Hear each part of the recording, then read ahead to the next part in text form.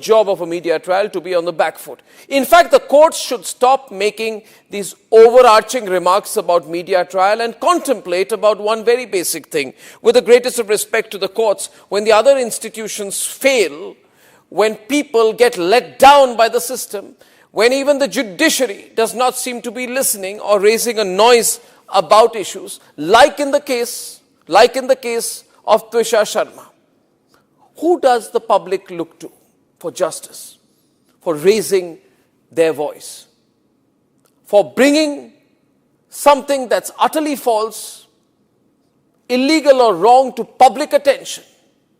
It is only and only the media. And today, therefore, we are doing a media trial in this specific case, ladies and gentlemen, of Twisha Sharma, the 33-year-old daughter-in-law of an ex-judge, in a case where the ex-judge and the ex-judge's advocate's son appear to be more than involved. Ladies and gentlemen, 15 questions tonight. And if they think it's a media trial, so be it. So be it. Why did the ex-judge in the case of Twisha Sharma, neither she nor her son call a police or an ambulance? What took them 57 minutes to bring the body down?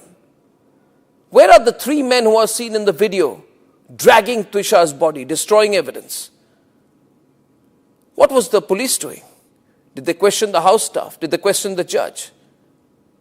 Was Twisha carrying headphones in her bag, in her hand, or a rope? Where is it now? Where is that so-called belt that cops claim was used by her to commit suicide? Why was it hidden? The mother-in-law, the ex-judge, walks up calmly while the body is being dragged down and evidence is being destroyed before the judge's eyes. Is that normal?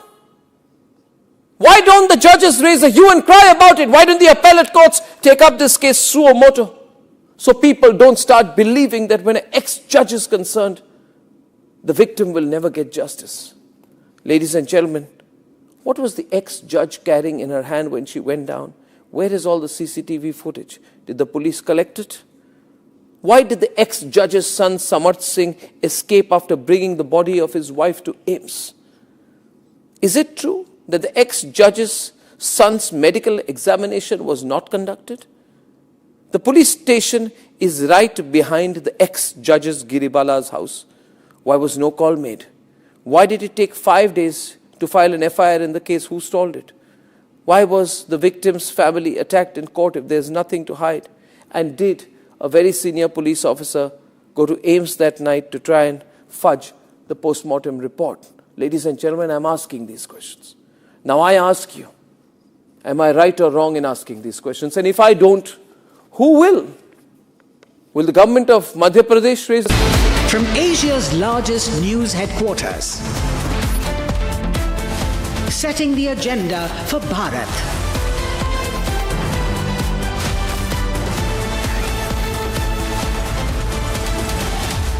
You're watching Republic.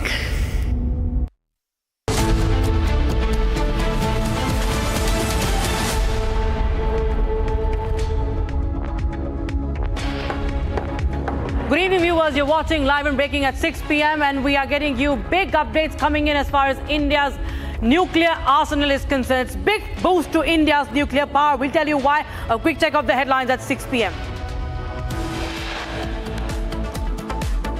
Anti-Pakistan and anti-Asim Munir protests in Pakistan-occupied Kashmir. 27 killed in the firing, 200 injured, many in detention.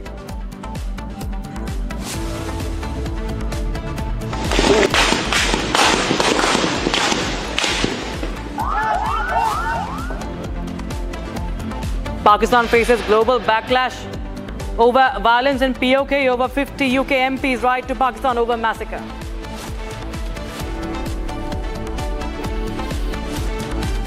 Zepto's business model, foreign investment under ED scanner. Co-founder Adit Palicha reportedly questioned by ED under FEMA.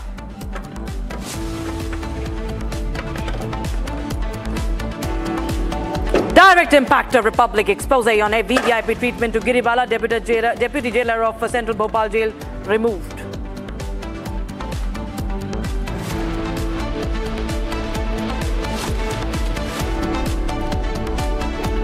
Republic, the only channel to report on VVIP treatment to Guribala Singh. And now, as an impact, the action follows. Deputy Jailer Jaya Yadav removed.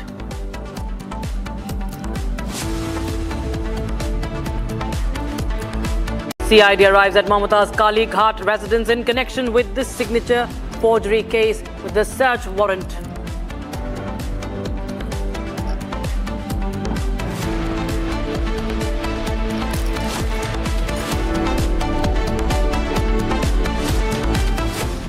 And viewers, India has sent out a strong nuclear signal to Pakistan and beyond by modestly expanding its arsenal to an estimated 190 warheads as of early this year. Now, this is up from the previous figure that was 180, deploying around 12 of them mounted on missiles during peacetime. This has happened for the first time, viewers, in peacetime. According to the Stockholm International Peace Research Institute, that is SIPRI Yearbook 2026, this marks a notable shift from India's long-standing practice of keeping warheads separate from delivery systems in the central storage, likely tied to advances in canisterized missiles and sea-based nuclear deterrence patrols with its growing SSBN fleet. Now, with Pakistan's arsenal holding steadier at around 170 warheads, none deployed, the move underscores India's growing confidence in its nuclear triad, enhancing the second strike credibility and serving as a clear strategic message of deterrence and persistent regional tensions, viewers. So India expanding the nuclear arsenal to 190. And viewers, in fact, we are joined by voices on the broadcast. We have Major General Harsha Kakkar, Strategic Affairs and Analyst, joining us on the broadcast. General Kakkar, well, this is, of course, the first time that we are witnessing such an expansion during peace times. What does it really signal?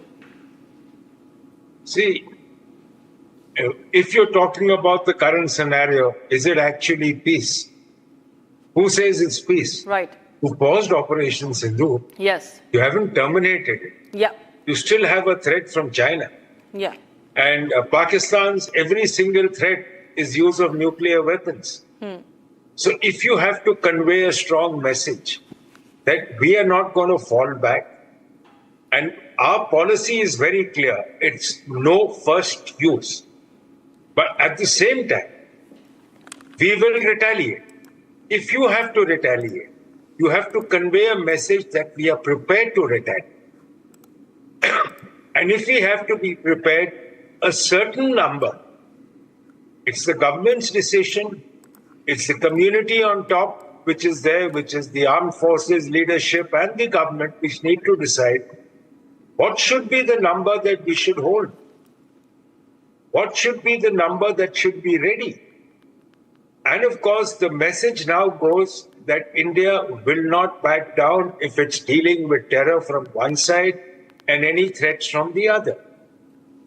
So what you are now in is a scenario of no war, no peace. Neither of our two borders are currently in a state of peace or agreement, or where you do not call it the LAC or the LOC and you call it the international boundary. So as long as you've got disputed borders, you are not aware as to when things can escalate. And if they're going to escalate in a nuclear hang, you cannot be caught off. So you've got to be prepared to some extent, but it doesn't mean that you don't have the safeguards. You've got immense safeguards, you've got immense precautions, but at the same time, you will not come under a nuclear threat. Right, sir. Major Kakkar, this is also a nuclear shift, isn't it? Because the fact that, we've seen that nuclear warheads have been separated from missiles, at least that's what we have learned in the past, separately from the launch platforms. But this time, given the situation, as you were rightly pointing out, that India is, somewhere moving away from that model, that India remains prepared. India is not the country like the neighbours who continue to just issue hollow threats. But India is actually preparing, and India is doing the job on ground. India is actually preparing for a retaliation to nuclear strikes. India is not preparing for nuclear strikes. Yes. There's a world of a difference. Pakistan, on the other hand, continues threatening. When have we threatened a nuclear strike on any adversary? We've never done it. So for us, What we are conveying is we have the ability to retaliate and the ability to hit back in case of any strike on our soil. That is the message that we are conveying, that we will not take it lying down. We can and we will hit. Absolutely, sir. This is, of course, a big message as far as India's readiness for any kind of situation is concerned. We've seen that even China, sir, there is a build-up on Chinese front, sir, as far as Chinese side is concerned, because we say that, of course, nobody reveals the exact numbers ever as far as the warheads are concerned, especially a state like China. But China has been known as the world's third largest nuclear arsenal, and right now, as per the SIPRI report, it's only building up, it is only adding. Pakistan has 170, China more than 600 now, sir. So you feel that even from that front, irrespective of the situation right now, India is also upping its game. See, if you look at it this way, the Chinese pattern of threats of whom they're aiming to target are vastly greater than what India is hoping. For China, the threat will continue to remain from the US despite whatever talks Trump and Xi may have undergone. After all, at some stage when Taiwan or the other conflict zones, including Philippines or Japan, start getting into play and operations progress, the threats will be there. Whether they flow or not is a different issue. And for China to indicate that it has the ability to target and retaliate, it is essential that they keep this number. As far as India is concerned, you've got to hit where you need to hit. In fact, today when they say that even if you have one nuclear weapon, that's a good enough threat. So as far as we are concerned, we are keeping it to the credible minimum deterrence that we keep talking about. And we're keeping it to the level that suits our requirement. We're not trying to compete with China in numbers or anyone else in numbers. We're keeping it to where it suits us. Right, sir. That's, of course, a big message that is being sent out. And, of course, it's not just for the sake of messaging. It is actually India's military readiness that's being worked on here. And that's the big update we are getting in right now. Thank you so much, Major General Kakkar, for joining us on Republic TV, viewers. So we continue to bring more and more angles that are emerging, viewers, in this particular story. What is the significance of this, viewers?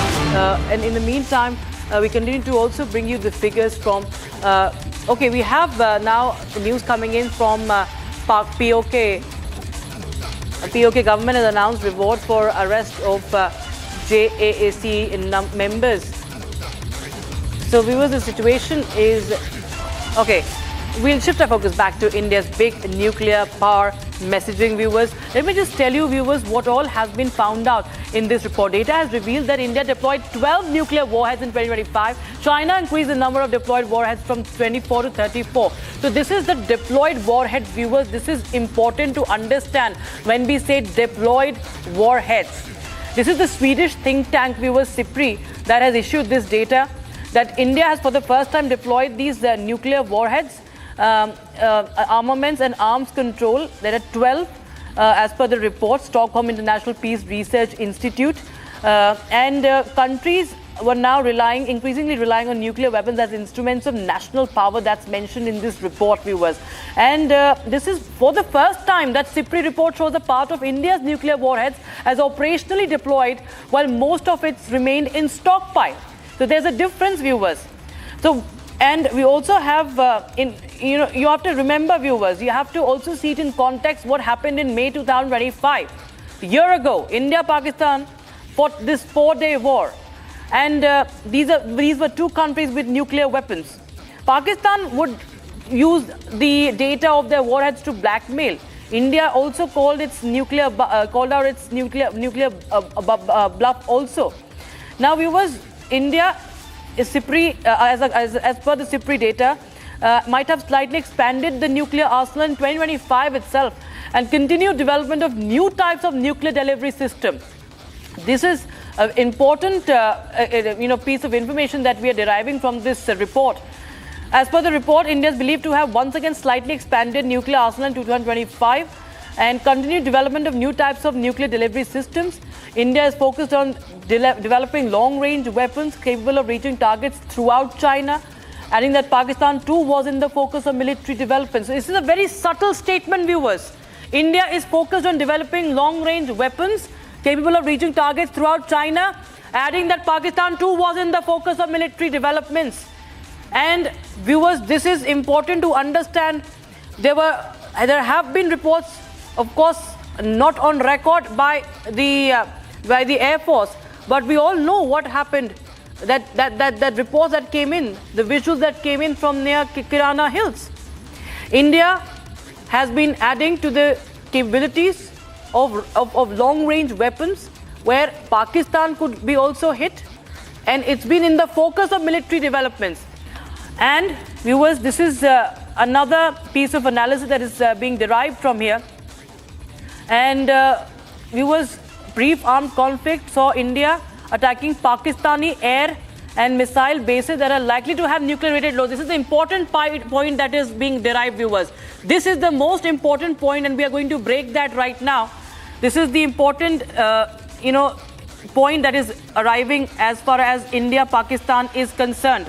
The brief armed conflict between India and Pakistan in May 2025 saw India attacking Pakistan, viewers, and missile bases that are likely to have nuclear-related roles. Obviously, viewers, we've time and again, even the chief of air staff has also pointed out how their important bases were hit. So this is again being reiterated. What is happening?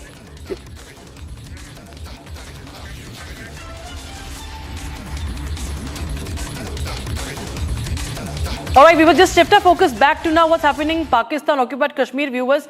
PoK government has announced 1 crore rupee reward for arrest of top JAAC members. Pakistan-occupied Kashmir government announced a reward of 1 crore rupees for information leading to the arrest of 4 members of the Joint Awami Action Committee, and this notification was issued by the AJK Home Department on the 9th of June 2026. Warrant issued against Shaukat Nawaz Mir, Umar Nazir Kashmiri, Khawaja Mehran Arshad and Sardar Aman Khan. So this is the situation right now from Bhimba to Muzaffarabad, Rawalkot. Viewers, you see what's happening in PoK. Pakistani forces have opened fire on the protesters, on the unarmed civilians, and the brutality has been caught on camera. And the frustration of these the residents of Pakistan-occupied Kashmir is also very much palpable and very, very much visible, as you can see on this. In these visuals, viewers.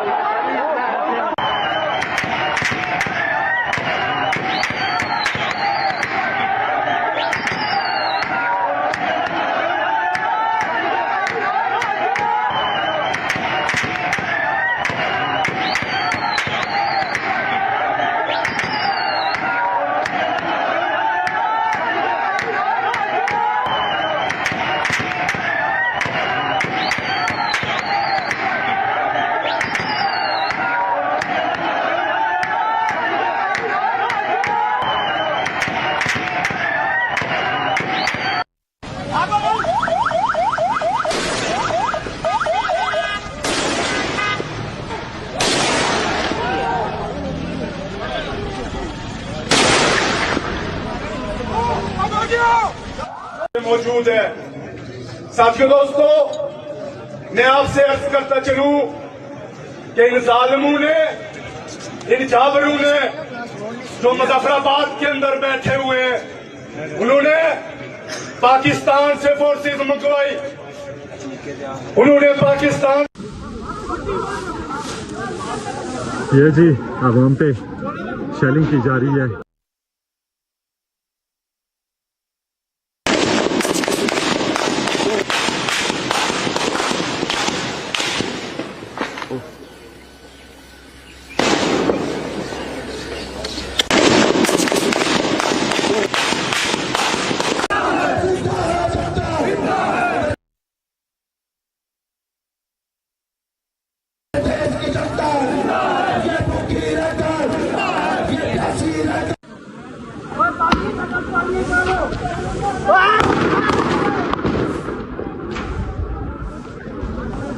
मारो मारो मारो बच्चे मारो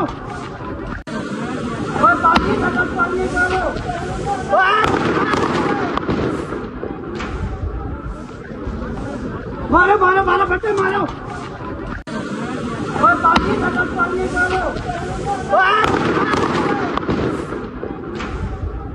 Gursimran Singh joins us live in the broadcast for more. Gursimran, well, we see the guns being fired upon. We also see the Kashmiris fighting back also. They are unrelenting. And now we have, search warrants also. Now we have the warrant issued against the members of JAAC. 1 crore rupee reward. I mean, it's, of course, very laughable that there is, corruption. There is economy that is dwindling.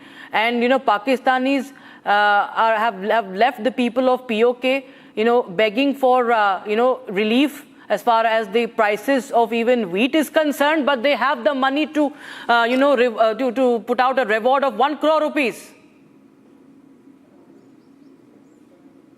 Yes, Rakshita, you have rightly mentioned, and the frustration is the word for the Pakistan and the Pakistani-occupied Jammu and Kashmir government. That is why they are rattled completely with the protests that are taking place all across POJK. And officially, it is the first day of the protests that are taking place. And on the first day, they have come to this level that the Home Department has to issue a notification that declares a reward of 10 billion rupees for the top leadership of JAAC, including Shaukat Nawaz Mir. And these 1 crore will come from the public's pocket, and the same public that has been demanding that don't give over 12 crore rupees to the MLAs that are not from the POJK. That is the story from the Pakistan-occupied Jammu and Kashmir. Now coming to the atrocities that are being committed, more than 30 lives have already been lost, over 300 people injured, and as we speak, the shelling is still continuing on the way to Rawalakot, the road that leads from Rawalakot towards Poonch, because tomorrow the long march has to reach Poonch. So every possible attempt is being made by the Pakistani government, the federal agencies, and also the POJK government, so that they can halt these protesters and can completely stop this ongoing protest. But Pakistan has failed completely on both the fronts. First is to tackle the situation, and second, by internet clampdown and by ensuring that the local media, the national media of Pakistan, do not carry any news regarding POJK. They wanted the world not to know about this, but it is the people of POJK that have not only ensured that they stand against the Pakistani armed forces and the Pakistani leadership that is scuttling the democracy in POJK, but they have also made it sure that the videos do reach the world, and now it is the global arena where this is being discussed, that what Pakistan, which claims to be the peace flag bearer, is doing to the people of POJK, which are demanding their basic rights, basic amenities, their resources be given to them, and also that their democratic rights be restored. Absolutely. Thank you so much, Gursimran, for joining us with details. In fact, New Delhi has also reacted to the Pakistan forces massacre in occupied Kashmir. New Delhi has criticized Islamabad, saying that the international community should hold Pakistan accountable for its misdeeds and the human rights violations, the abuses of the civilians. Listen in. Continue to see in this context a pattern of fake news and videos emanating from Pakistan. It is a desperate attempt by Pakistan to cover up its own failings and deflect attention away from its human rights abuses. There are reports of police brutality, which you would have seen. There are several reports in Pakistan-occupied Kashmir, in which several people have been killed. There are several more who have been injured. We hope the international community will hold Pakistan accountable for its misdeeds and its abuses. But that's a wrap on this edition, viewers. But we continue to bring you more updates from PoK, as there's also backlash coming in from United Kingdom. Over 50 UK MPs have written to Pakistan over the massacre.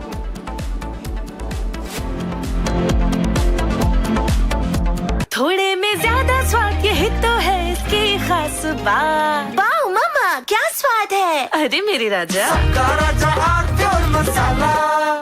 In the global employability rankings by Times Higher Education UK, only the following 6 institutions from India are ranked amongst the top 230 in the world for having the most employable graduates. IIT Delhi, IISc Bangalore, IIT Bombay, IIM Ahmedabad, IIT Kharagpur and Amity University. चमकी चाट से क्या बना है? Sandwich लस्सी और छाछ हर घूंट में चमकी चाट। अब बताओ स्वाद आया? असली स्वाद सिर्फ चमकी चाट। केसरिया से मन जोगी हुआ रे, दिल झूमे देखो मतवारा हुआ रे। केसरिया से मन जोगी हुआ। हर पल मनाओ केसरी त्योहार। विमल, बोलो जुबान केसरी। आर प्योर सूजी पास्ता उबालो मिलाओ और खाओ, 8 मिनट में तैयार। क्या टेस्ट है सबका राजा R pure masala. AU savings account में मिलते हैं amazing benefits, paperless banking and higher interest, वो भी हर महीने। Money money money money every month. सोच बदलो और बैंक भी। चमकी चाट से क्या बना है? सैंडविच लस्सी और छाछ हर घूंट में चमकी चाट। ड्राई फ्रूट और दही बड़े, चमकी चाट से स्वाद बढ़े। असली स्वाद सिर्फ चमकी चाट।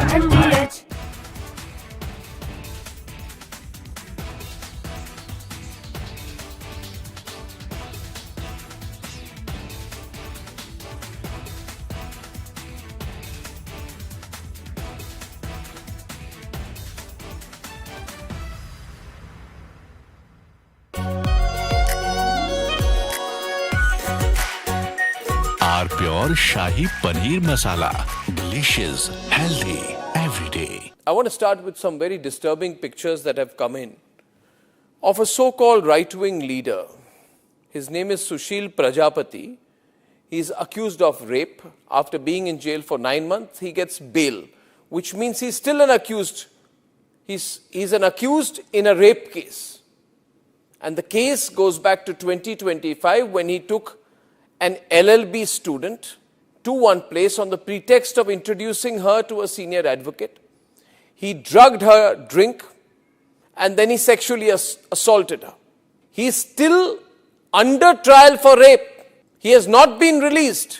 But when he comes out, this rape accused, garlands are put on him as if he's some kind of a hero, as if he's achieved something great. Is a rapist to be celebrated, ladies and gentlemen? I ask you that question. And more than anyone else, I ask the right wing of this country. Very often I come on television and I say, yes, on several issues, I'm happy to be called a right-winger. But ladies and gentlemen, let me put it clearly. You cannot let a person like this man, this Sushil Prajapati,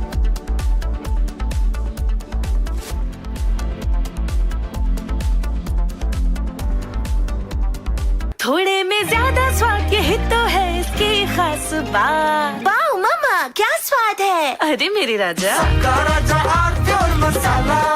AU current account के साथ मिलता है free UPI QR overdraft facility और एक ही app से bank के सारे काम। AU सोच बदलो और बैंक भी। चमकी चाट से क्या बना है? सैंडविच लस्सी और छाछ हर घूंट में चमकी चाट। अब बताओ स्वाद आया? असली स्वाद सिर्फ चमकी चाट। रानी, इस घर में कुछ है जो टूटता नहीं। ये पिलर कभी नहीं टूटेगा। रुंगटा स्टील TMT से बना। रुंगटा नहीं तो घर स्ट्रॉन्ग नहीं। रुंगटा स्टील TMT बार एकदम सॉलिड। आर प्योर सूजी पास्ता उबालो मिलाओ और खाओ, 8 मिनट में तैयार। क्या टेस्ट है सबका राजा आर प्योर मसाला। केसरिया से मन जोगी हुआ रे, दिल झूमे देखो मतवारा हुआ रे। केसरिया से मन जोगी हुआ। हर पल मनाओ केसरी त्योहार। विमल, बोलो जुबान केसरी। चमकी चाट से क्या बना है? सैंडविच लस्सी और छाछ हर घूंट में चमकी चाट। अब बताओ स्वाद आया? असली स्वाद सिर्फ चमकी चाट। आर प्योर सूजी पास्ता उबालो मिलाओ और खाओ, 8 मिनट में तैयार। क्या टेस्ट है सबका राजा R pure masala. In fact, very often I believe the only way to get justice in India is a media trial. So there's no reason for the media, if it's doing a good job of a media trial, to be on the back foot. In fact, the courts should stop making these overarching remarks about media trial and contemplate about one very basic thing. With the greatest of respect to the courts, when the other institutions fail, when people get let down by the system, when even the judiciary does not seem to be listening or raising a noise about issues, like in the case of Twisha Sharma. Who does the public look to for justice, for raising their voice, for bringing something that's utterly false, illegal or wrong to public attention? It is only and only the media.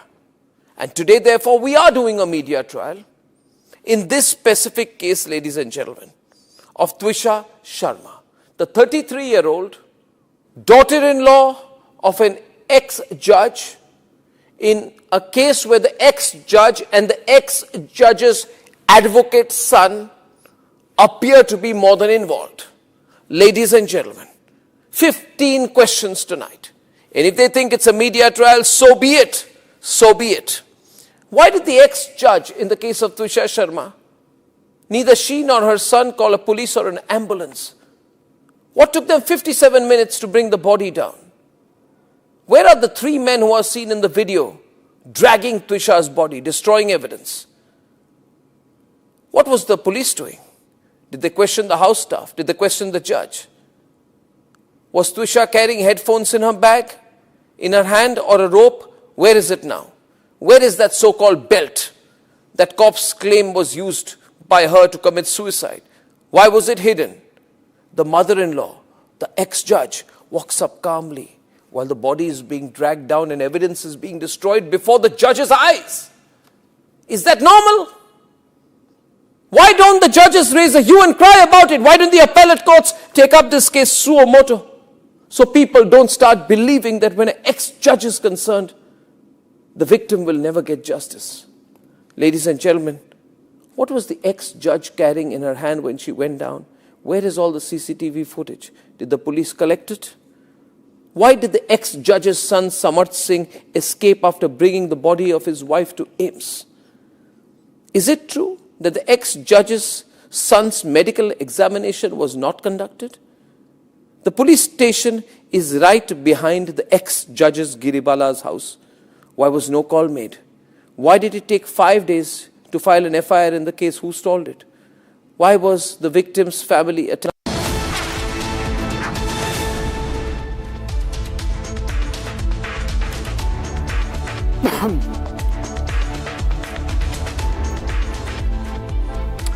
Hi there, welcome to the Tuesday edition of our Global, in which we bring to you stories from around the world. And let's begin with the first one, which we are bringing to you is ASEAN leaders meeting in Hanoi. Call for stronger regional cooperation amid global uncertainty. Vietnam urged a bigger ASEAN role in promoting stability, while Cambodia and Thailand reaffirmed their commitment to dialogue and lasting peace. That would be one story in the bulletin. And next, we would see or have a look at Australia-Germany defense ties. That we'll bring to you how Australia and Germany have strengthened their strategic partnership amid rising global security concerns, focusing on Ukraine, Indo-Pacific tensions, and supply chain security. Then we go to China and Korea, in fact, where Xi Jinping's arrival in North Korea for his first visit in 7 years is under focus. Xi met Kim Jong-un in a move seen as an effort to strengthen bilateral ties with shifting regional dynamics.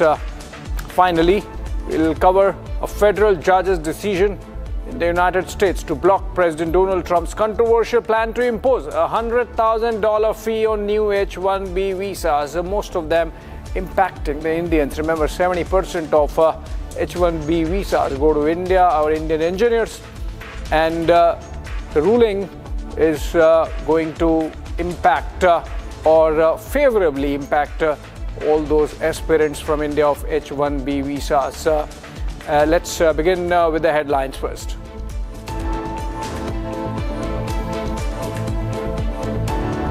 ASEAN leaders urge unity, dialogue and stronger regional cooperation at Hanoi Forum. Australia and Germany deepen defense space cooperation amid global security tensions and regional instability.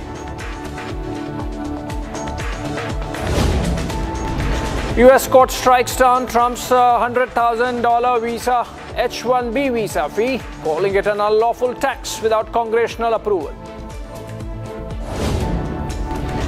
And Xi visits North Korea after 7 years, boosting ties with Kim as a nuclear issue left unmentioned.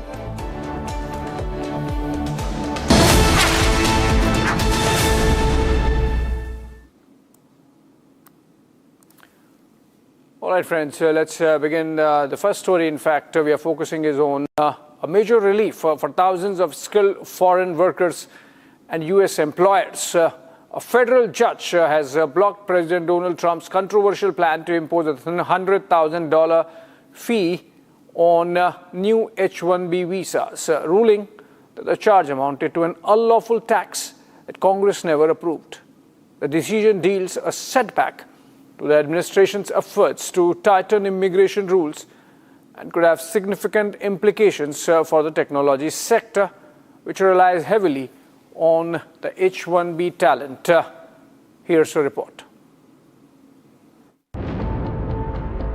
A U.S. federal judge has struck down President Donald Trump's $100,000 fee on new H-1B visas, ruling that the charge amounted to an unlawful tax not authorized by Congress. The decision came in a lawsuit filed by 20 Democratic state attorneys general who argued that the massive fee hike exceeded presidential authority under U.S. immigration law. Judge Leo Sorokin ruled that despite being described as a penalty, the $100,000 payment functioned as a tax and therefore required explicit approval from Congress. Trump had announced the fee in September, dramatically increasing the cost of hiring foreign skilled workers through the H-1B program widely used by technology companies.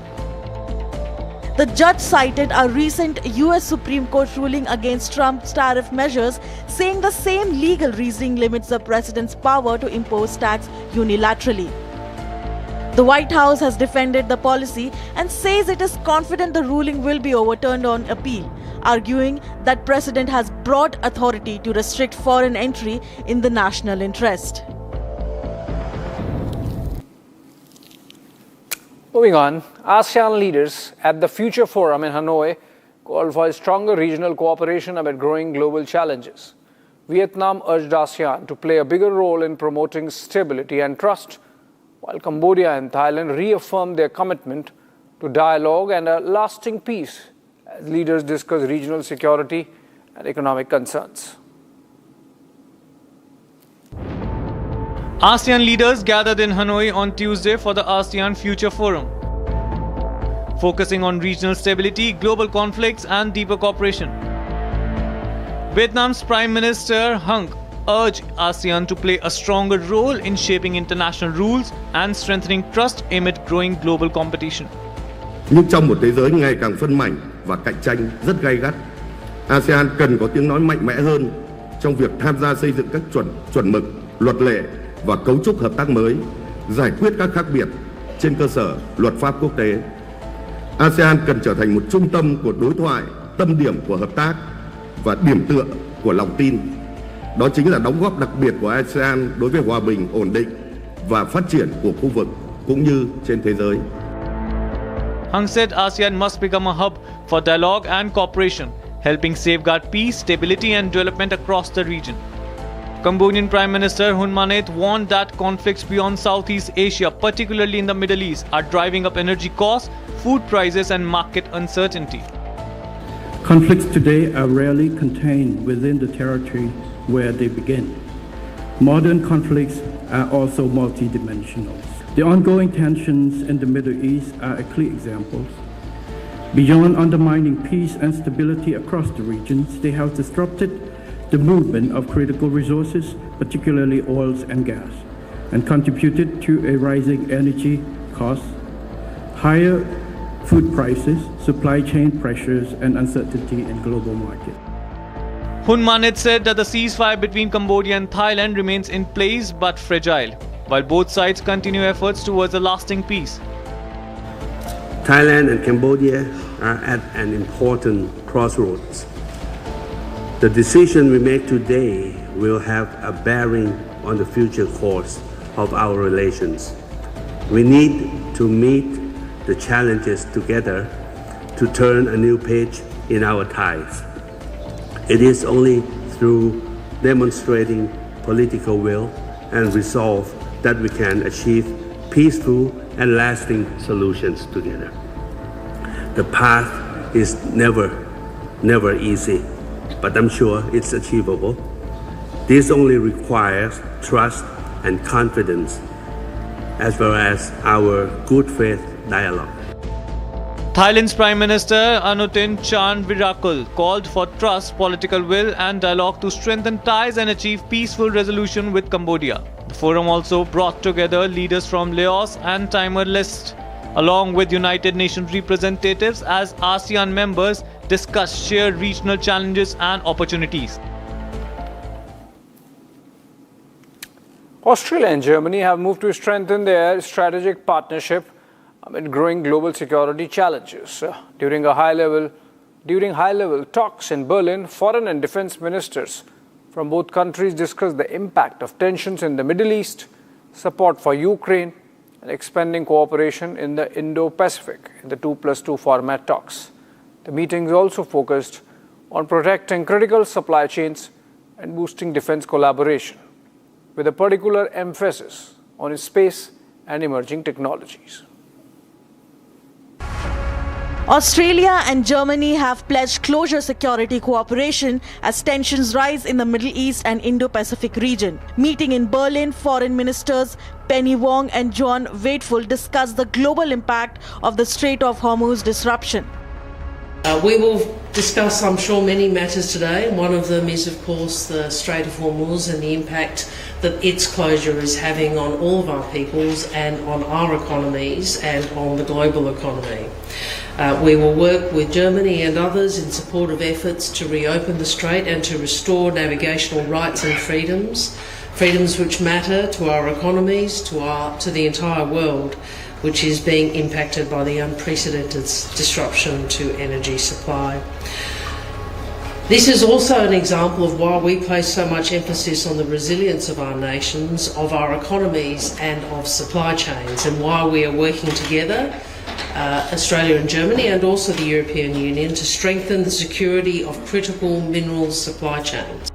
Australia says it will work with Germany and partners to restore navigation through the Strait of Hormuz and stabilize energy supplies. Penny Wong stressed that Atlantic and Indo-Pacific security are increasingly linked, citing Russia-North Korea cooperation over Ukraine. Canberra reaffirmed its support for Kyiv, with Wong saying Australia will continue backing Ukraine against Russia's invasion. Atlantic and Indo-Pacific security is inseparable, and we see this in so many ways. We see this, for example, Russia's cooperation with North Korea in Ukraine. And this is one of the reasons why Australia is the largest non-NATO military supporter of Ukraine, and why we will continue to stand with Ukraine in the face of Russia's unjustified invasion. Defense Ministers Richard Marles and Boris Pistorius explored ways to expand military cooperation across multiple domains. As we meet today, we will be talking about the challenges that we find around the world, clearly in Ukraine and how we can cooperate more in respect of that, but also in the Middle East, what we're seeing with the closure of the Strait of Hormuz, but also the pressures that we are experiencing in the Indo-Pacific. We will be talking more about how we can see greater cooperation between our two defence forces across every domain. But as Boris has said, we will do so with a particular focus on space. We see that this is an area of enormous opportunity for cooperation between our two defence forces, and what Australia can offer to Germany is in so many ways strategic depth. Space technology emerged as a key focus, with both nations identifying new opportunities for defense collaboration. The talks marked the first joint meeting of Australia and German foreign and defense ministers since 2021, highlighting deepening strategic ties. US President Donald Trump has said the United States were very close to securing a strong, powerful deal arguing that continued pressure and a blockade were more effective than bombing, which he warned would cause heavy casualties and prolonged disruption. Trump, again, between complete ceasefire to moderate shooting to now calling for peace somehow. Take a listen. We're very close to having a very, very good, strong, powerful deal. If we go and bomb, which we can do very easily if we want, and we spend another 2 or 3 weeks bombing, they'll have nothing left whatsoever, but you won't have the Strait open for months. If we do the bombing, a lot of people are going to be killed. Who wants to do that? I don't. And we'll have a signed document that's actually stronger than doing the bombing. What has proven to be a very powerful thing is the blockade. The blockades turned out to be much stronger than bombing. And it was really a combination. It was our initial thrust and then the blockade.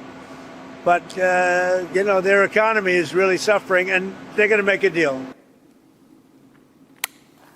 President Trump, in fact, was boarding a flight because he went to attend Game 3 of the NBA Finals at Madison Square Garden as a guest of Knicks owner James Dolan, where he was met with boos from sections of the crowd. His visit prompted heightened security and the cancellation of an outdoor fan watch party, drawing criticism from some local officials who said it disrupted the game day atmosphere. The White House has said Trump attended as a longtime sports fan supporting the Knicks, who lost the game 115-111, but still led the series.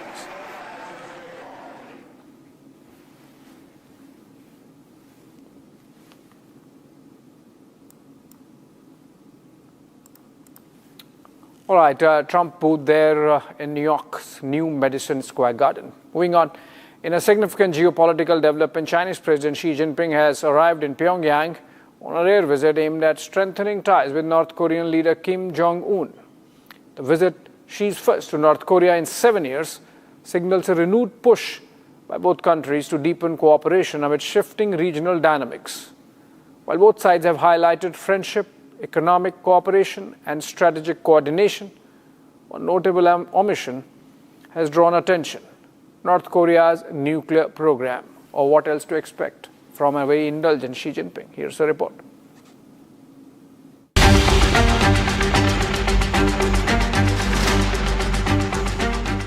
China and North Korea are looking to rebuild their traditional alliance.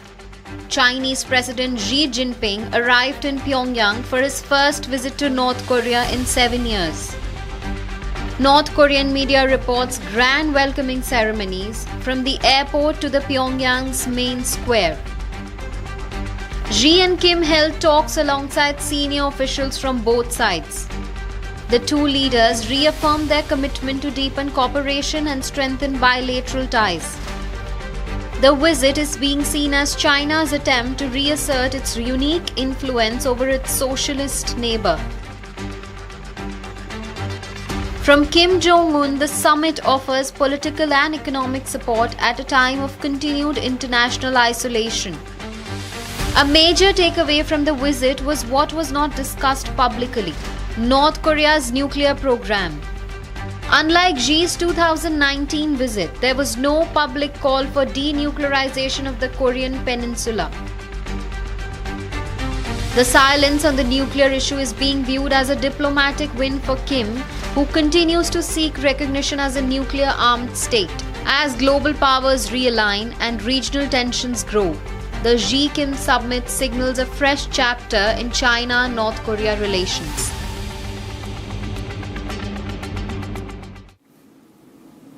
Right, from Korea to Taiwan, but in the neighborhood of China, Taiwan's military has carried out a large-scale live-fire exercise along the island's central coastline, simulating a Chinese amphibious invasion. The drill involved rocket launchers, self-propelled artillery, mortars, and anti-tank weapons, as troops participated or practiced rapid deployment and battlefield mobility. Military officials say the exercise reflects efforts to strengthen combat readiness amid increasing tensions across the Taiwan Strait. Here are the details.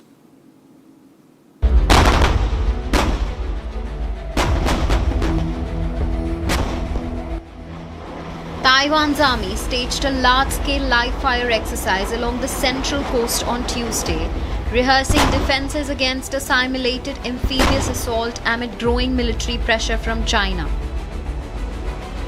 Taiwan-made Thunderbolt 2000 multiple rocket launchers unleashed volleys of rockets towards simultaneous enemy forces, marking the opening of phase of the coastal defense drill. US-made M109A2 self-propelled howitzers joined the exercise, delivering coordinated artillery fire designed to disrupt and weaken a mock invasion force approaching the shoreline. Soldiers monitored battlefield conditions and operated artillery systems as troops practiced rapid deployment and engagement procedures under realistic combat scenarios. The exercise integrated a large range of weapon systems, including rocket launchers, self-propelled artillery, mortars and anti-tank missiles to create a layered defensive response. Military commanders said the training emphasized mobility and dispersed firepower, moving away from the traditional fixed position artillery operations. According to artillery commander, troops were required to move quickly into firing position, simultaneing the demands and pressure of real battlefield conditions. Taiwan regularly conducts such drills to strengthen combat readiness as tensions with China persist. China claims the island as its territory, while Taiwan maintained that its future should be decided by its people.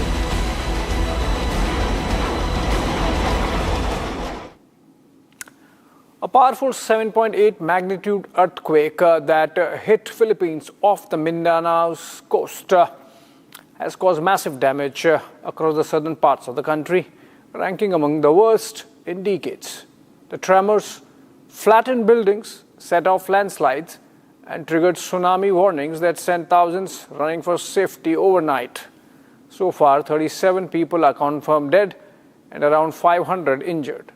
General Santos City saw entire blocks collapse, while in Sarangani's Glan town, a mountainside gave way, burying homes and families. More than 20,000 people have lost their homes, and evacuation centers, schools, and open spaces are now sheltering those too scared of aftershocks to return. Rescue crews are digging through rubble and steel with sniffer dogs, looking for anyone still alive under the debris.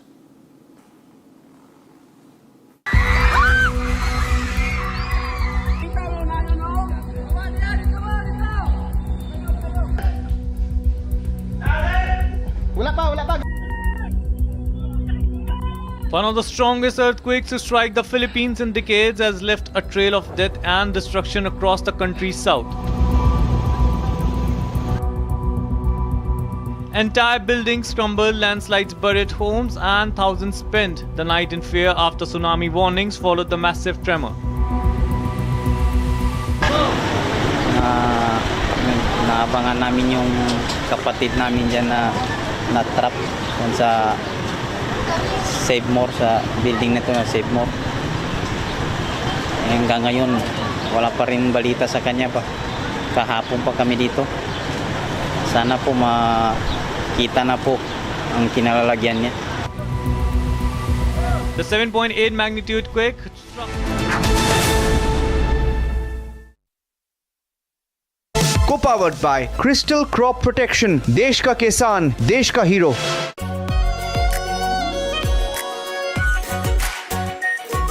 Pure Shahi Paneer Masala. Delicious, healthy, every day. In the global employability rankings by Times Higher Education UK, only the following 6 institutions from India are ranked amongst the top 230 in the world for having the most employable graduates. IIT Delhi, IISc Bangalore, IIT Bombay, IIM Ahmedabad, IIT Kharagpur and Amity University. चमकी चाट से क्या बना है? आलू चाट या fruit चाट? स्वाद बढ़ाए चमकी चाट. क्या बात है? स्वादिष्ट पकोड़े और बरसान, अरे चमकी चाट है इसकी जान. असली स्वाद सिर्फ चमकी चाट. केसरिया से मन जोगी हुआ रे, दिल झूमे देखो,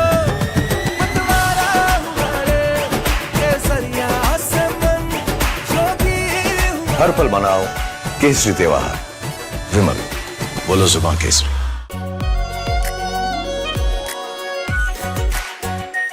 are pure shahi paneer masala, delicious, healthy every day.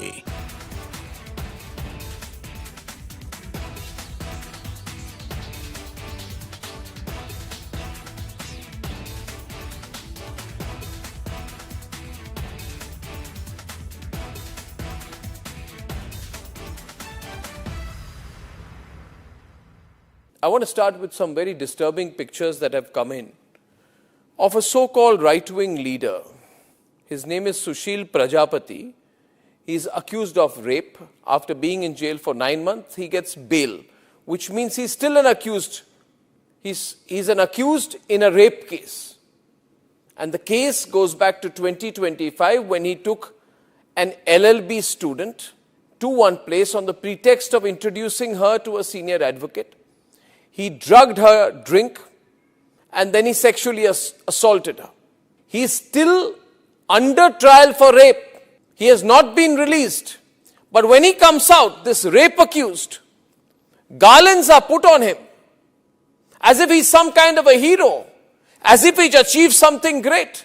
Is a rapist to be celebrated, ladies and gentlemen? I ask you that question. And more than anyone else, I ask the right wing of this country.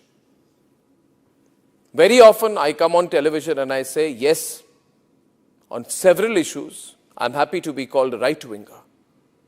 But ladies and gentlemen, let me put it clearly.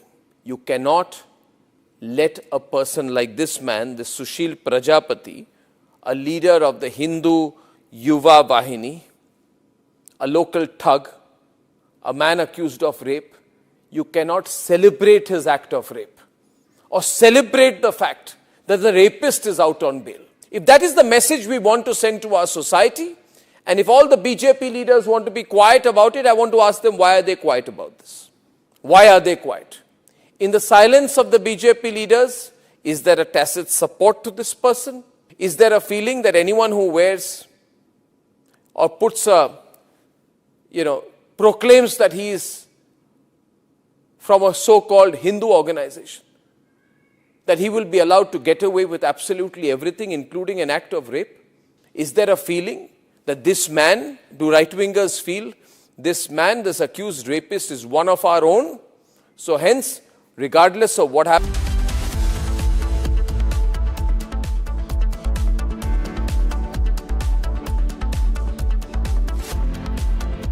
Co-powered by Crystal Crop Protection, देश का किसान, देश का hero.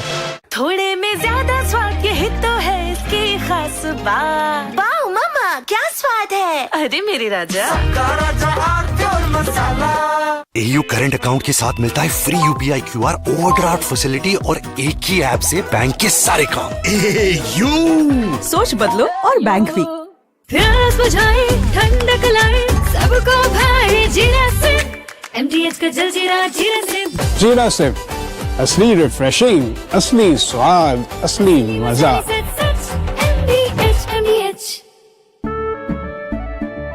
केसरिया से मन जोगी हुआ रे, दिल झूमे देखो मतवारा हुआ रे। केसरिया से मन जोगी हुआ। हर पल मनाओ केसरी त्योहार। विमल, बोलो जुबान केसरी। थोड़े में ज्यादा स्वाद यही तो है इसकी खास बात। वाओ मामा, क्या स्वाद है? अरे मेरे राजा। रानी, इस घर में कुछ है जो टूटता नहीं। ये पिलर कभी नहीं टूटेगा। रुंगटा स्टील TMT से बना। रुंगटा नहीं तो घर स्ट्रॉन्ग नहीं। रुंगटा स्टील TMT बार एकदम सॉलिड। चमकी चाट से क्या बना है? सैंडविच, लस्सी और छाछ। हर घूंट में चमकी चाट। ड्राई फ्रूट और दही बड़े। चमकी चाट से स्वाद बढ़े। असली स्वाद सिर्फ चमकी चाट। आर प्योर सूजी पास्ता, उबालो, मिलाओ और खाओ। 8 मिनट में तैयार। क्या टेस्ट है सबका राजा, R pure masala. In fact, very often I believe the only way to get justice in India is a media trial. So there's no reason for the media, if it's doing a good job of a media trial, to be on the back foot. In fact, the courts should stop making these overarching remarks about media trial and contemplate about one very basic thing. With the greatest of respect to the courts, when the other institutions fail, when people get let down by the system, when even the judiciary does not seem to be listening or raising a noise about issues, like in the case of Twisha Sharma, who does the public look to for justice, for raising their voice, for bringing something that's utterly false, illegal or wrong to public attention? It is only and only the media. And today, therefore, we are doing a media trial in this specific case, ladies and gentlemen, of Twisha Sharma, the 33-year-old daughter-in-law of an ex-judge, in a case where the ex-judge and the ex-judge's advocate's son appear to be more than involved. Ladies and gentlemen, 15 questions tonight. And if they think it's a media trial, so be it. So be it. Why did the ex-judge in the case of Twisha Sharma, neither she nor her son call a police or an ambulance? What took them 57 minutes to bring the body down? Where are the 3 men who are seen in the video dragging Twisha's body, destroying evidence? What was the police doing? Did they question the house staff? Did they question the judge? Was Twisha carrying headphones in her bag, in her hand, or a rope? Where is it now? Where is that so-called belt that cops claim was used by her to commit suicide? Why was it hidden? The mother-in-law, the ex-judge, walks up calmly while the body is being dragged down and evidence is being destroyed before the judge's eyes. Is that normal? Why don't the judges raise a hue and cry about it? Why don't the appellate courts take up this case suo motu? So people don't start believing that when an ex-judge is concerned, the victim will never get justice. Ladies and gentlemen, what was the ex-judge carrying in her hand when she went down? Where is all the CCTV footage? Did the police collect it? Why did the ex-judge's son Samarth Singh escape after bringing the body of his wife to AIIMS? Is it true that the ex-judge's son's medical examination was not conducted? The police station is right behind the ex-judge's Giribala's house. Why was no call made? Why did it take 5 days to file an FIR in the case? Who stalled it? Why was the victim's family attacked in court if there's nothing to hide? And did a very senior police officer go to AIIMS that night to try and fudge the postmortem? Tonight at 7:30 p.m. on Super Prime Time, we get you the story about the road that Pakistan once wanted to control, now becoming unbeatable. Zojila Pass becomes the world's longest bidirectional tunnel at an high altitude. Not just that, TMC's former mayor, Sabyasachi Datta, was hurled at with eggs and tomatoes as he was being taken away by the West Bengal police. In fact, we also get you the story about the Pakistan-occupied Kashmir. Relentless protests are ongoing in the area. 27 people have been killed and over 200 injured. Pakistan's blatant human rights violation now on the global table. This and a lot more at 7:30 p.m. with me, Gesu Bhardwaj.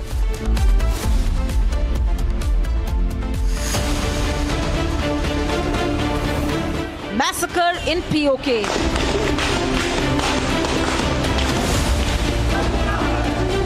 PoK breaking apart.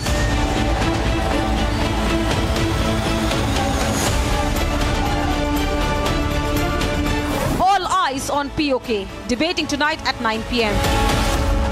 Presented by Amity University, ranked amongst the top 3% universities globally.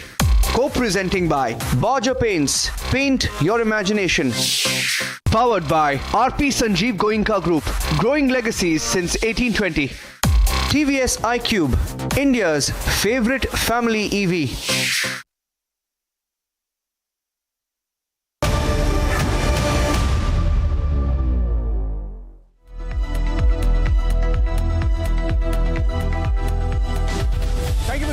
This is exclusive at 7 p.m. ladies and gentlemen, as we get you the story of the massacre in PoK. This morning we brought visuals from PoK. And the Pakistan army and the Pakistan government shooting at its own people, massacring over 30. 30 is the official number we have. that number could rise. It's a story broken by Republic, which has set the news agenda across India today. Here are the headlines this evening at 7 p.m.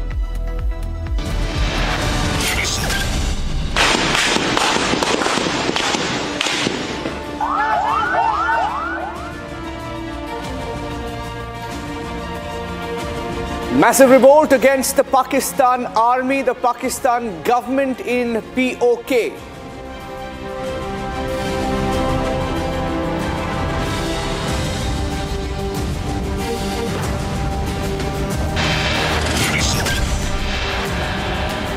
Pakistan faces global backlash for the massacre, which is now being reported the world over.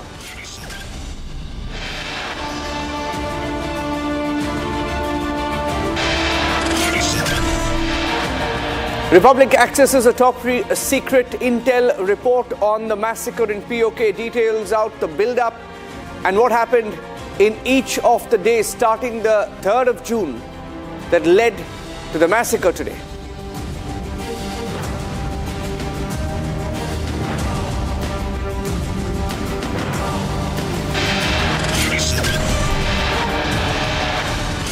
India deploys 12 nuclear warheads in peacetime, a big shift in India's nuclear messaging.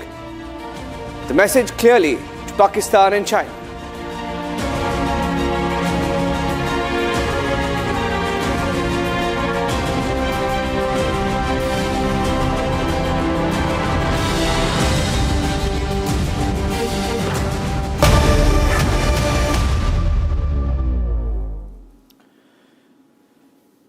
The Republic has accessed a classified intelligence report that points to explosive developments inside Pakistan-occupied Kashmir. Now, the report that backs the visuals that have been coming in from PoK alleges large-scale unrest, civilian casualties, and a deepening confrontation between residents and the Pakistani army. It also raises serious questions about the conduct of the Pakistani security forces, including making allegations of firing on civilians and even action against their own personnel. For example, Pakistani army fired on and killed Pakistani police, that is in PoK, officers in PoK, because they failed to take orders and open fire on civilians. Let's show you some of the pictures that have come in that are extremely disturbing from PoK, ladies and gentlemen. Take a look at these pictures. These are visuals that came in. Approximately about 4.5 to 5 million people have mobilized in PoK. That's the number according to this secret report.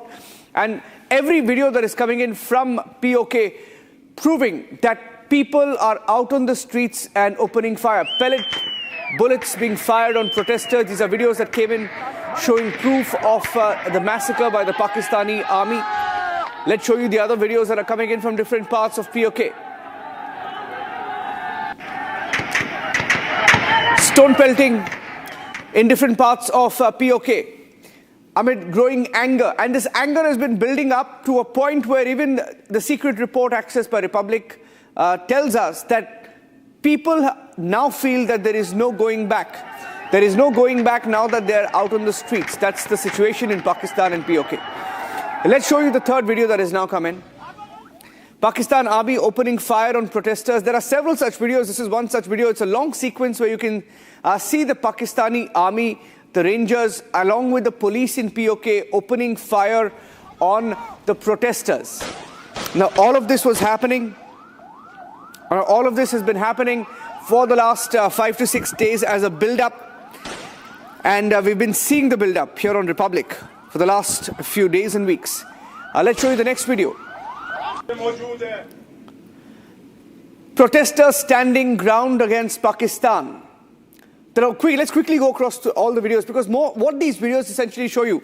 Let's play the fifth video. What these videos essentially show you is that it's reached a point where people of PoK say enough is enough, and they are unwilling to stand down. They will not stand down. They've decided that this time they want to fight back.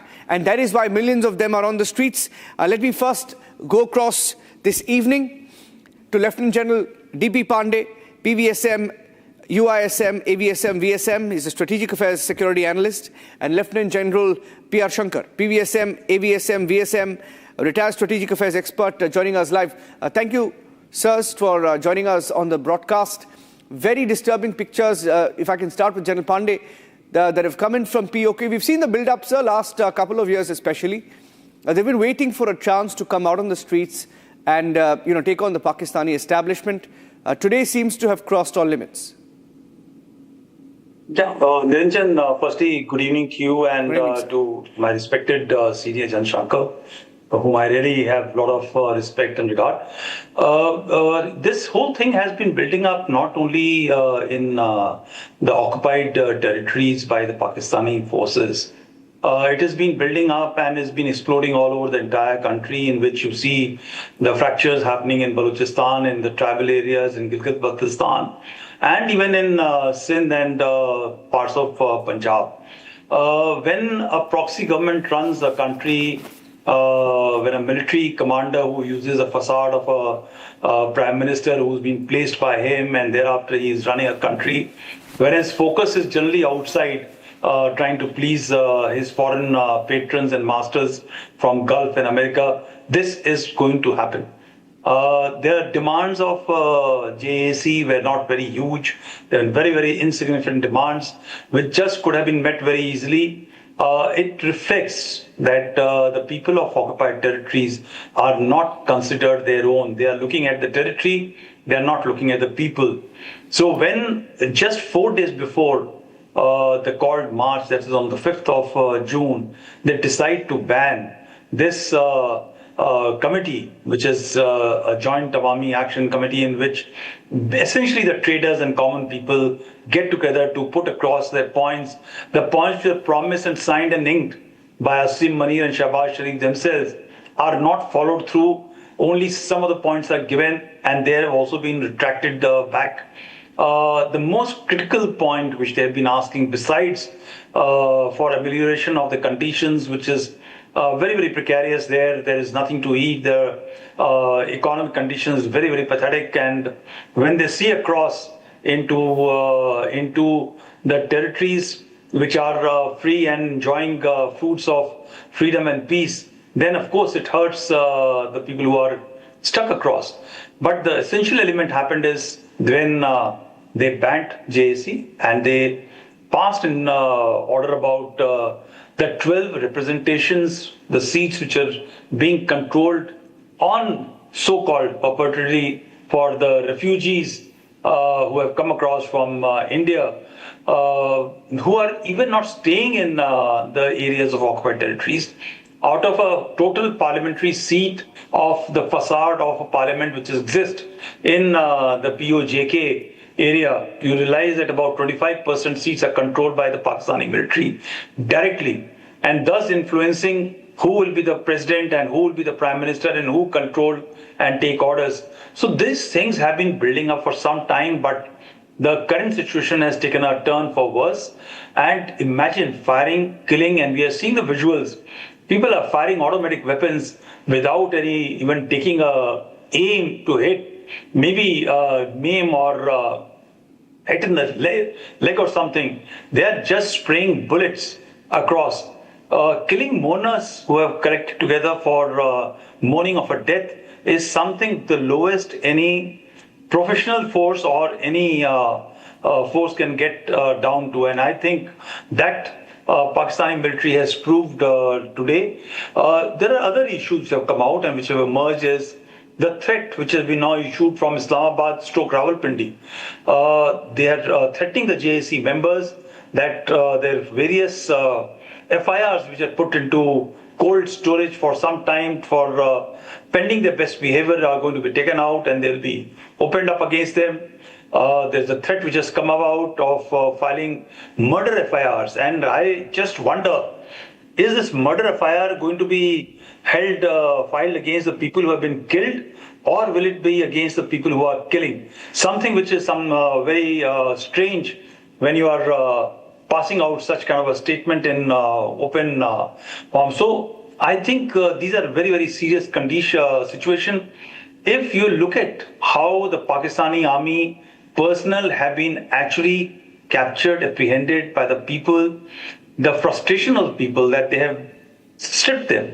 And those visuals I have seen yesterday and day before yesterday, that they are hanging those trousers in the squares, in the corners, and thereafter they are passing certain very remarks which are not very good for a force which is supposed to be professional. And I think situation is turning for worse. And I'm quite surprised that the world bodies, including the United Nations, are just not yet spoken a word about this thing which has been developing for last about 2 days. Yeah. So, to add to what you've said, and I want to take this to General Shankar, I have the report with me here, sir. I just want to quote from this report. It's a secret report, of course, it's 22 pages. And in this report, there is one particular, incident mentioned here. And it says, they had asked the police in PoK to open fire. Sub-inspector, there's a name as well, Sardar Inayat, sub-inspector, was killed by the Pakistani army after reportedly refusing orders to open fire on civilian protesters. His killing represents the Pakistani army eliminating its own officers to enforce compliance with the massacre order, a war crime indicator. And to add to that, as a result of that, now that escalated and 27 civilians were killed in Mang, PoK. And in response, local protesters captured these Pakistani military personnel, stripped them, auctioned their uniforms in the town square. Now, my question was on the levels to which people like Munir and his army go to target, to kill their own officers at gunpoint if needed for not following orders. Yeah, thanks a lot for calling me over on Republic TV, and a very good evening to General Pandey. He's given a very clear idea of what's going on there. Let me put it in a slightly different tone. I'll put it this way. Munir is fiddling when POJK is burning. Right? Munir was fiddling last month when Quetta was burning. Munir will fiddle tomorrow when Gilgit-Baltistan also burns tomorrow, because that's next on the cards. Overall, you see a weak state which is not able to hold its peripheries together. There's a major problem in Balochistan. There's a major problem in Khyber Pakhtunkhwa. It's going on for long and under no control. Now POJK has erupted. Yesterday, polls were held in Gilgit-Baltistan. Even that, the reports are coming, they have been rigged. And if those have also been rigged, then you're looking at something different. And as far as this is concerned, like what General Pandey pointed out, the requirements of the people are fundamental. If you look at it in the basic sense, it's all about Sadak Bijli Pani.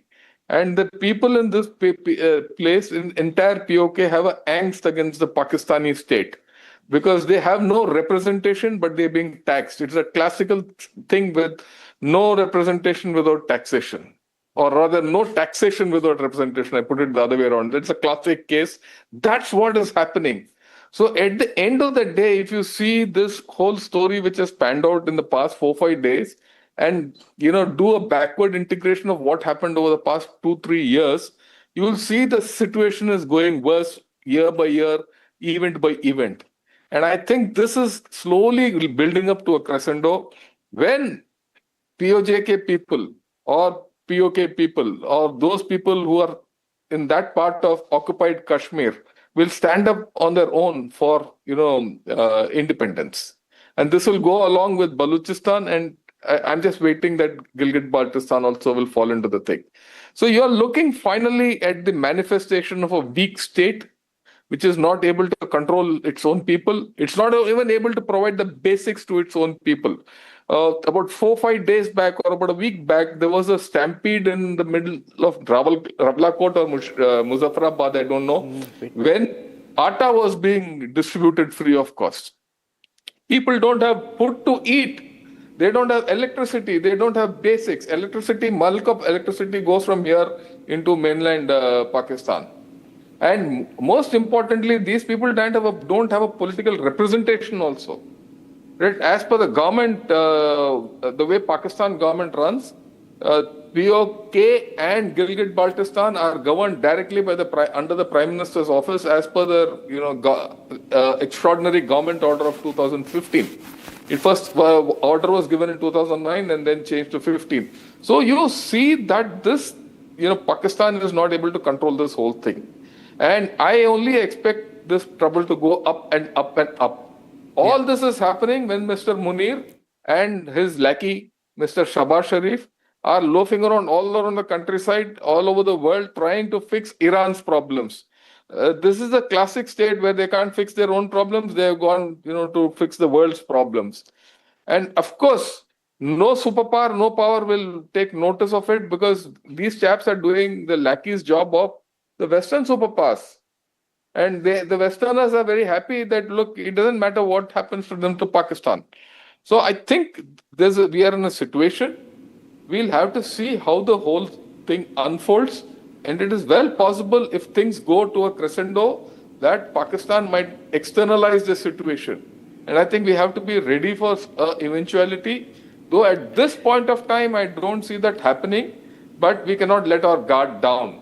And I think in the overall scene of things, what's happening in Pakistan is probably irretrievable. It's not reversible. Things will only go from bad to worse here on. I remember seeing a commentary or hearing a commentary a couple of days back, where a set of Pakistanis were discussing that, look, Imran Khan's time was bad, but this is even worse. And in fact, if you see, all markers in Pakistan have gone even worse. And they now call Imran Khan's time as Jannat. Yes. That's the way it is. And I think we are going to see significant deterioration of Pakistan going ahead. Lieutenant General Pandey and General Shankar, thank you for joining us, sirs, on this broadcast, because I have another breaking news update. Quickly, I'm going across to that and then moving on. This is a report, the SIPRI report, which confirmed that India had deployed 12 nuclear warheads, even in peacetime, which is a huge shift from its earlier position. A total of 190 military stockpile, nuclear military stockpile, with 12 being deployed, which is a first, compared to the 0 deployed by Pakistan. Now, this is a big shift. Now, this report also makes a very interesting mention that India's long-standing rivalry with Pakistan, it mentions here that Pakistan continued to develop new delivery systems and accumulate fissile material in 2025, suggesting that its nuclear arsenal might expand over the coming decade. But the numbers show that there is no increase in Pakistan's nuclear warheads. But it does also mention that the brief armed conflict between India and Pakistan in May 2025 saw India attacking Pakistani air and missile bases that are likely to have nuclear-related roles, but both sides took steps to avoid escalation. A mention, of course, of the Kirana Hill strike. This report mentions how we hit Kirana, where perhaps there were nuclear-related activities on. A big confirmation. All right.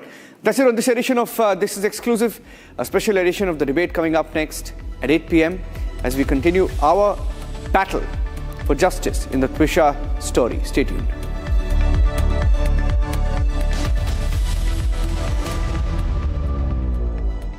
चमकी चाट से क्या बना है? आलू चाट या fruit चाट, स्वाद बढ़ाए चमकी चाट। क्या बात है? स्वादिष्ट पकोड़े और परेशान, अरे चमकी चाट है इसकी जान। असली स्वाद सिर्फ चमकी चाट।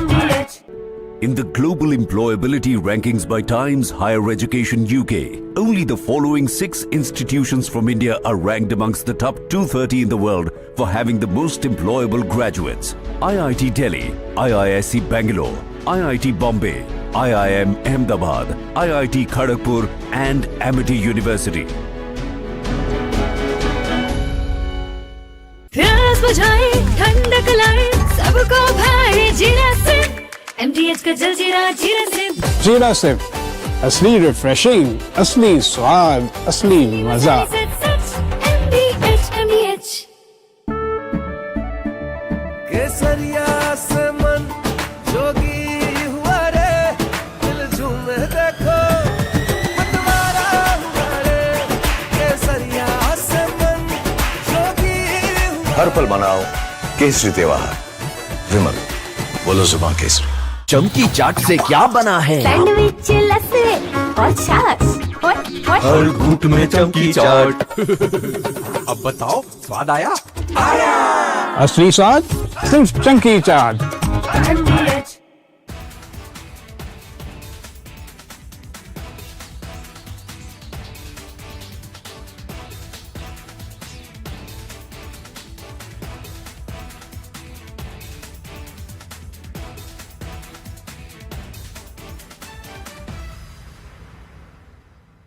I want to start with some very disturbing pictures that have come in of a so-called right-wing leader. His name is Sushil Prajapati. He's accused of rape. After being in jail for 9 months, he gets bail, which means he's still an accused. He's an accused in a rape case. And the case goes back to 2025 when he took an LLB student to one place on the pretext of introducing her to a senior advocate. He drugged her drink and then he sexually assaulted her. He is still under trial for rape. He has not been released. But when he comes out, this rape accused, garlands are put on him as if he's some kind of a hero, as if he's achieved something great. Is a rapist to be celebrated, ladies and gentlemen? I ask you that question. And more than anyone else, I ask the right wing of this country. Very often I come on television and I say, yes, on several issues, I'm happy to be called a right-winger. But ladies and gentlemen, let me put it clearly. You cannot let a person like this man, this Sushil Prajapati, a leader of the Hindu Yuva Vahini, a local thug, a man accused of rape, you cannot celebrate his act of rape or celebrate the fact that the rapist is out on bail. If that is the message we want to send to our society, and if all the BJP leaders want to be quiet about it, I want to ask them, why are they quiet about this? Why are they quiet? In the silence of the BJP leaders, is there a tacit support to this person? Is there a feeling that anyone who wears or puts a, proclaims that he is from a so-called Hindu organization, that he will be allowed to get away with absolutely everything, including an act of rape? Is there a feeling that this man, do right-wingers feel, this man, this accused rapist is one of our own? So hence, regardless of what happens, one of our own should never be accused. It's like all those people, those radical Islamists who say that as long as the act of murder or crime of terrorism is carried out by a Muslim, it must be defended. This very thought, ladies and gentlemen, is completely unacceptable. And we need to make the point more strongly because it's not the first time this has happened. This happened in the case of Bilkis Bano. When in Gujarat, the rapists of Bilkis Bano came out, they were greeted with tikas and sweets. And it was happening openly. This was an act of defiance. A manner of saying, so what? It is a Hindu who carried out the act of rape and hence we will celebrate him. We will forgive the person. Ladies and gentlemen, we are nobody to forgive. And the last thing we should do is celebrate rapists. This was a shameful moment then. This is a shameful moment now. Sengar was another shameful moment when some people said, oh, Sengar is from, the BJP and hence he can be seen smiling after carrying out the act of rape. And people would celebrate him and say, no, our leader can do no wrong. That was another shameful moment for the right wing. And ladies and gentlemen,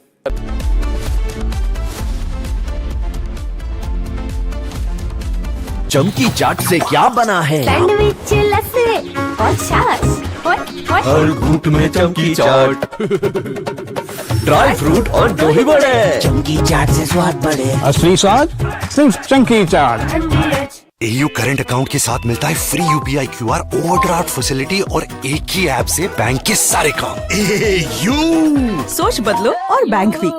प्यास बुझाए, ठंडक लाए, सबको भाए जीरा से। MTH का जलजीरा जीरा से। जीरा से असली रिफ्रेशिंग, असली स्वाद, असली मजा। MTH। ऑक्टर रोमा मैनुअल वाइंडिंग 4 लोगों के पास है। कुछ इससे भी अनोखा। कमला पसंद, सिर्फ एक अनोखा स्वाद। कमला पसंद पान मसाला। चमकी चाट से क्या बना है? सैंडविच, लस्सी और छाछ। हर घूंट में चमकी चाट। ड्राई फ्रूट और दो ही बड़े। चंकी चाट से स्वाद बढ़े। असली स्वाद सिर्फ chunky chaat. In fact, very often I believe the only way to get justice in India is a media trial. So there's no reason for the media, if it's doing a good job of a media trial, to be on the back foot. In fact, the courts should stop making these overarching remarks about media trial and contemplate about one very basic thing. With the greatest of respect to the courts, when the other institutions fail, when people get let down by the system, when even the judiciary does not seem to be listening or raising a noise about issues, like in the case of Twisha Sharma. Who does the public look to for justice, for raising their voice, for bringing something that's utterly false, illegal or wrong to public attention? It is only and only the media. And today, therefore, we are doing a media trial in this specific case, ladies and gentlemen, of Twisha Sharma, the 33-year-old daughter-in-law of an ex-judge, in a case where the ex-judge and the ex-judge's advocate son appear to be more than involved. Ladies and gentlemen, 15 questions tonight. And if they think it's a media trial, so be it. So be it. Why did the ex-judge in the case of Twisha Sharma, neither she nor her son call a police or an ambulance? What took them 57 minutes to bring the body down? Where are the 3 men who are seen in the video dragging Twisha's body, destroying evidence? What was the police doing? Did they question the house staff? Did they question the judge? Was Twisha carrying headphones in her bag, in her hand, or a rope? Where is it now? Where is that so-called belt that cops claim was used by her to commit suicide? Why was it hidden? The mother-in-law, the ex-judge, walks up calmly while the body is being dragged down and evidence is being destroyed before the judge's eyes. Is that normal? Why don't the judges raise a hue and cry about it? Why don't the appellate courts take up this case suo motu? So people don't start believing that when an ex-judge is concerned, the victim will never get justice. Ladies and gentlemen, what was the ex-judge carrying in her hand when she went down? Where is all the CCTV footage? Did the police collect it? Why did the ex-judge's son Samarth Singh escape after bringing the body of his wife to AIIMS? Is it true that the ex-judge's son's medical examination was not conducted? The police station is right behind the ex-judge's Giribala's house. Why was no call made? Why did it take 5 days to file an FIR in the case? Who stalled it? Why was the victim's family attacked in court if there's nothing to hide? And did a very senior police officer go to AIIMS that night to try and fudge the post-mortem report? Ladies and gentlemen, I'm asking these questions. Now I ask you, am I right or wrong in asking these questions? And if I don't, who will? Will the government of Madhya Pradesh raise these questions? The Chief Minister doesn't have 30 seconds to meet the victim's family. Will the higher courts of the country raise these questions? So far, I have not seen this case being picked up by the appellate courts, though we are screaming and shouting about it. So I say tonight, what happens when other institutions fail? And if we do a media trial, should we be celebrated?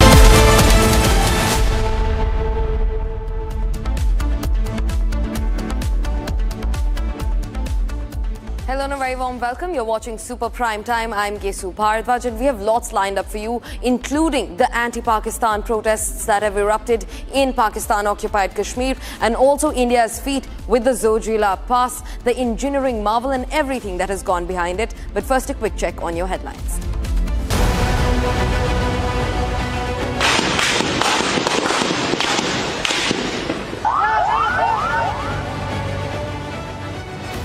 Anti-Pakistan and anti-Munir protests in PoK, 30 killed in firing and over 200 injured by Pakistani Rangers as per the Joint Awami Action Committee.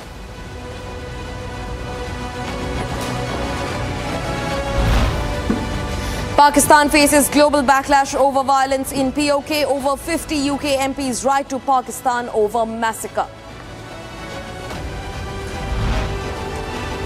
Zepto's business model, foreign investment under ED scanner. Co-founder Adit Palicha reportedly questioned by ED under the FEMA Act. Direct impact of Republic expose on VVIP treatment to Giribala, deputy jailer of Central Bhopal jail, now removed. India's big nuclear power messaging deploys 12 nuclear warheads in peacetime.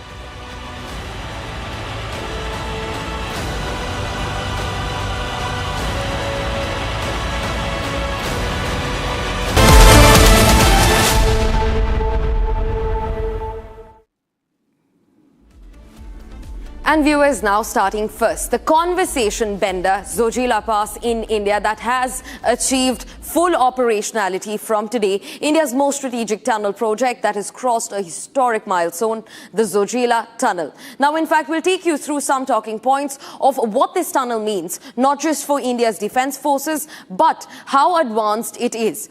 In fact, viewers, first take a look at this. Zojila, the LAC engineering marvel. It's about 13.4 kilometer tunnel which cuts through the Himalayas at over 11,000 feet. That's the first thing. This is in fact the world's longest bi-directional tunnel that's been made at such a high altitude. In fact, it's also built in one of the most hostile mountain environments in the world, which is the Himalayas, because they are a younger mountain range as opposed to others in the world.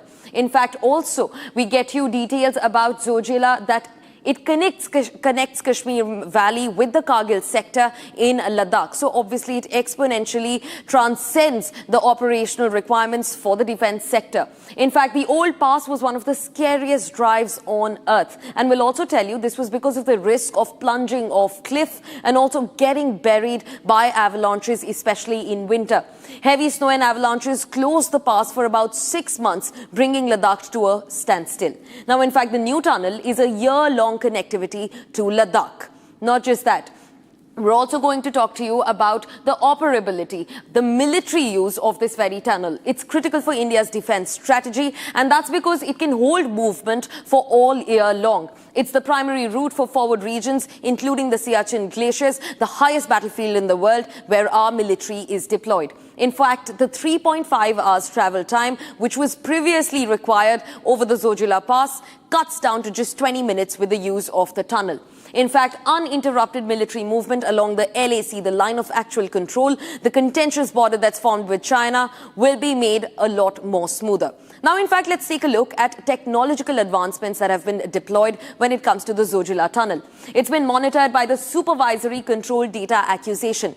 And what it does, it tracks air quality, traffic and visibility every second.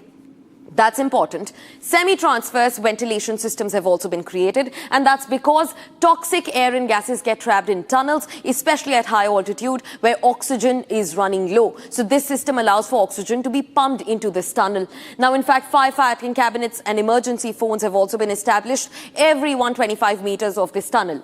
Pedestrian emergency escapes have also been made at 250 meters within this 13.4 kilometer tunnel. Now, vehicle pullover zones have also been built over every 750 meters. Now, in fact, viewers, let's take you through this engineering marvel and feat. India's most strategic tunnel project has crossed a historic milestone with Zojila Tunnel, which will provide an all-weather connectivity between Kashmir and Ladakh. It's also achieved its final breakthrough just today. Union Road Transport and Highways Minister Nitin Gadkari triggered the ceremonial blast from the Kargil site. Now, at an altitude of over 11,500 feet, the 13.14 kilometer tunnel is all set to become India's longest and the world's longest high-altitude bi-directional road tunnel, which will ensure year-round movement of civilians, tourists and defense forces across the Zojila Pass. Here's more. A historic breakthrough beneath the Himalayas. The Zojila Tunnel projects achieve its final excavation breakthrough on Tuesday. Republic Zenith reports from the ground on what the breakthrough means for the region. A major milestone is being achieved when it comes to the infrastructural development in the Himalayan region, when the Ladakh will be getting connected to Sonmarg and the Kashmir Valley. We are showing you the visuals of the Zojila Tunnel, and this is East Portal from Zojila main tunnel, which is around 13.15 kilometer, and just 3 meters are left, and where today the Union Minister for Road Transport and Highway, the breakthrough, the date we will be the blast will trigger so that the excavation part will be completed today. Union Minister Nitin Gadkari triggered the ceremonial blast from the Kargil site, connecting the excavation fronts from Baltal in Sonamarg and Meenamarg in Dras. Alongside Gadkari, J&K Chief Minister Omar Abdullah and Lieutenant Governor Manoj Sinha witnessed the historic moment, marking one of India's biggest infrastructure milestones. The final blast officially linked the two ends of the tunnel, bringing the project to its completion. I'm inside the Zojila tunnel, which is the single tube tunnel, but it is a bi-directional tunnel, and today the breakthrough blast was observed, and it was done by the Union Minister Nitin Gadkari using the remote control detonator to blast the very site. And this is the visual that we are showing you. This is the site of that very blast. You can see there's rocks are scattered all around, and many of the workforce, those who are part of this very project, are just still into their job. They're observing their surroundings here, although the tunnel will be completed by next year. The deadline is set for 2027 November, December. But meanwhile, we are seeing that the work in the progress and also the excavation part has already been completed, just remaining some 3-meter work which will be covered in couple of days from now. At 13.14 kilometers in length, the Zojila tunnel will be India's longest road tunnel and the world's longest high-altitude bi-directional road tunnel, built at an altitude of 11,578 feet, through some of the toughest terrain in the Himalayas. Republic also spoke to project team leader Yusuf Ishaqpour, who was nearly 3 decades of experience working on tunnel projects across the Gulf. Ishaqpour says the project posed unique geological challenges far different from tunnel projects elsewhere, making the successful breakthrough even more significant. Actually, this is a big day for me and for my team and all over the people who are here from NHIDCL and my EPC contractors. This is an iconic project. We are Authority Engineer ICT AI APL. We are doing the consultancy of the projects. Of course, EPC contractor is Mega Engineering, which together as a team and along with the leadership and guidance of NHIDCL, we have executed this project so far. This is an iconic project and national pride. For decades, the Zojila Pass has remained vulnerable to extreme weather, often cutting off Ladakh from the Kashmir Valley during winter months. The tunnel aims to change that permanently, ensuring safe, uninterrupted movement throughout the year. The project is expected to boost tourism, strengthen regional connectivity, and significantly enhance strategic military mobility in the sensitive border region.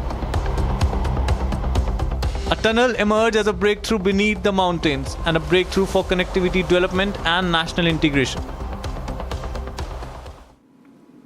And now, viewers, on to Pakistan-occupied Kashmir, the area that's witnessing one of its most serious episodes of unrest in recent years. What began as a movement demanding economic relief has now transformed into a larger agitation seeking political and constitutional reforms. Violent clashes between protesters and security forces have left at least 30 people dead and over 200 others injured, even 100 people under the custody of the police. There are allegations of arrests, communication restrictions, and a crackdown on dissent continue to mount. With international concern growing and Islamabad facing increasing scrutiny, the crisis in Pakistan-occupied Kashmir appears far from over. Take a look.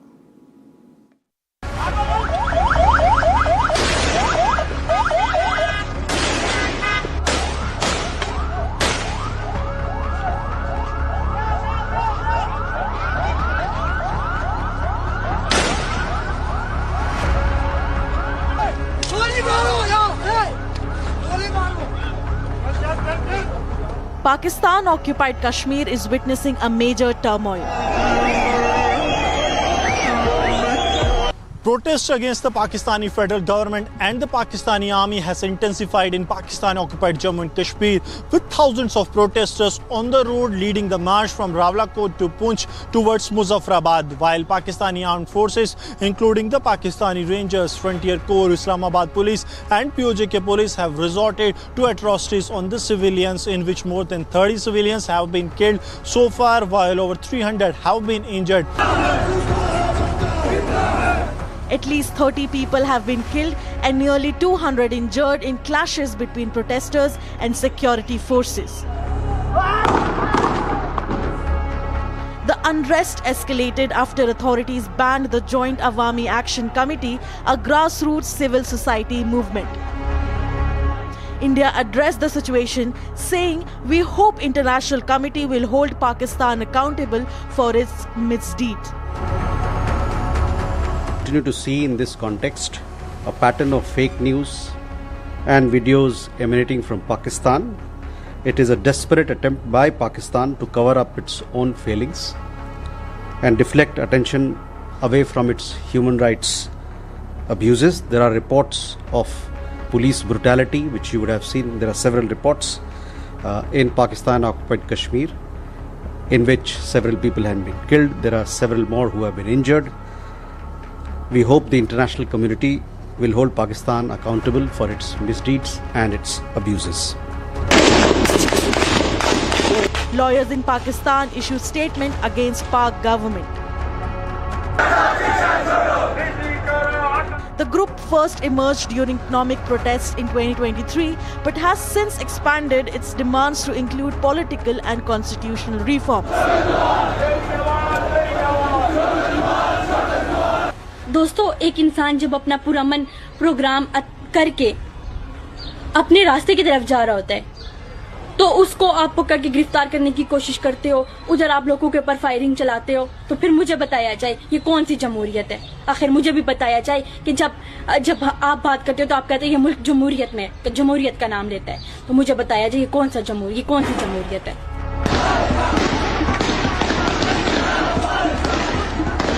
Rawalakot has emerged as the epicenter of the crisis after a trader was allegedly shot during a confrontation with security forces.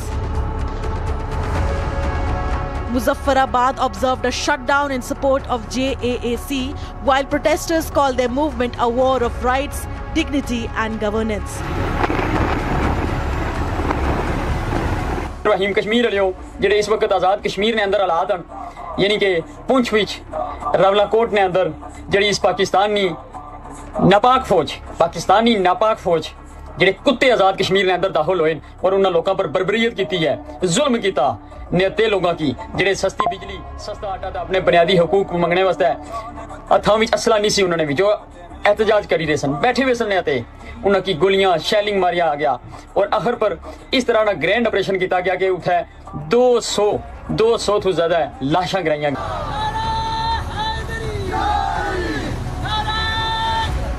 Convoys from Mirpur, Dadial, Bhimber and Kotli have joined a massive long march towards Muzaffarabad.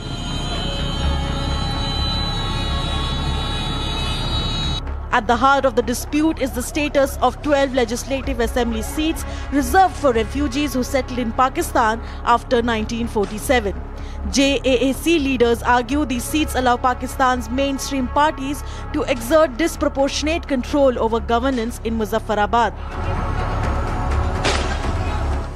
और 9 तारीख को पाकिस्तान के हुक्मरानों से हम कहते हैं, लाओ, अगर हमारा हक मलकियत नहीं दे सकते, हमारा हक हुक्मरानी नहीं दे सकते, तो हम बच्चे थे, हमने सुना था पाकिस्तान में एक एटम बम बना है जो हिंदुस्तान के मारने के लिए है, कश्मीरियों के तहफ़्फ़ुज़ के लिए है।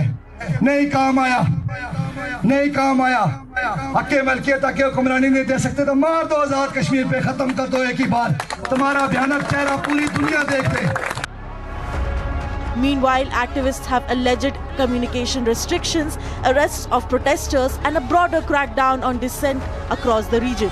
More than 50 British lawmakers have also written to Foreign Secretary demanding the UK government to take diplomatic action over the PoK unrest. Parvati Neni Harish, permanent representative of India to the UN, says blaming neighbours for its own failures is an old Pakistani habit. We reiterate Urama's call for compliance with obligations under international humanitarian law, including the principles of precaution, distinction, and proportionality to protect civilians from harm. No faith, no law, and no morality can justify these actions. Let me reiterate. Dressing up a massacre as a military operation does not absolve the perpetrator. Killing, maiming, and orphaning civilians is not counter-terrorism. Espousing high principles of international law and Islamic solidarity while mercilessly carrying out airstrikes during the holy month of Ramadan is a perfect example of hypocrisy. Blaming neighbours for its own failures is an old Pakistani habit. With protests spreading across Pakistan-occupied Kashmir, security forces struggling to contain the anger and international concerns now growing, the JAAC movement has evolved into one of the biggest challenges to Islamabad's authority in the region in recent years.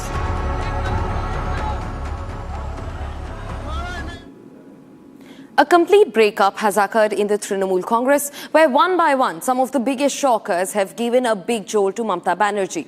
In a recent update, ex-TMC Bidhannagar Mayor and ex-MLA Sabyasachi Datta was arrested in connection with an alleged extortion case. Now, according to this complaint, a businessman accused the TMC leader of extorting several lakh rupees from him. Not just that, he was also heckled with eggs and tomatoes today as the police made way for him. Take a look at this. The political crisis in TMC is getting intense with each passing day. In the latest development, Trinamool Congress Party's former Bidhannagar Mayor and ex-MLA Sabyasachi Datta was arrested in connection with an alleged extortion case. The locals have shown their anger by throwing eggs and tomatoes at the ex-TMC MLA. A police team from Bidhannagar North Police Station arrested Datta from his Rajarhat residence based on a FIR that was registered after a local businessman, Madhusudan Chakraborty. Chakraborty alleged that Datta, a former MLA, had extorted rupees 1.05 crore in cash from him in February 2018. In the FIR, he accused the TMC leader of mental torture and making death threats against him. After the complaint was registered, the police raided Datta's flat in a multi-story building in a new town. Datta was initially detained and later arrested. Police sources stated that they have some evidence regarding the allegations. And this is not the first incident of eggs being hurled at TMC leaders. Recently, public also attacked Abhishek Banerjee, showing their years of hidden frustration and oppression. This arrest comes after Jahangir Khan from TMC was held yesterday from the Falta constituency. Meanwhile, speaking to Republic, Rebel TMC MP Sukhendu Sekhar Ray, who had resigned yesterday, made a huge statement about his decision of quitting the party. Party में बहुत सारे अच्छा आदमी हैं, workers हैं, फिर भी एक के बाद एक जब गिनाह कांड शुरू हुआ, जैसे कि पार्क स्ट्रीट रेप, कामदूनी रेप वगैरह वगैरह, अल्टीमेटली आरजी कर, तो आरजी कर जब घटा तो उसका पहले ये भी हो चुका है कि एजुकेशन का जो भ्रष्टाचार, एजुकेशन डिपार्टमेंट में, हेल्थ डिपार्टमेंट में भ्रष्टाचार, ये सब शुरू हो गया। और लोग देख रहे हैं कि हिंदी सिनेमा में भी दिखाया नहीं पाया कि ये सारी सीलिंग तक नोट दिखा रहे हैं। बंगाल के इतिहास में पहली दफ़े बीजेपी 200 से अधिक आसन में विजयी होकर सरकार बनाया। With rebel MPs camping in Delhi, corruption allegations triggering fresh arrests, resignations mounting, the TMC is confronting one of the toughest crises in its recent history. Now, as the political churn deepens, the battle for control of Bengal's opposition space is only expected to intensify in the days ahead. That's all for Super Prime Time for today. I'll find you here same time tomorrow evening. And on the other side at 8 p.m, our Editor-in-Chief Arnab Goswami decodes the 15 lapses in Twisha's case. Was this a cover-up? And if yes, who is behind it? This and a lot more at 8 p.m.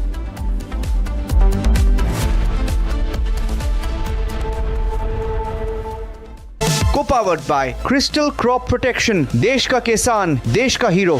प्यास बुझाए, ठंडक लाए, सबको भाए जीरा SIP, MTH का जलजीरा जीरा SIP. जीरा सिप, असली रिफ्रेशिंग, असली स्वाद, असली मजा। MTH. In the global employability rankings by Times Higher Education UK, only the following 6 institutions from India are ranked amongst the top 230 in the world for having the most employable graduates. IIT Delhi, IISc Bangalore, IIT Bombay, IIM Ahmedabad, IIT Kharagpur and Amity University. चमकी चाट से क्या बना है? Sandwich लस्सी और छाछ और असली स्वाद सिर्फ chunky chaat. AU savings account में मिलते हैं amazing benefits, paperless banking and higher interest, वो भी हर महीने। Money money money money every month. सोच बदलो और बैंक भी। प्यास बुझाए, ठंडक लाए, सबको भाए जीरा सिप, MTH का जलजीरा जीरा सिप। जीरा सिप, असली रिफ्रेशिंग, असली स्वाद, असली मजा। MTH.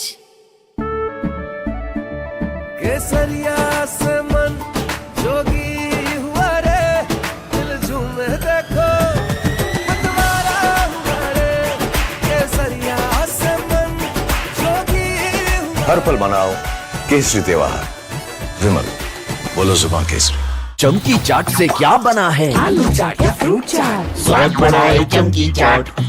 क्या बात है? स्वादिष्ट पकोड़े और परेशान, अरे चंकी चाट है इसकी जान। असली स्वाद सिर्फ चंकी चाट।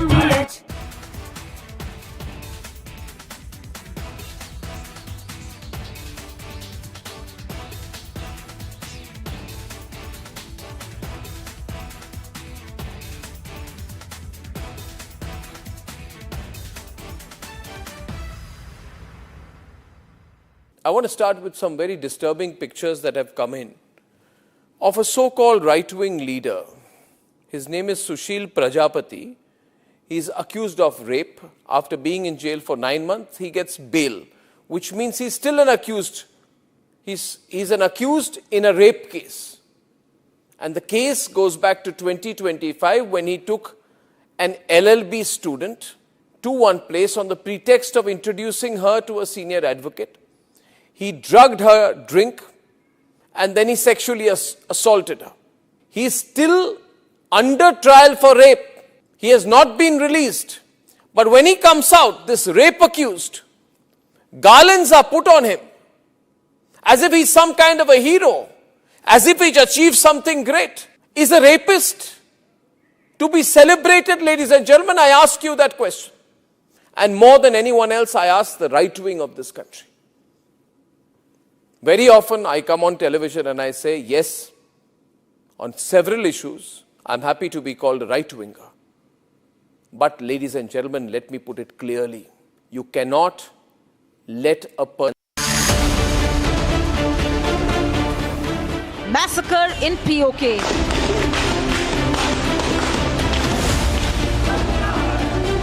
PoK breaking apart.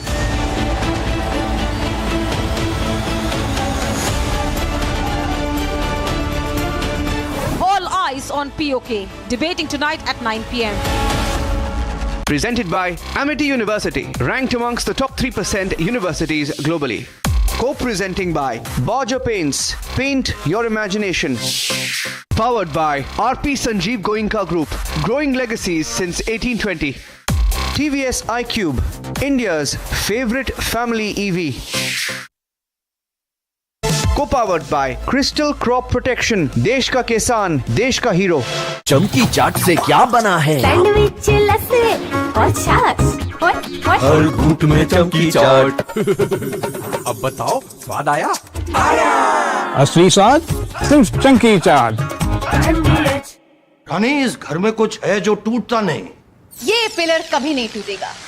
Rungta steel TMT से बना। रुंगटा नहीं तो घर स्ट्रॉन्ग नहीं। रुंगटा स्टील टीएमटी बार एकदम solid.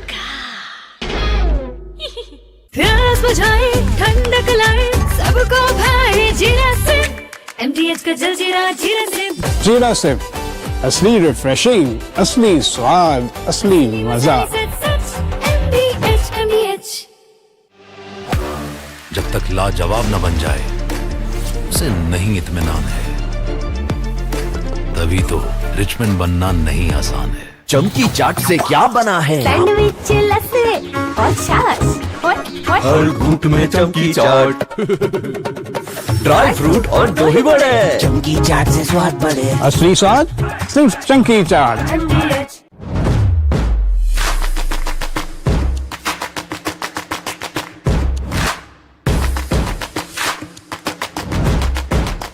In fact, very often I believe the only way to get justice in India is a media trial. So there's no reason for the media, if it's doing a good job of a media trial, to be on the back foot. In fact, the courts should stop making these overarching remarks about media trial and contemplate about one very basic thing.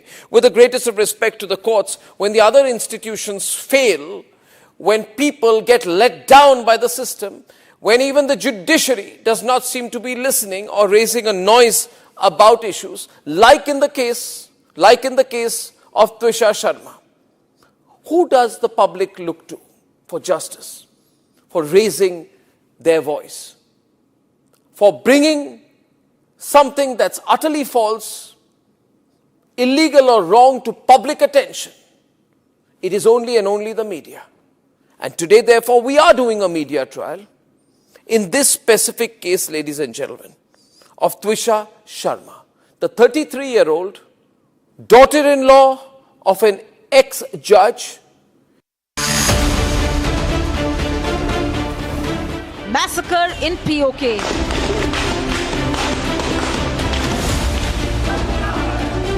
PoK breaking apart.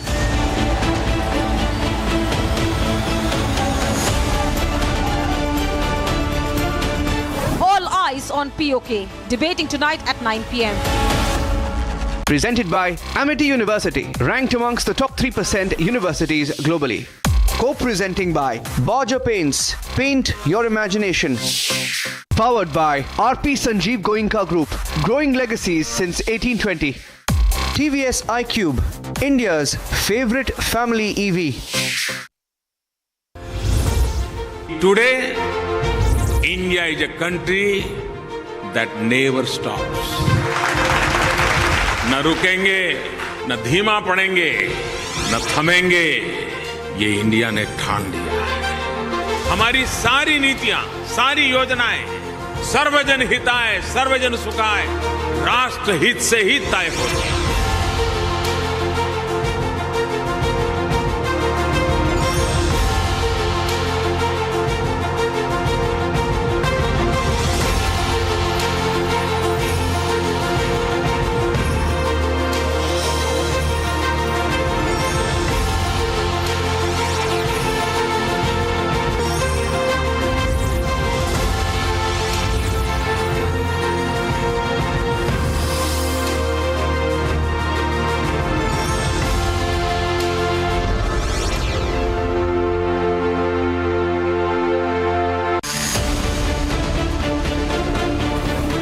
Massacre in PoK.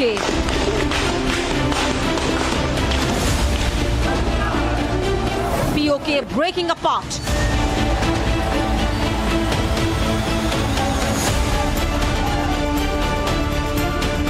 All eyes on PoK, debating tonight at 9 p.m. Presented by Amity University, ranked amongst the top 3% universities globally. Co-presenting by Borger Paints, paint your imagination. Powered by RP Sanjeev Goenka Group, growing legacies since 1820. TVS iQube, India's favorite family EV.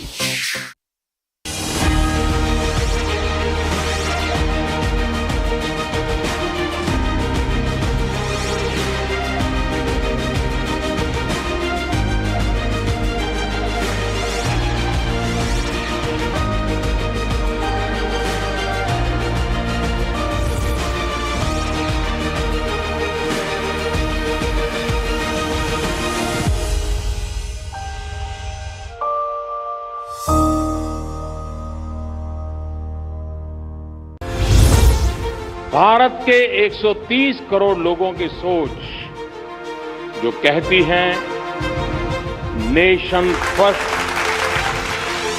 समय का चक्र ये भी देख रहा है कि जब नेशन फर्स्ट होता है तो देश बड़े फैसले भी लेता है, उन फैसलों को स्वीकार करने की क्षमता दिखाकर आगे भी बढ़ता है।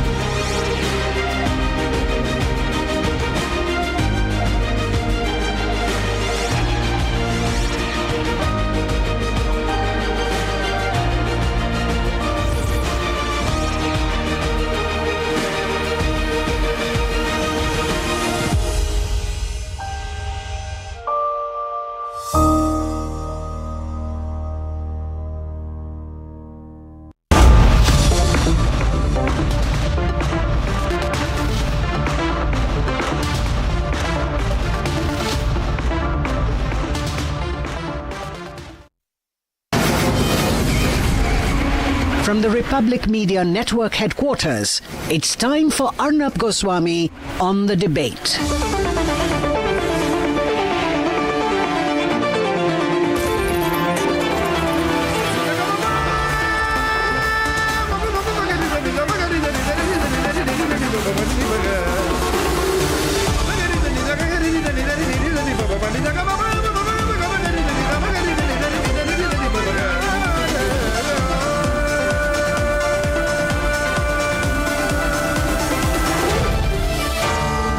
Arnab Goswami on the debate. On the show tonight, the system is challenging the people. The system is saying that it's going to do a cover-up in the Twisha Sharma case and challenging the people of India to do something about it. Well, our answer is we will and we can. And at 9 o'clock tonight is what Rajnath Singh predicted coming true, is PoK breaking up completely on its own. These images are horrifying the world about what's happening in Pakistan-occupied Kashmir.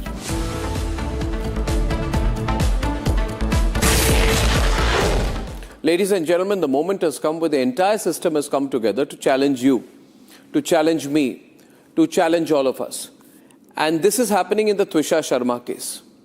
Ladies and gentlemen, I'll recap the Twisha Sharma case in 10 seconds.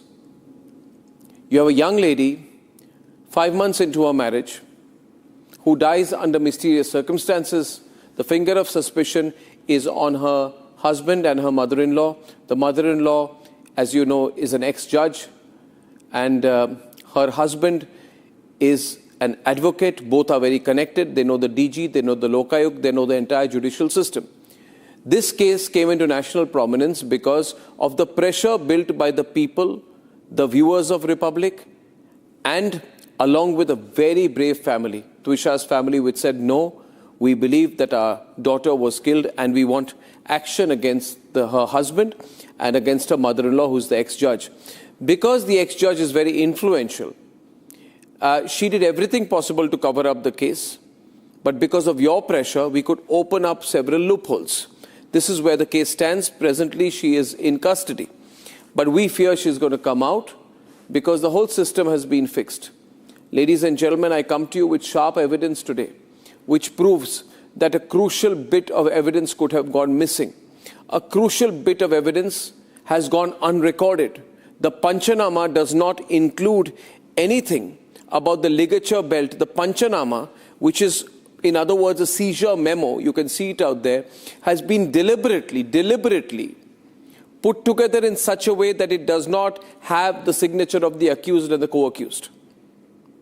It does not mention anything about the belt which she is believed to have used to have hung herself, which means there is nothing about what you call the ligature belt, which is the most important piece of evidence out here.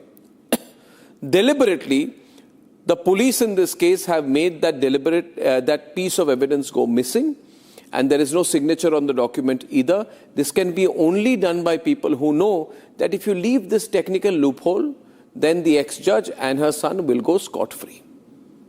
In simple words, ladies and gentlemen, Twisha is killed or dies mysteriously on the 12th. On the 13th, when the seizure memo is put together, it is left unsigned.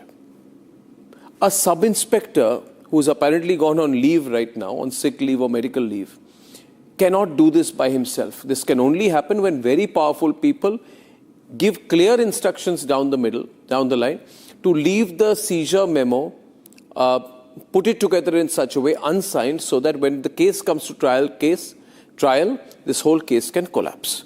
This has, in my view, been deliberately done. Otherwise, why would you leave the main piece of evidence unrecorded?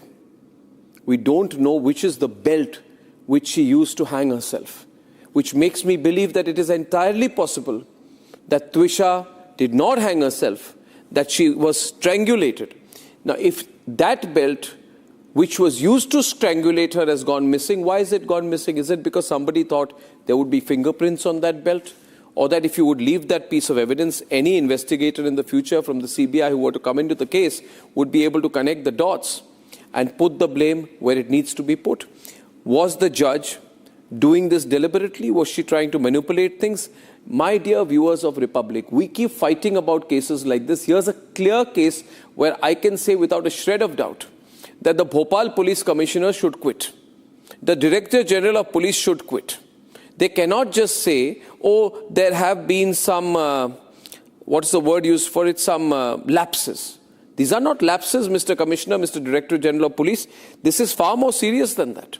Far more serious than that. How is it that in a nationally televised, investigated case, the Bhopal police, the police has to explain how did the piece of evidence go missing?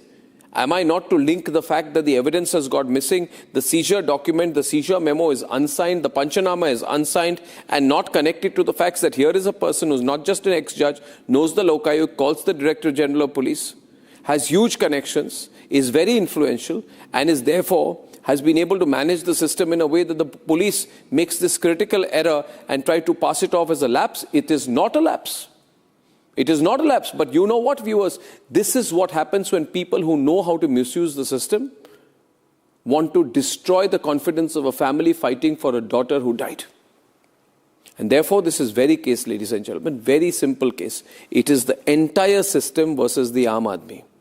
It is the whole powerful system of politicians, police, judges, bureaucrats, and all the lot on one side, and one helpless family that is still fighting bravely on the other.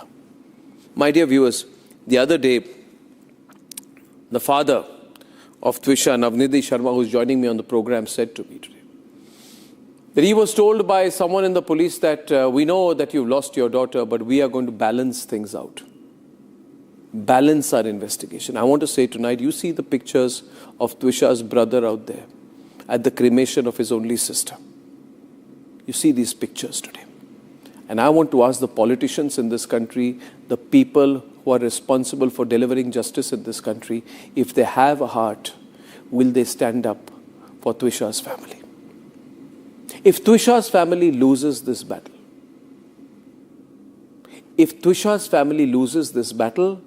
and Giribala, the ex-judge, wins, then all of us have lost.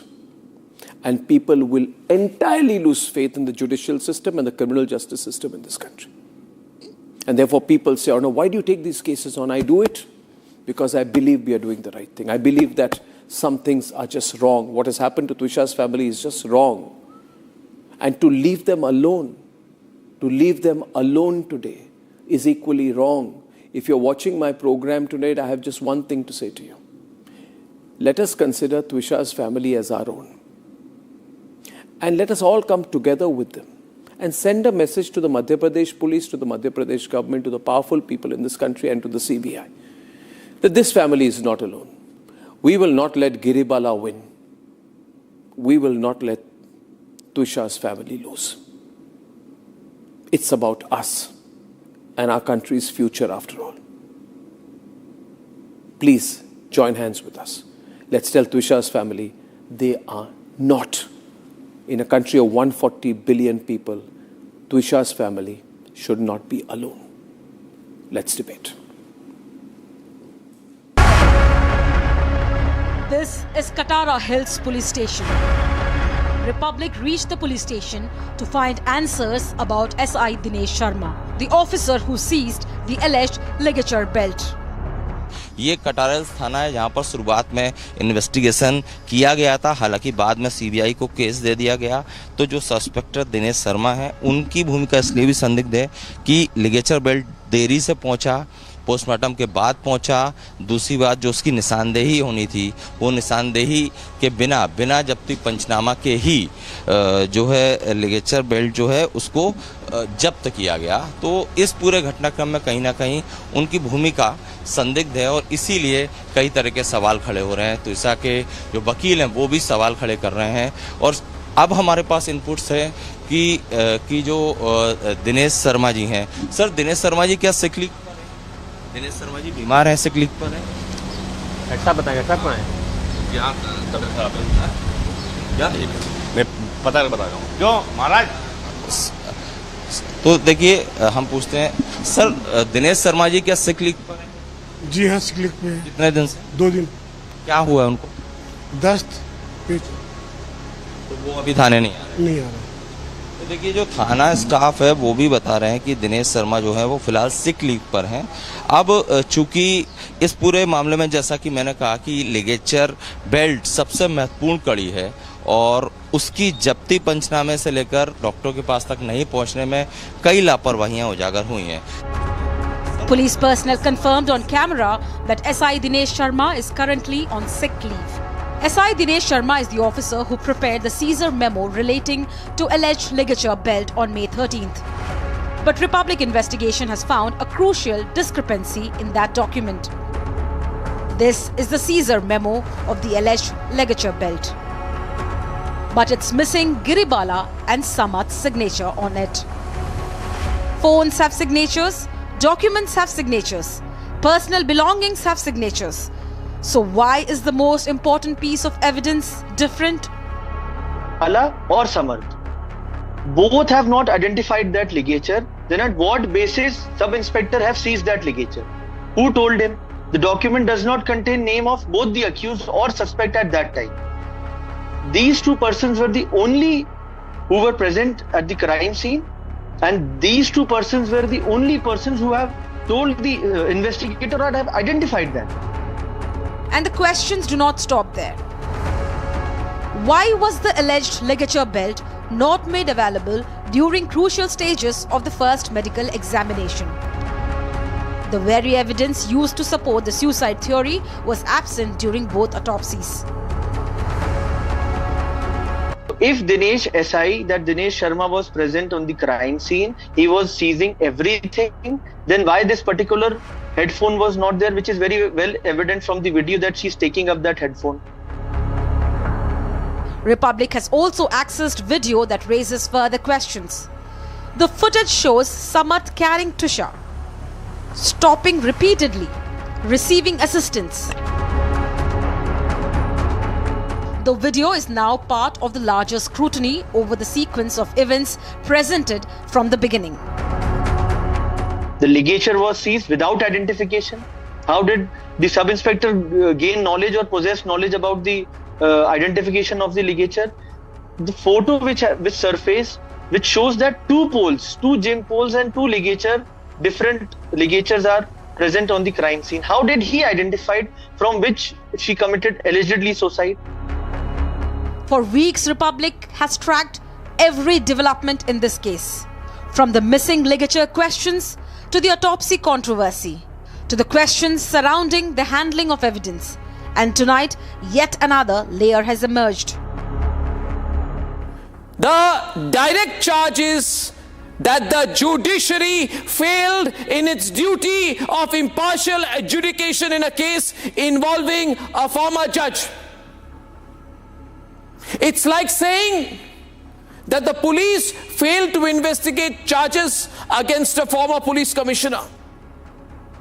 And if we fought Parambir Singh, we will fight Giribala as well. If there has been manipulation of procedure, it will be questioned. And I don't care.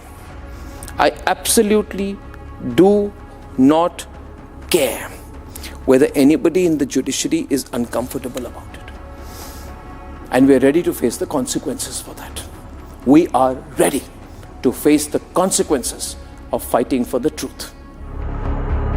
Long before the arrests, Republic had stood its ground, firmly seeking answers and justice.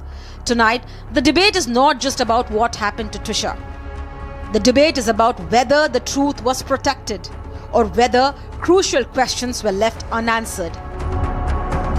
The biggest question is, have these glaring lapses and deliberate loopholes helped Giribala and Samarth before the trial has even begun? Trisha is not alone, and tonight the nation demands answers.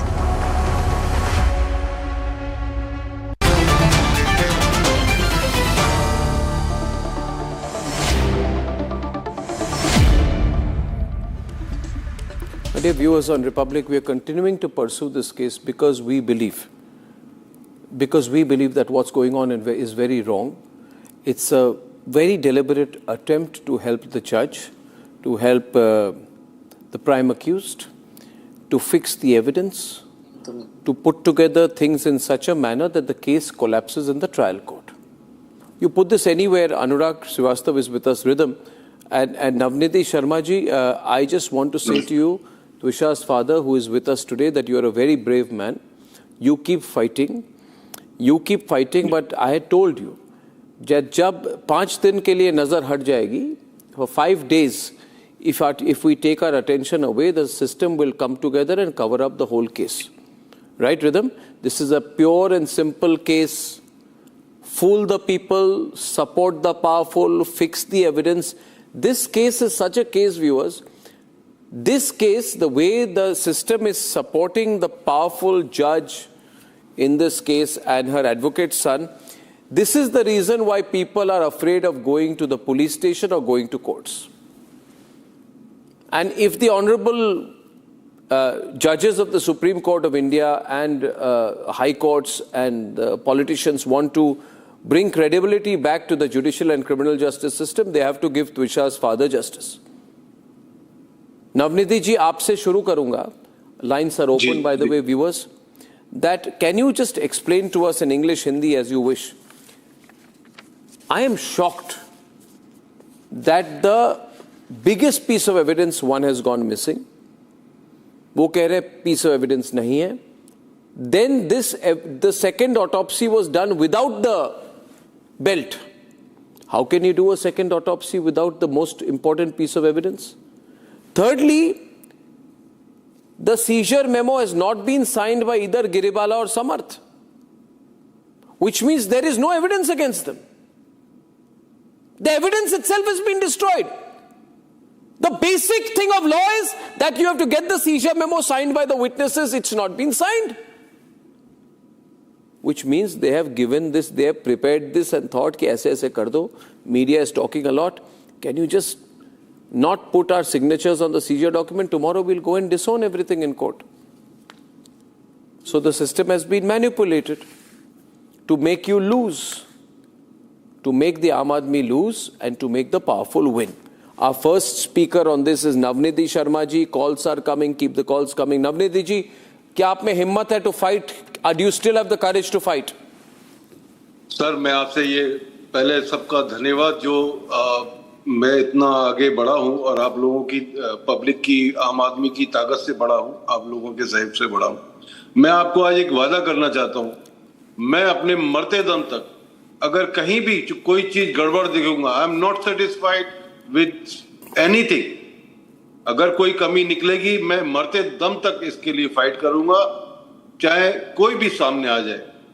आज investigation अपने undergone है, मैं उसमें कुछ कहना नहीं चाहता, पर फिर भी मैं आपसे कहता हूं कि अगर कोई चीज गलत होगी तो मैं सड़क पर how is the seizure document से आगे तक युद्ध लड़ूंगा जब तक मेरे जान में शरीर में जान है। Anurag Srivastav, can you tell us that how is the seizure memo not signed by Giribala or Samarth? And now that it has not been signed by the witnesses, the sub-inspector has gone missing. What is the impact on the case? That is the thing which we have been, that is the thing which we have been highlighting from day one, that there is totally wash up of the investigation. See, I have another fear that this ligature which has been said to be seized is not the ligature which was used for the offence. See, keeping the ligature 13-14 days away from the investigation, keeping it away from the first post-mortem team, keeping it away from the second autopsy team, and then when the second autopsy team arrives, you send it, you say that you have sent it to the FSL investigation. My fear is that this ligature is something different from the ligature which was actually used, and this ligature is not having any FSL evidence. There is no DNA evidence, that this must not be having any impression of any part of the neck of Twisha, and only to establish this, the delay has been caused. The ligature was not properly seized. It was with the policeman for 2 days in his car, and then subsequently it was not put up before both the postmortem teams and sent to the FSL lab after say 15 days, when we don't expect any signs of any material being available for DNA examination or FSL examination in that during that process. So we fear that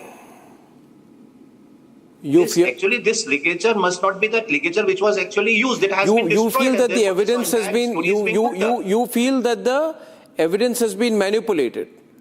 Of course. And the manipulation has already happened. That is from the day one. Now we come to know that there are two ligatures. There were two ligatures present at the scene of the crime. Why this was seized? Why the other was not seized? Who made this happen? That the other ligature has to be left out at the scene of crime. See, this is now the police is trying to say that the police is trying to say Yogita and Diljit, that this is a lapse. I am saying it cannot be a lapse because the most critical piece of evidence, the critical ligature belt, was completely withheld from the medical board at AIIMS Bhopal during the initial post-mortem examination. The question is why? Because the investigating officer failed to supply the belt to forensic doctors. Right? Experts are left entirely unable to perform a scientific correlation to determine if the marks on Twisha's neck match the strap of the belt. See, if she has been strangulated, let us put it this way, Yogita, I want to be very blunt. Suppose XYZ has strangulated her. They will need to match the belt with the injury marks. Now the belt goes missing. The police says galti ho gayi. The signature on the seizure memo and Panchnama is not there. This is not an administrative lapse. This is a very big deliberate thing that is happening. Which means suppose she has been killed with a belt, that belt has been made to go away. I think it's more than a lapse. I think it is again hands and gloves. Like you can say that first Giribala failed this daughter, and then the system and the police, now the judiciary. So I think they're all trying to protect each other, and it is very evident from day one. It is not very filmy, what we see in movies in Bollywood. It is And we have seen, in Jessica Lal case or so many cases, we have seen how, the powerful people, they try to cover things and how, things happen. So we are not seeing it for the first time. We have seen so many cases. But this is what we hope was changing in our country, right? We wanted these things to change in our country. We did not want our country to become a country where judges, policemen, powerful businessmen, bureaucrats can cover up everything. Now, I just want to let you know, Shaina NC, because you're from the Shiv Sena and Raman sympathizes with the ruling party, that the fact is that the people are getting very frustrated. They are saying that look at Twisha's father. He keeps coming on the channel and saying, he begs for justice. Begs for justice. But this is happening openly. Now, Shaina, this woman, Giribala, was not even kept in jail. She was kept in some hospital. She was given bail. The CBI says we don't want further custody. She called the Lokayukta. She called the police commissioner. She called the Director General of Police. The police commissioner says there has been a lapse. The Panchnama has been forged. This cannot happen unless someone powerful says, leave the back door open so that nothing happens in the case, Firstly, Arnab, let me please assure Sharma ji that he will get justice no matter what. On what basis are you assuring him? I'll tell you. On what basis are you assuring him? Look, whether it is the CBI investigating or the crime scene being recreated, we do understand that there are serious questions, and I will say it out loud. One, whether it's the ligature rope which was found after 10 hours, that is a huge question.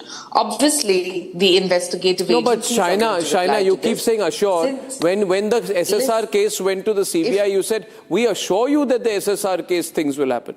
When the Disha Salian case came, you said, we assure you there will be justice for Disha Salian. In the Twisha Sharma case, you are saying, I assure you that there will be justice for Twisha. What rubbish? Time is the essence. No, Arnav, time is the essence here. We are losing on time. And every day is important. We are losing time, wrong slot. It is very evident. Put me in the wrong slot, Arnab, because from day one, I have been saying clearly that whether... I want to ask people watching tonight... Under Bharatiya Nyaya Sanhita, Dowry death, the cruelty to a woman, the character assassinating, the typical, stereotypical mother-in-law syndrome where Giribala Singh has a character assassinated Twisha, the fact that she came from an industry which may have been different to her. No, Rhythm wants to ask something. Rhythm, come in. All these are... No, Rhythm, come in. Rhythm.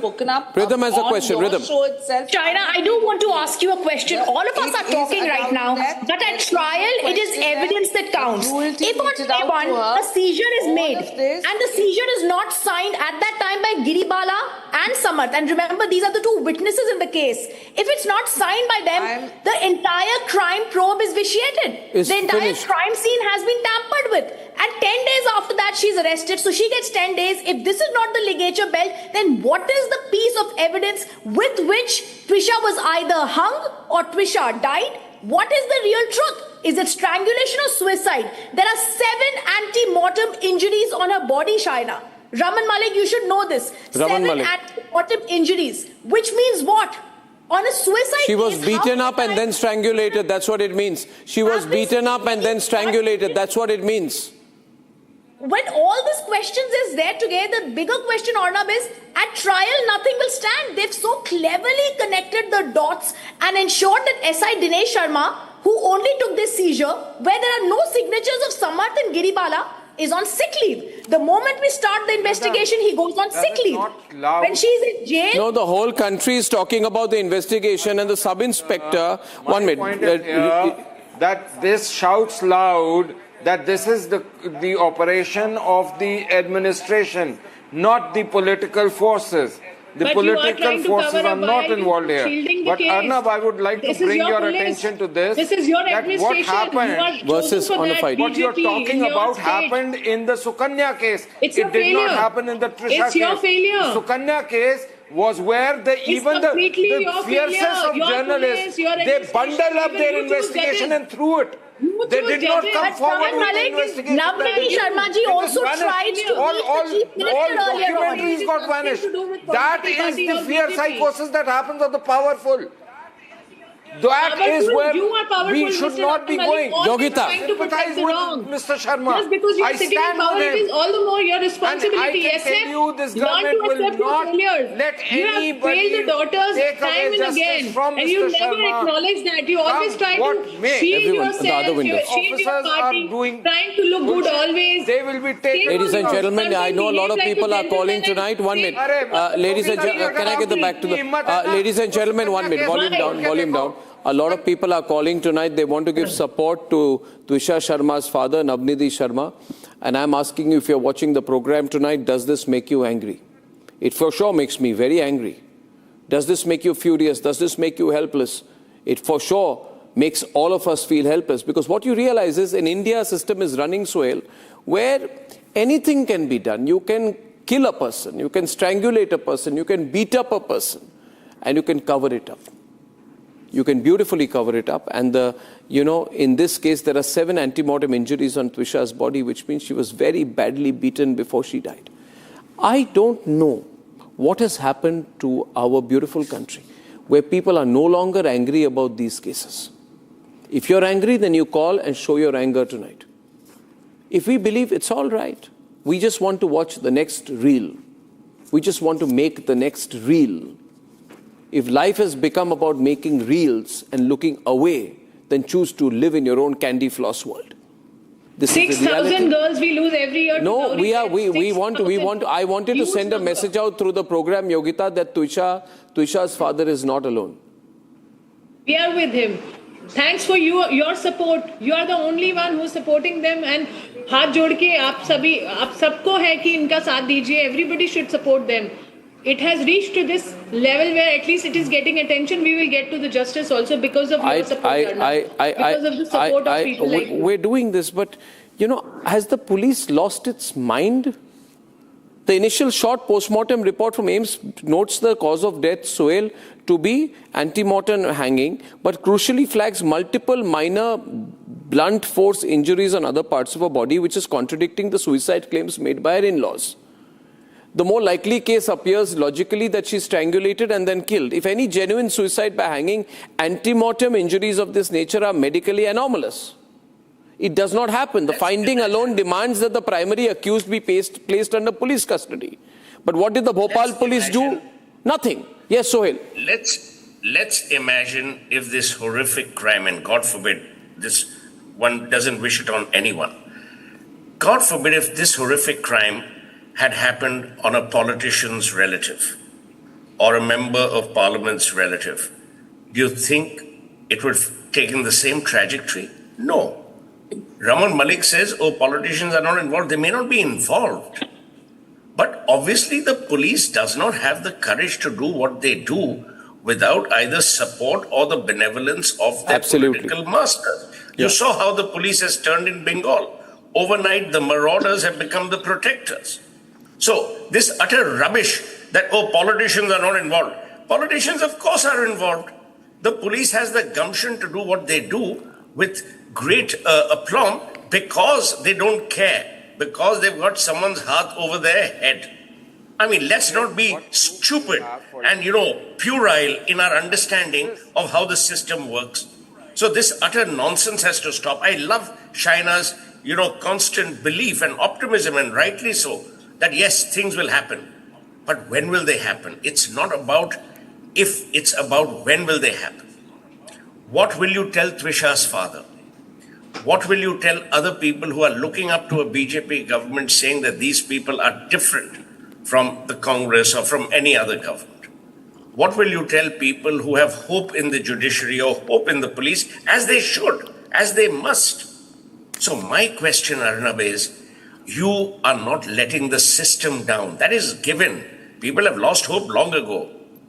You are now inuring. You are making the citizen totally disregard, disbelieve, and disrespect anything that is official because he has lost faith in your ability to be honest, truthful, and relevant. That is the bigger problem. The bigger problem is not only this particular case. The bigger problem is the citizen says, Goli maro, ye to hona hi hai hamare desh mein. When you become cynical and when you lose hope, that is the beginning of the end. I have a lot of calls tonight. One thing. I have a lot of calls tonight and I'm going to take the calls. I just say one thing. Diljit is the criminal lawyer and Manish Bariyar, I hope you're hearing this. People vote for a government that in moments of difficulty, the people we voted for stand by us. Has the Madhya Pradesh government stood with the family of Twisha? In any genuine hanging, in genuine suicide by hanging, this kind of antemortem injuries don't happen. You cannot let the primary accused abscond. The ligature belt is seized 10 hours after the police are informed. Do the maths. The police are informed at night, Diljit. They claim they did a spot inspection immediately. But the ligature material, the single most important piece of evidence in this case, is not seized till 10 to 12 hours later. As is the the police should be sacked. This is being obviously deliberately done. This is a crisis for our criminal justice system, Diljit, because people are identifying with Twisha's case.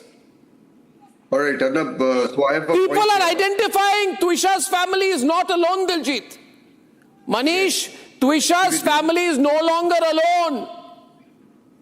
Yes, to you. I agree with you, and given the circumstances which have been very clearly brought out by Republic TV right from day one, I would say that the immediate course of action which needs to be taken by the CBI is to rope in the investigating officer and the team of police officers who had visited the crime scene, because it is very clear that they have conspired. You must first, you can't rope them in.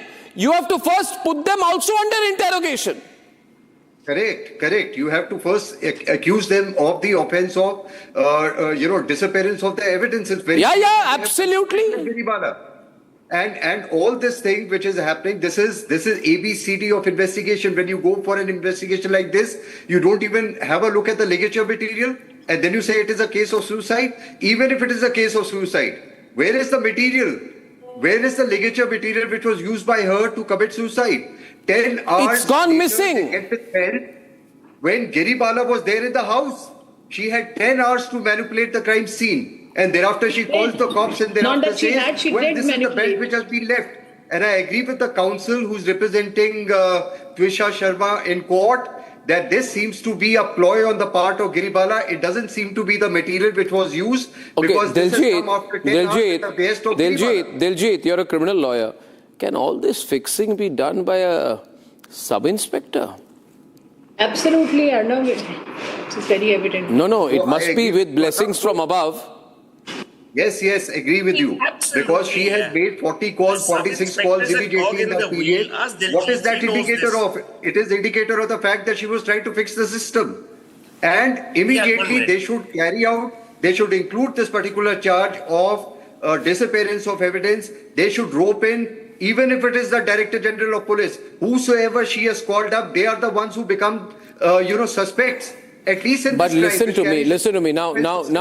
But when you say file a criminal case against the Director General of Police in Madhya Pradesh and then see the commissioner,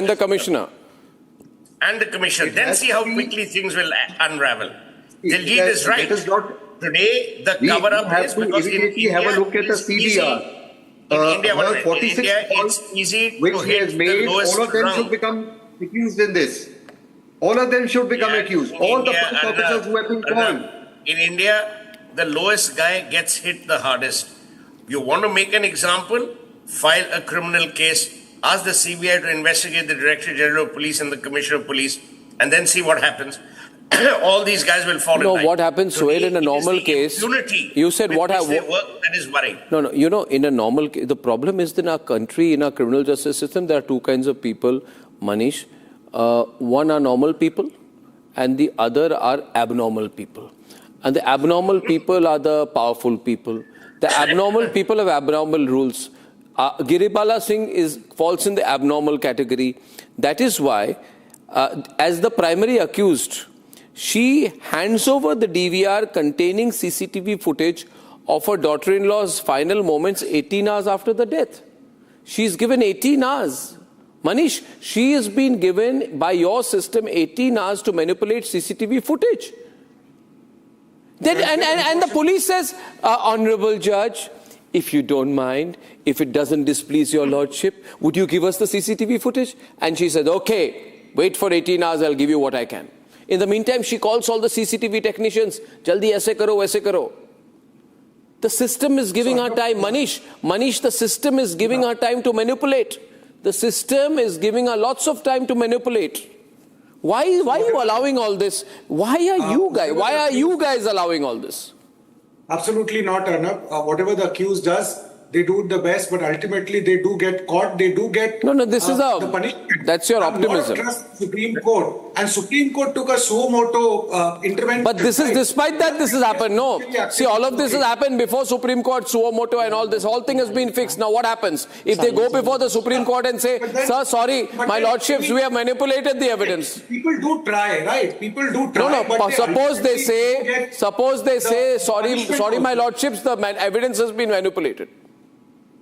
And even the CBI takeover, a defensive government would have... No, you are not understanding. This case has been taken over only because of media pressure. Nothing else. I agree. But a defensive government would not hand it over so easily to Government CBI. Is not handed it over. Supreme Court took it over suo moto. You know, your... I want Rhythm to come in on this. I'll open up lines. No.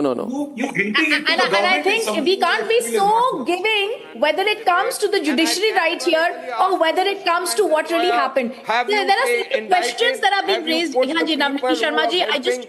Giribala, have you put their name on the file? Raman Malik, I tell me one thing. Right, the chief was telling us, Rhythm louder, Raman bro. Any crime scene that is supposed to be kosher. A crime scene has to be kosher. Why would the signature at that time was given by Giribala or someone? Today, the sub-inspector will be made the fall guy like Arnab is telling us. And the people... Yeah, the sub-inspector will be made the fall guy. Raman, you're getting too much importance. Can you change the windows? The sacrificial lamb. He will be the sacrificial lamb. The sub-inspector will be hauled over the coals. Nothing will happen to the politician. And I'll just show full frame the pictures. I'll tell you I tell you viewers, the pictures which came from Tushar's cremation. And Navnidhi ji, I'm sorry, I have to show this because I want people... Where is the Home Minister in all this? Where is the Madhya Pradesh Home Minister? Is there a Home Minister? Or is he at home? Where is the Home Minister? And this visual, ladies and gentlemen, remember, Tushar's brother is a serving army officer. He's a major. And I want to use the opportunity and this platform to send a message to him and his father who are on my program, that they are not alone. If we, all of us, aware citizens, leave them alone, then trust me, ladies and gentlemen, there is no justice in this country. If this image does not move you and you still believe that let it be, let's imagine this does not happen to us so we don't need to look at it. This is what has happened. Powerful people have destroyed a family and they are now protecting themselves. I'm opening up to calls, but before that, Navnidhi ji wanted to say something. Navnidhi ji, over to you, and then our first caller will come in, please. Yeah. Sir, इसमें मैं ये सब लोगों से कहना चाहता हूँ, इन सब के अलावा एक बड़ा कल्प्रिट जो हम नहीं डिस्कस कर पाए हैं, वो है डॉक्टर त्रिपाठी, जिसने साजिश करके इस लड़की को पागल करने का, करार करने का जो है जुर्म किया है सर। एक लड़की एक दिन में पागल हो जाएगी। वो कहां पे है नवनिधि जी? वो कहां पे काम करता है ये त्रिपाठी? मतलब ये तो एक पुलिस वाला तो चलो उसकी हैबिट है दूर करने की, एक मेडिकल फ्रेटर्निटी का आदमी बैठ करके एक पेपर लिख रहा है। Who is this Tripathi? Where does he work, Arnab? Where does Tripathi work? At the same hospital where the postmortem happened. नहीं वो गवर्नमेंट वो सरकारी गवर्नमेंट नहीं है, it's a private hospital. It's a private hospital where Giribala's sister is also a specialist. Yes, Anurag has said it. There you are. It is a private hospital where Giribala's sister is also a specialist. And to my surprise, Arnab, I want to quote one thing today, that Twisha is no more, who was the only third person available. in the house. She is no more. The only two persons available are Giribala and accused Samar. and co-accused. The entire investigation is believing the story which those two accused are telling, that she hung herself, that we saw that Giribala saw that she had hung herself. There is no photograph. They didn't get it. Proof on the second floor is not known to anyone. This is an incredible case where the version of the suicide is the version put out by the accused. The accused and the co-accused have put out a version that the rest of the media is putting out. Giribala, who's a retired judge, does not inform Tuisha's parents. She does not call an ambulance. She calls 40 other people, including a sitting additional district judge. She calls the Lokayukta of Madhya Pradesh, Justice Satyendra Singh, 3 times at 9:58 a.m., 6:02 p.m. and 6:08 p.m. And if the Lokayukta of Madhya Pradesh, Justice Satyendra Singh, is watching the program, the nation wants to know, why did she make 3 calls to you? Did you receive 3 calls from Giribala at 9:58 a.m., 6:02 p.m. and 6:08 p.m.? She calls an IPS officer, Director General of the Home Guards, 6 times. She does not call the parents of Tuisha. She calls the CCTV installer 2 times. She does not call the family of Tuisha. Your daughter-in-law's body is not yet cold. You're working the phones. You are calling the Lokayukt. You are calling CCTV technicians when there is a death in your house. And then you say, oh, she killed herself. And then you don't sign the seizure note. And you fix the whole damn system. And then the Supreme Court, after 10 days of Republic's investigation, says, we take up the case suo moto. And now we are told, oh, sorry, the evidence went missing. You see, this is the ultimate cover-up. Ultimate cover-up. And remember, viewers, this is one case where Republic has picked it up. How many cases are there which we don't even get to know? How do we know we are not going to be next? You are not going to be next? How do you know, if you're watching this, that you won't be a victim and there won't be another judge or powerful bureaucrat or politician on the other side?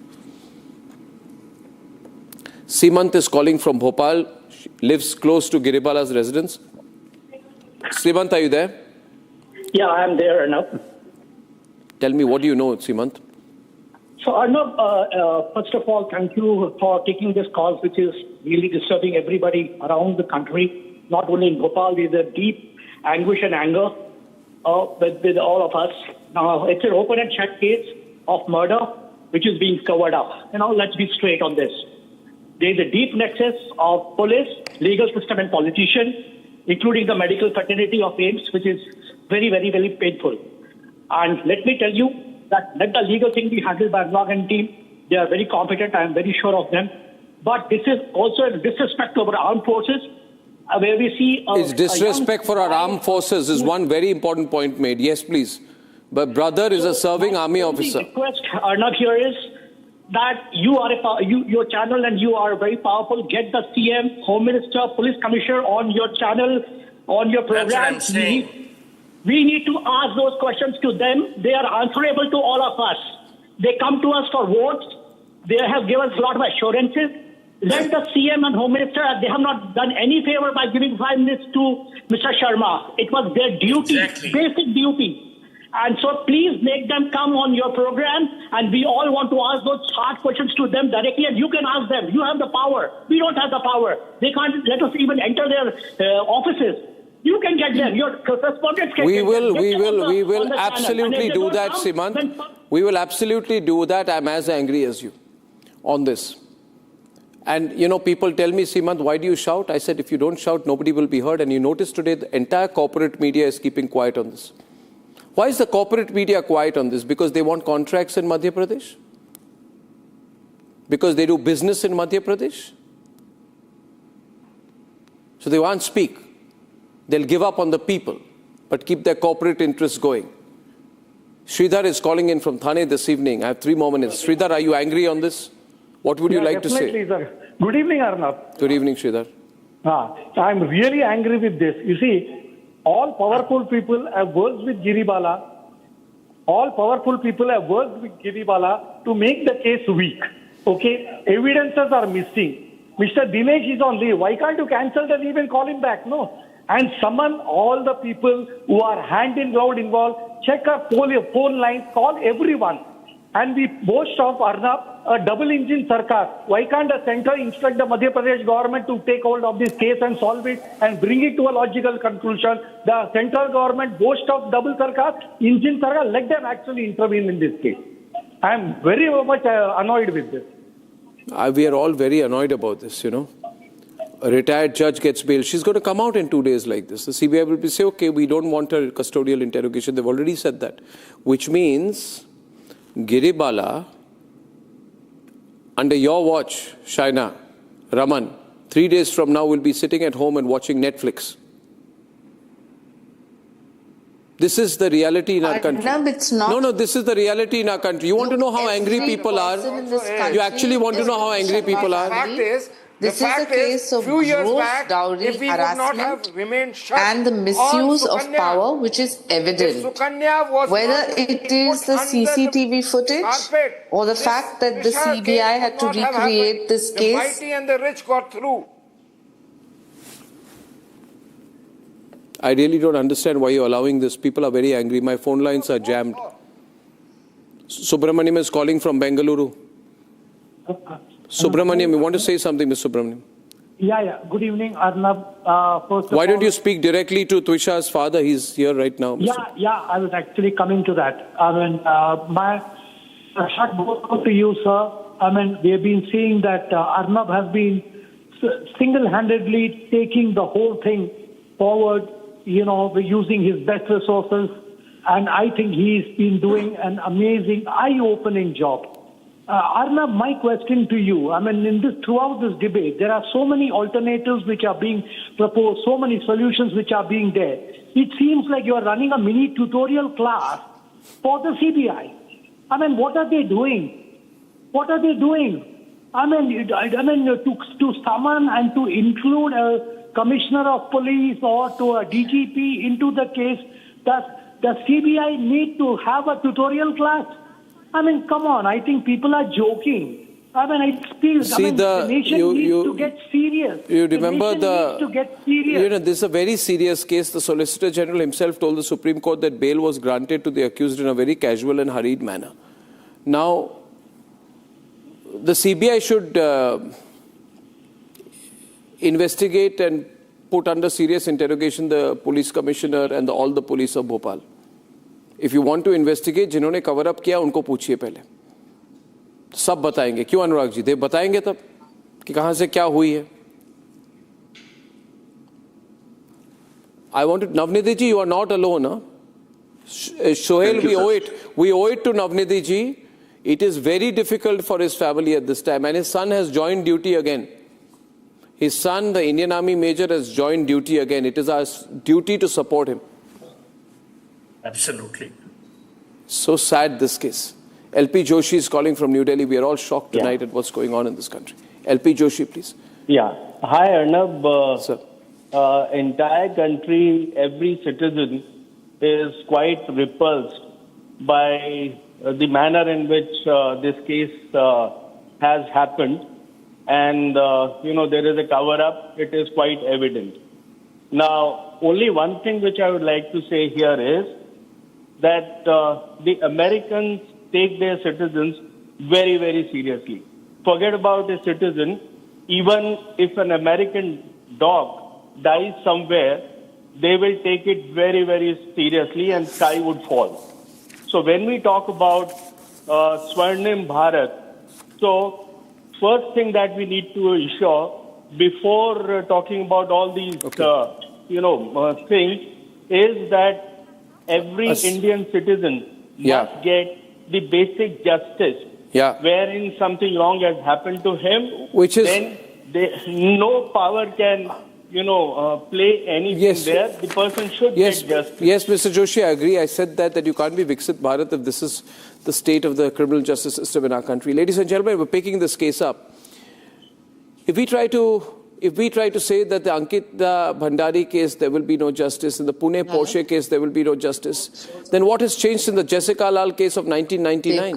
What has changed in our country in 30 years? That's a question I need to put to you tonight. Let's not give leeway to Giribala. She needs to be locked up. If she comes out, then the whole case collapses. To the politicians, we're watching. The people are watching. At 9 o'clock tonight, the chaos in PoK. And why I believe what Rajnath Singh said is about to come true. PoK will break up and come to us on its own.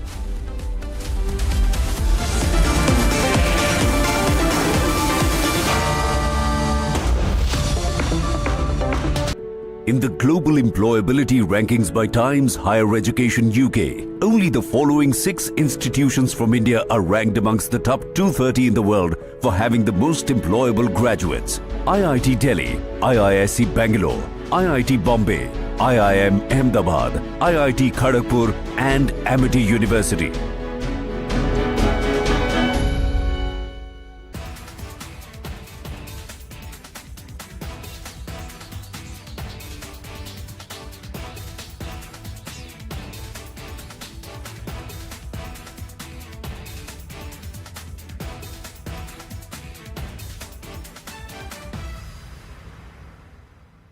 I want to start with some very disturbing pictures that have come in of a so-called right-wing leader. His name is Sushil Prajapati. He's accused of rape. After being in jail for 9 months, he gets bail, which means he's still an accused. He's an accused in a rape case. And the case goes back to 2025 when he took an LLB student to one place on the pretext of introducing her to a senior advocate. He drugged her drink and then he sexually assaulted her. He is still under trial for rape. He has not been released. But when he comes out, this rape accused, garlands are put on him as if he's some kind of a hero, as if he's achieved something great. Is a rapist to be celebrated, ladies and gentlemen? I ask you that question. Siddharth is back on TV. Back with the latest cars and bikes, staying ahead of the curve to simplify your car and bike decisions. Budget, mileage, features, safety, resale.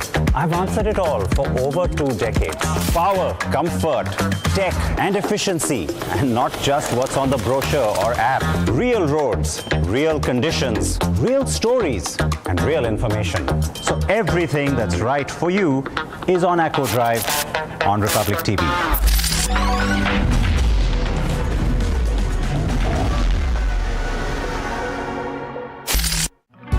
Octoroma, manual winding. 4 लोगों के पास है ये। कुछ इससे भी अनोखा? कमला पसंद, सिर्फ एक अनोखा स्वाद। कमला पसंद पान मसाला। In fact, very often I believe the only way to get justice in India is a media trial. So there's no reason for the media, if it's doing a good job of a media trial, to be on the back foot. In fact, the courts should stop making these overarching remarks about media trial and contemplate about one very basic thing. With the greatest of respect to the courts, when the other institutions fail, when people get let down by the system, when even the judiciary does not seem to be listening or raising a noise about issues, like in the case of Twisha Sharma. Who does the public look to for justice, for raising their voice, for bringing something that's utterly false, illegal or wrong to public attention? It is only and only the media. And today, therefore, we are doing a media trial in this specific case, ladies and gentlemen, of Twisha Sharma, the 33-year-old daughter-in-law of an ex-judge, in a case where the ex-judge and the ex-judge's advocate's son appear to be more than involved. Ladies and gentlemen, 15 questions tonight. And if they think it's a media trial, so be it. So be it. Why did the ex-judge in the case of Twisha Sharma, neither she nor her son call a police or an ambulance? What took them 57 minutes to bring the body down? Where are the 3 men who are seen in the video dragging Twisha's body, destroying evidence? What was the police doing? Did they question the house staff? Did they question the judge? Was Twisha carrying headphones in her bag, in her hand, or a rope? Where is it now? Where is that so-called belt that cops claim was used by her to commit suicide? Why was it hidden? The mother-in-law, the ex-judge, walks up calmly while the body is being dragged down and evidence is being destroyed.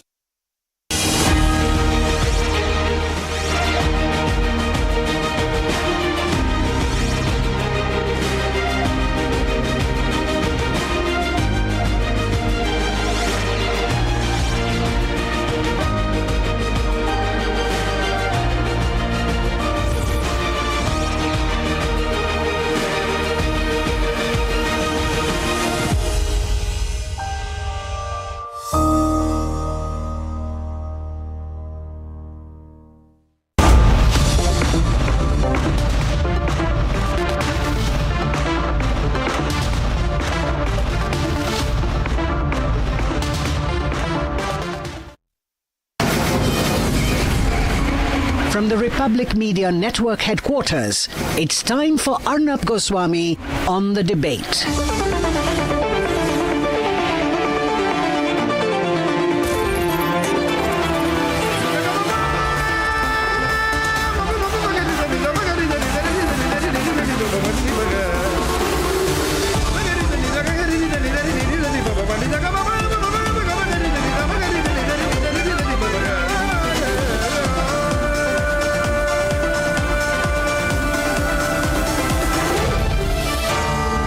Arnab Goswami on The Debate. Today, we should make it clear that all of us here in India stand with the brave people in Pakistan-occupied Kashmir who have decided to come together and fight the brutal force, the killing and the butchery unleashed on them by the Pakistan army. Ladies and gentlemen, what the Pakistan army, what Mullah Munir's army is doing is terrible. It has, over the last 24 to 48 hours, killed at least 100 people and injured about 500.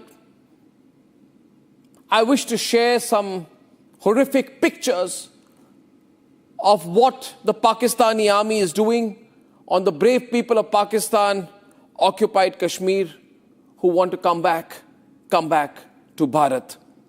Visual number one, a man being shot down repeatedly by Pakistani rangers. Just look at him there, ladies and gentlemen, this is happening. A man in the traditional attire of people in Pakistan-occupied Kashmir is being shot at through a volley of shots being fired on him by Pakistani rangers. Then he gets hit and he falls down.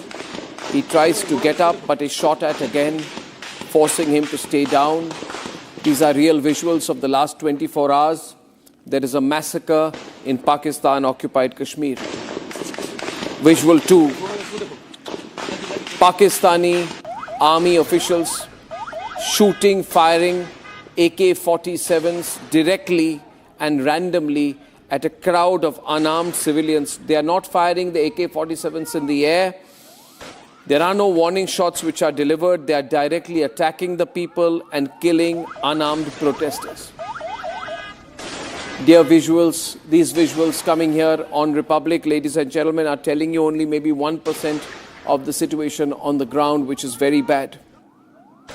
Then you see another visual, ladies and gentlemen, visual number 3, of a man being attacked by 4 to 5 Pakistani rangers. He is someone seeking independence from Pakistan. And one ranger punches the man in the face despite being hit.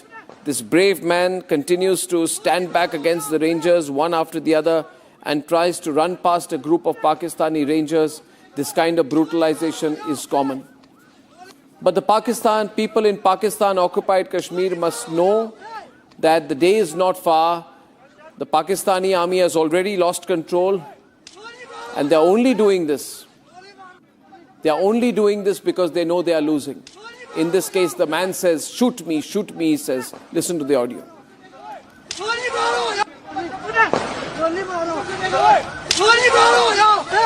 This is what is happening in Pakistan-occupied Kashmir. Visual 4.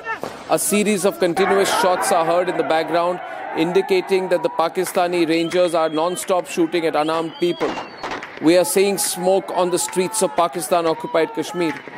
We hear the people whistling, undeterred civilians of Pakistan-occupied Kashmir who are braving the firing of the Pakistani Rangers. The crowd braves, moves forward, does not relent despite the firing. Dear viewers, you cannot continue these massacres and hope to control the situation. Visual 4. This is the most telling visual, where the protesters are now beginning to chase the Pakistani army ahead of the protests. In this visual, you will see a swarm of Pakistani Rangers running along with their vehicles.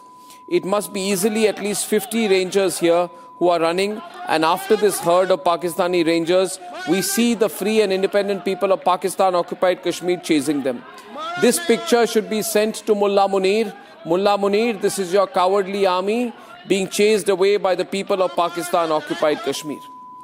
Remember, at this point of time, while we see these visuals, it is very important for us to remember the words of our Defence Minister Rajnath Singh and what he had said, almost with a prophetic air about Pakistan-occupied Kashmir. Let's play this. PoK अपने आप आएगा, चिंता क्यों करते हैं? PoK में अब demand होने लगी। आपने सुना होगा एक दो बार कुछ लोगों ने नारेबाजी की थी कि PoK को आक्रमण करके हड़पने की जरूरत नहीं पड़ेगी। वो तो हमारा पड़ोसी है ही, वो हमारा है ही PoK। और PoK के लोग स्वयं ये कहेंगे कि मैं भी भारत हूँ और वह दिन आने वाला है।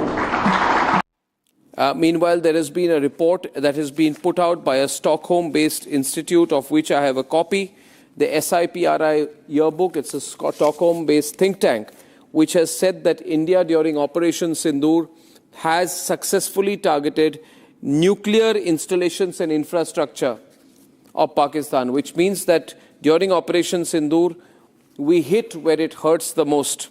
Meanwhile, unknown gunmen continue to kill terrible people in Pakistan. One of them, Hamza Burhan, the key planner of the Pulwama terror attack, was shot dead by unknown gunmen in Muzaffarabad, PoK, hit with multiple bullets. This is the man who planned the massacre and executed the massacre in Pulwama.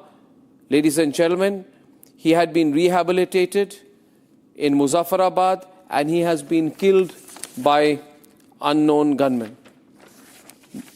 Eventually, I just want to share one point. Ladies and gentlemen, I want to go back to the visuals and not carry out any more graphics. I just want to show the visuals once again of that one man being chased down the road by the Pakistani army and shooting. To everyone in Pakistan who may be watching this video, this is happening to people in Pakistan-occupied Kashmir. Stand up against it. Realize what a coward Asim Munir is. To the people in Pakistan-occupied Kashmir, hang in there and continue and do not stop fighting injustice. Victory will be yours. All of us are with you. Let's debate.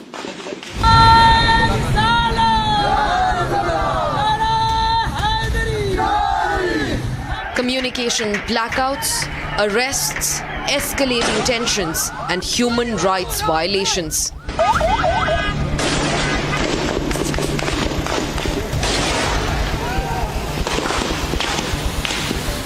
This is Pakistan-occupied Kashmir. Pakistani forces opened fire at protesters in Rawalkot and Muzaffarabad.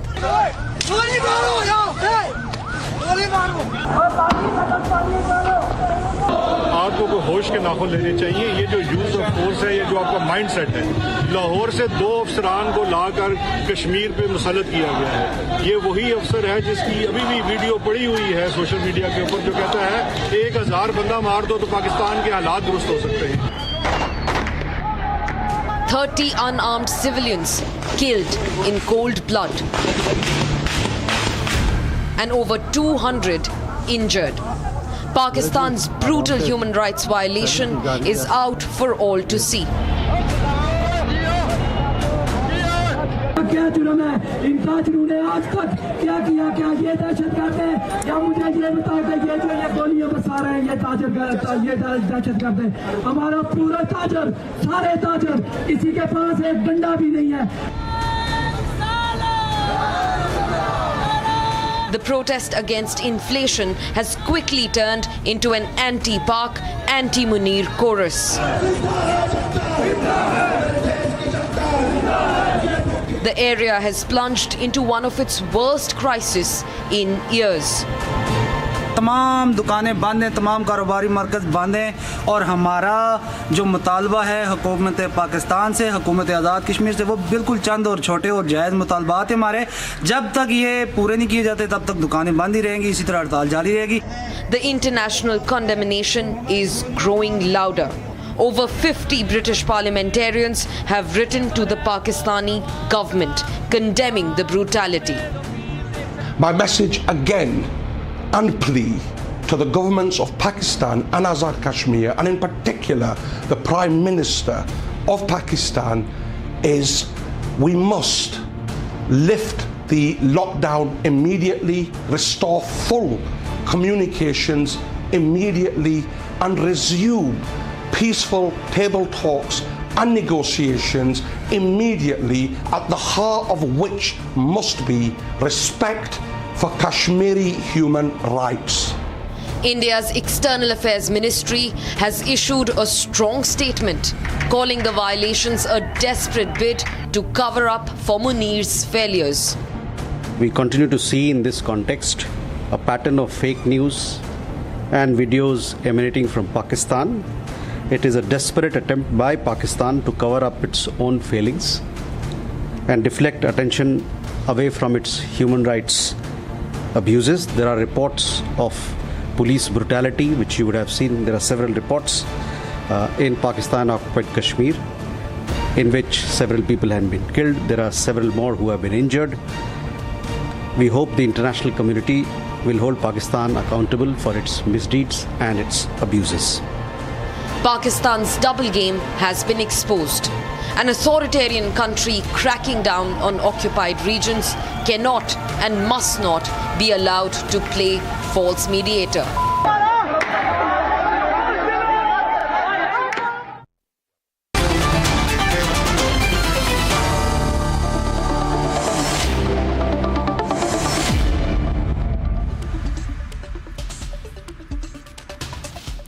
Samar, you're with us tonight, and along with General Bishambar Dayal, I welcome you both tonight.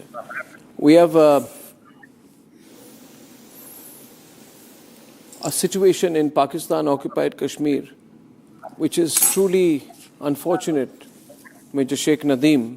Major Nadeem, can you hear me? Yeah, this is very bad. We saw the pictures of the way people are being killed there, right? 100 people killed, 500 injured. Samar, the reports are very frightening. Major Bishambar Dayal, did you see the pictures of the way individuals are being shot?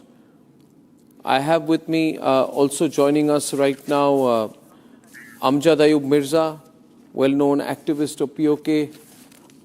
Dr. Mirza, you saw the pictures of individuals being killed by the Pakistan Rangers on the streets. One man being shot at by 10 people and being killed. Yes, you saw that? Yes. Dr. Mirza? Yes, what is your latest information on the ground first? What's happening there in Muzaffarabad and elsewhere? I've watched those footages, and there are plenty of more footages coming in. I've seen this one, yeah, and he shot again and he fell. Multiple times he's being shot, you know, so... Multiple times, yeah. So I've been told that in Ravla Court on the night of the 7th of June, there were bodies riddled with bullets. One body had 25 bullets in it. You know, he was shot 25 times. I don't know, maybe more than one ranger personnel shot at him, or they used automatic weapons with rapid fire.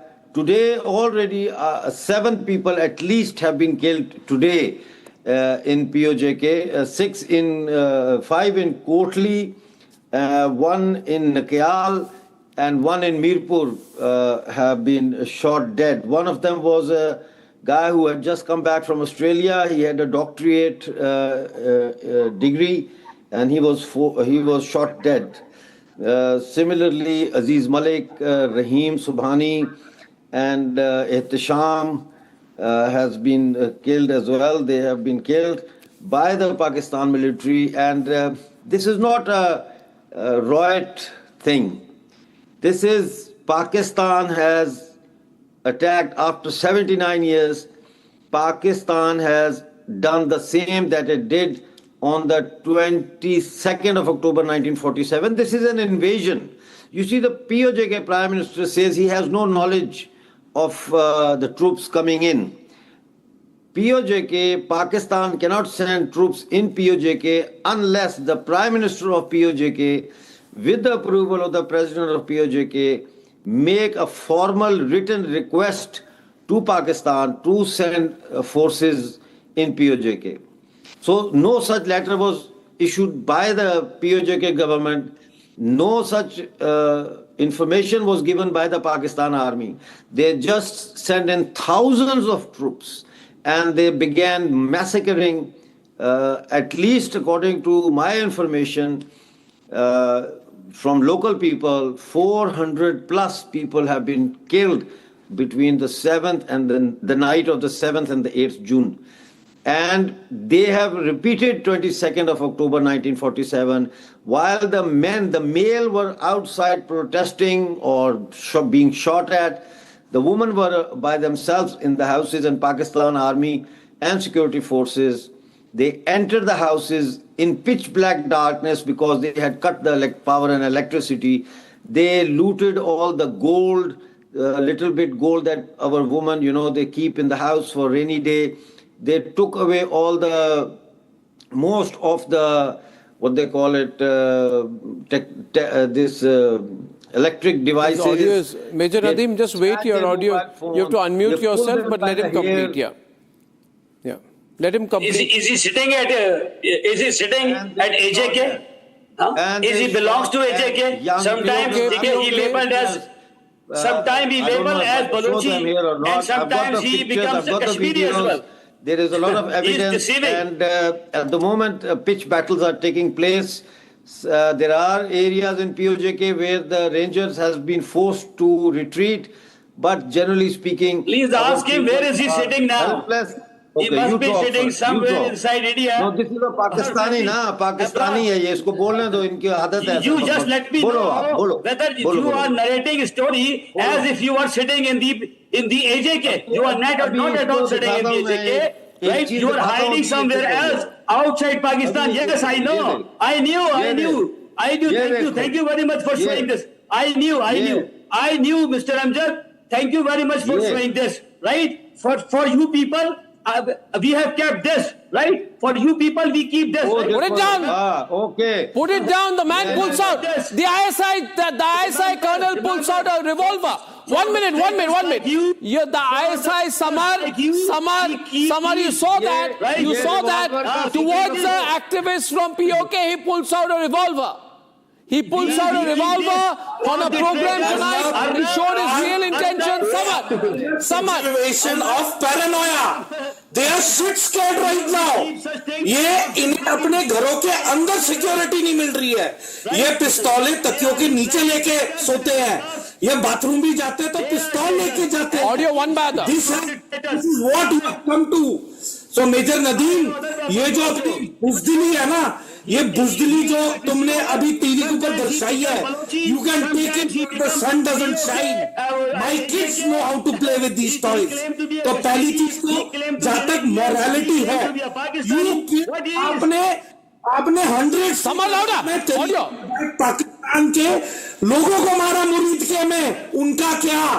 आपने US consulate पे नकली encounter करवा के ही अपने 9-10 बंदे मरवाए, उनका क्या?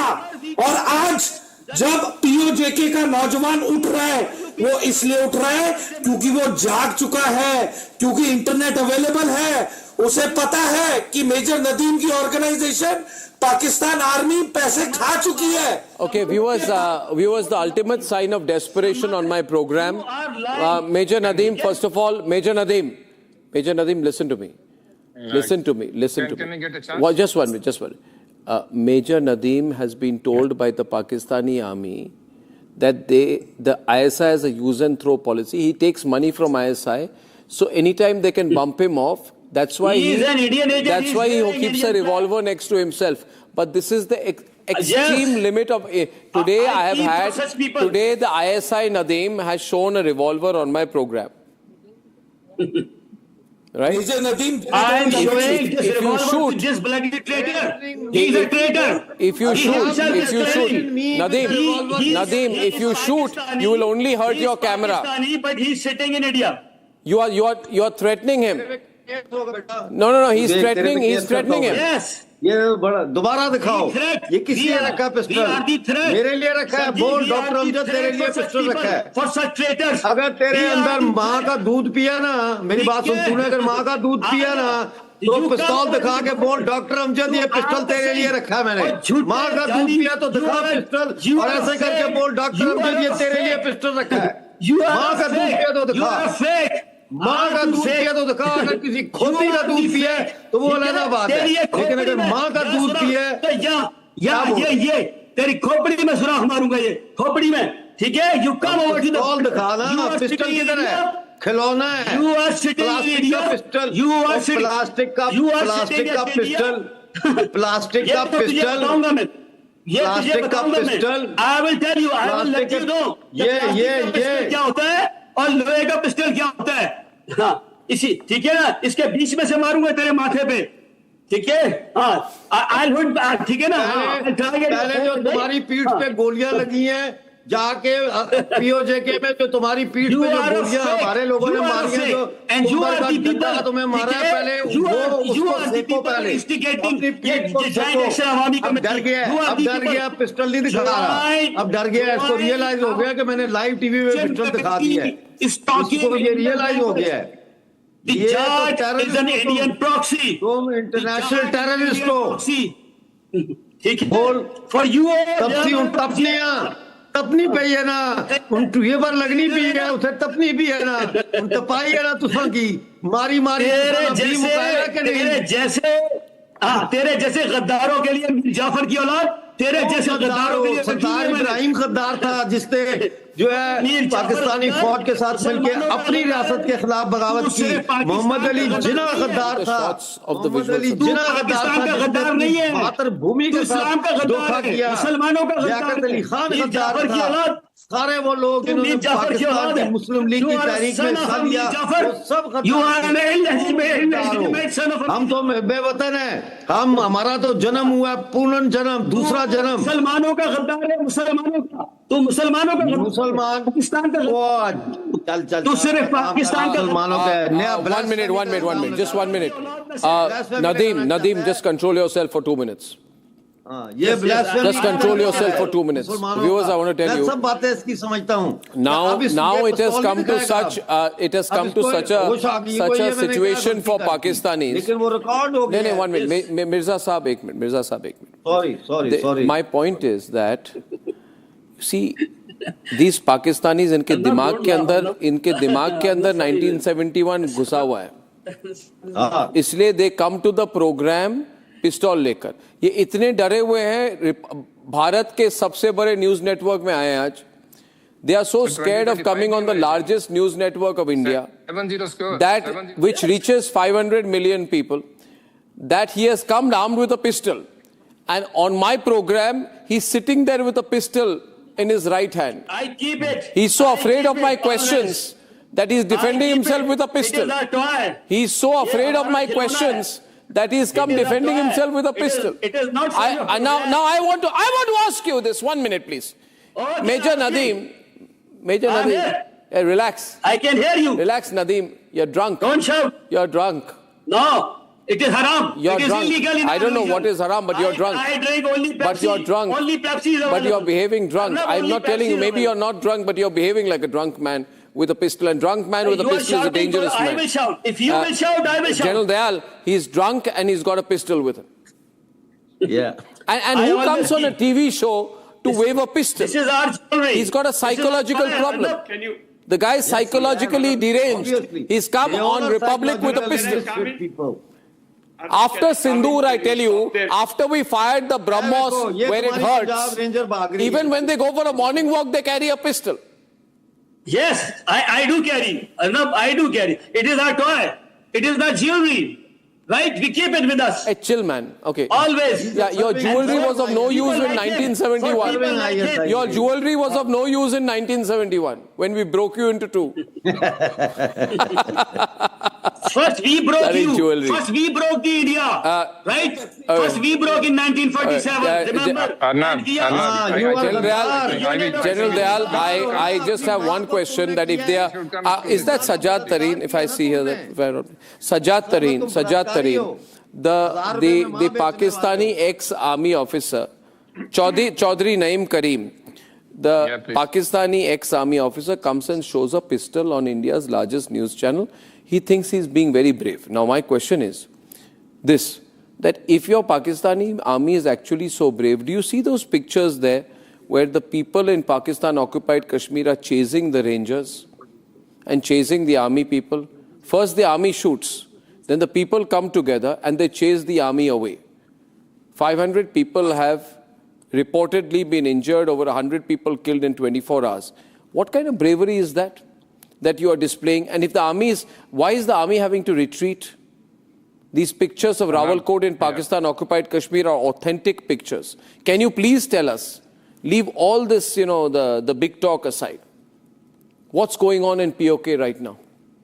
What these pictures are showing is only a mob of extremist people who are trying to kill the police. Not the police. Who is running behind? Just see your own videos, on your pictures, what is going on there. The basic phenomenon, just try to understand what is the basic phenomenon about these people.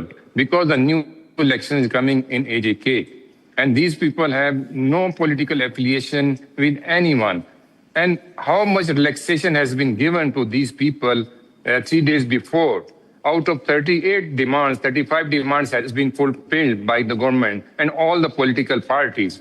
But ultimately, what they have done 2 days before, they have killed the police. 7 policemen has been killed in AJK. And after that, next day, all political parties and government has arranged a meeting and they have banned this organization. This is a private organization. The guy, the name Shaukat Kashmiri, he's sitting in UK. And what he's doing from UK, he's just manipulating AJK elections. It is not possible. AJK have a political affiliation. Bishambar Dayal, can you unmute yourself?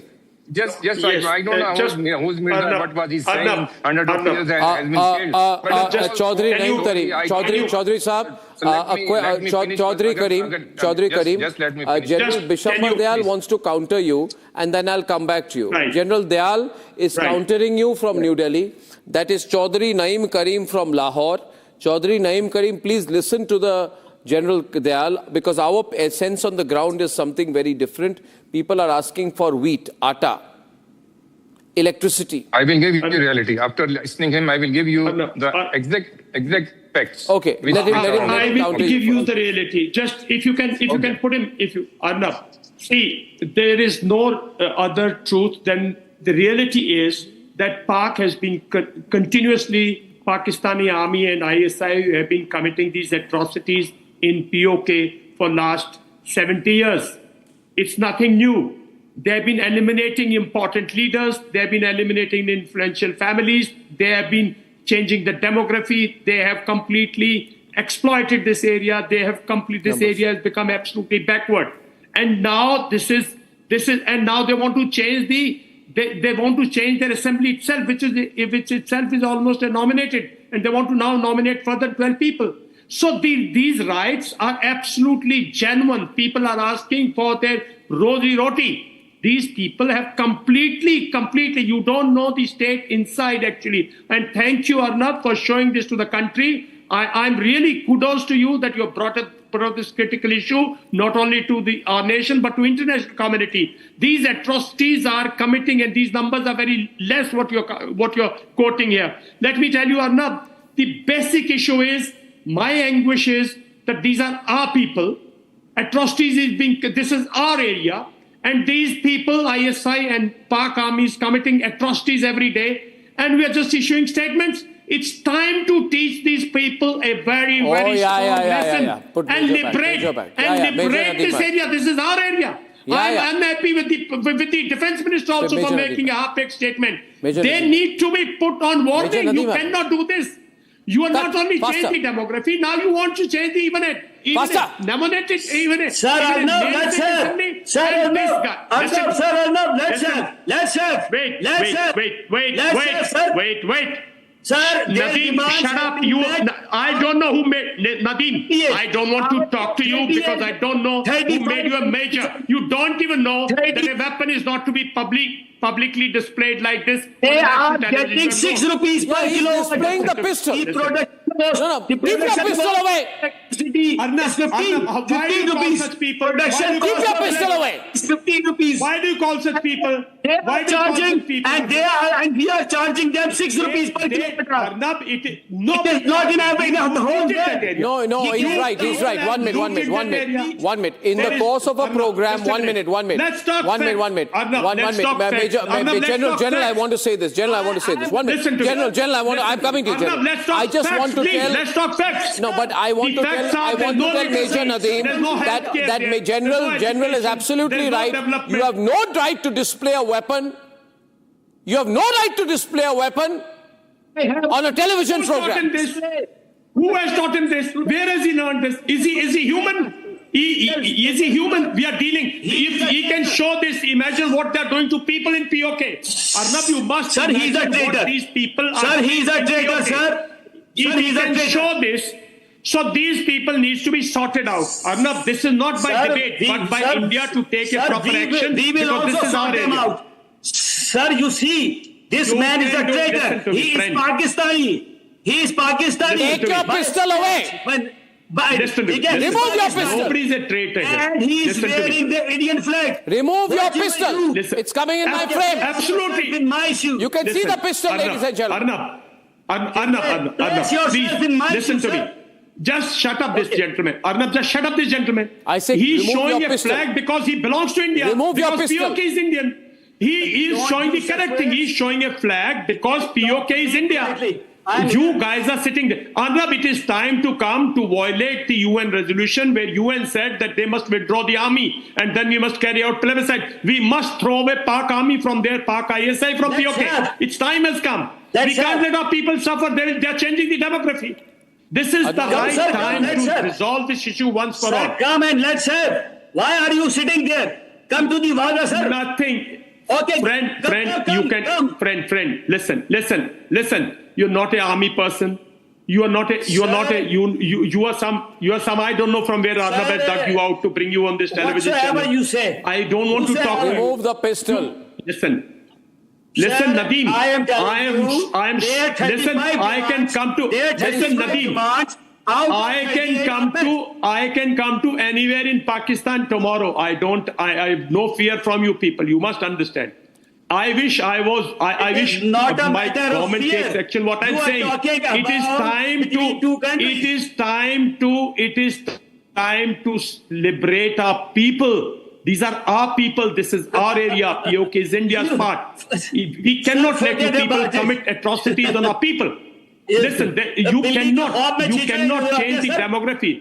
We cannot allow you to change the demography. If you have the look at the come and elaborate them. Look at the development figures. आ रहा हूँ मैं तू आ मुझे ना POJK में आ तू मुझे वहाँ मिल POJK में आके मिल मुझे तो तेरी पतलून उतार के चौक में लगाएंगे डडियाल चौक में तेरी पैंट लटकाऊंगा मैं आ तू आ ना मैं आ रहा हूँ अब हमें आके लड़ना पड़ेगा हमें POJK की धरती पे उतरना पड़ेगा और हम धरती पे उतर के लड़ेंगे तुम लोगों से निकालेंगे तुम्हें वो बगावत जिसका इंतजार था वो बगावत तुम लोगों ने तोड़ दिया पाकिस्तान फौज ने 71 में तोड़ा फिर बलूचिस्तान टूट रहा है अब ये भी टूटेगा ऐसे क्यों बैठता है कॉन्फिडेंस की कमी है ऐसे क्यों बैठता है ऐसे बैठना मेरी तरह ऐसे बैठता है कॉन्फिडेंस ही नहीं है बॉडी लैंग्वेज देखो इसकी अब ये दोबारा जिंदगी में कभी पिस्तौल नहीं दिखाएगा ये जिंदगी में पिस्तौल नहीं दिखाएगा कभी ये नशे में इसने लहरा दिया एकदम इसको हिट हुआ है होश आई है कि मैंने ये क्या कर दिया है ये अब ये दिखाए ना कभी भी नहीं दिखाएगा पिस्तौल इसमें जुर्रत ही नहीं है इतनी तेरे में जुर्रत ही नहीं है तू दोबारा दिखाए पिस्तौल तेरे माथे पे 10th होल ना हुआ 10th hole Remember, you will bleed from 10 holes, not 9. 10 holes, you will bleed. Remember this. 10 whole तो जगह ही नहीं है 10 होल की, वो किधर मारेगा 10 होल? मैं तुझे कर दूंगा. You are threatening to kill me, yeah? You are threatening to assassinate me, is that right? The fact is, ladies and gentlemen, that what we are seeing today is a mindset issue. I can tell you, Samar, what we have seen today with a Pakistani ex-officer who I believe is intoxicated. He has come with a pistol and is threatening a PoK activist, which only proves, Samar, I want to bring in Adnan, that situation is very bad on the ground. Now, Adnan, you saw the pictures, right? You saw that a lot of protesters are chasing the Pakistani army. Initially, the initial visuals, the Pakistani army is shooting down one single man. Now, that is cowardice. This visual has gone global, viral globally. Can we run it? Adnan, have a look at it. One man is being repeatedly shot by about 10 Pakistani Rangers, and he falls down. You see that on the visuals on the right. This is, I mean, only a cowardly army can do that. And this picture has gone viral across the entire world. People are asking, what has happened to the Pakistani army? Have they gone mad? Does anybody behave like this? Is this, I mean, even in Jallianwala, this is a repeat of Jallianwala Bagh situation, you know. Right? Even the British did not do this. So, but why? You see, this will, Abbas, one minute. Adnan, you can't say nothing has happened. Something is happening. Right? This is only going to make things worse. Something big is happening in Pakistani Kashmir. But देखो जितनी comedy इस show में हो गई है, I think कुछ report कर लिया जाए. By the way, Samar, is this comedy? This man being shot is comedy. What is this? No, but don't use the word comedy to describe what is happening in PoK. That's very insensitive, huh?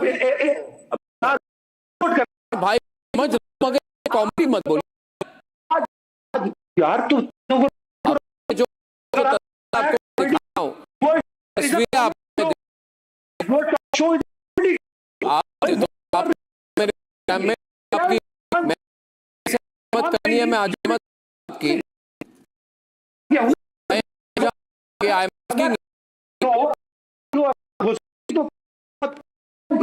यही पूछ रहा हूँ.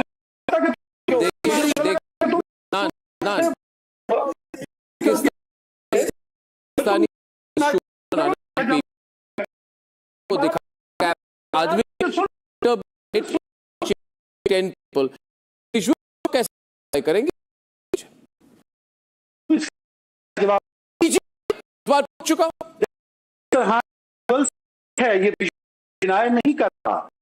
आपने अभी 4 minute काम किया. आप हिंदुस्तान को रिपोर्ट पर फिर उस बैकग्राउंड को करेंगे और खिलाफ हुआ है. आपने एक पॉलिटिकल और सडन कर गवर्नमेंट ने बहुत गलत था. लोगों उनके बहुत गलत. और भाई तो हिंदुस्तान में लद्दाख में क्या हुआ? हिंदू हमारे यार में लेना भाई.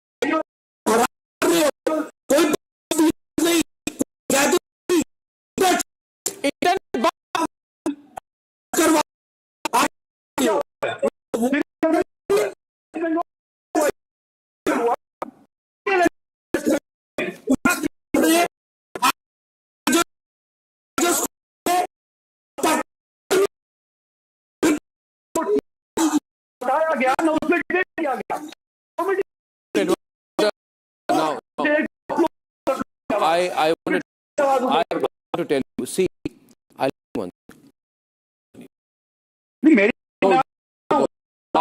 Dayal is very on the program. And first of all, सरकार बहुत कर रही है, पार्टी को बैन करके पार्टी है, ये मत बता। जो इधर नशे में हुए मेजर नदी जो प्रोग्राम जो हमने किया अच्छा किया। आप एक मिनट मुझे सुनिए, ये आप जो बात मुझे कही, ये बात मेजर को ये आप हिम्मत तो इधर लीडर को जो हमने जो बड़ा किया बोलिए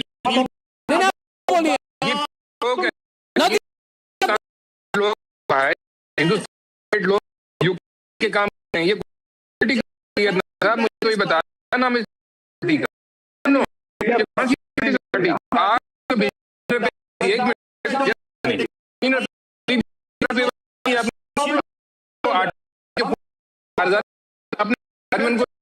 कैसे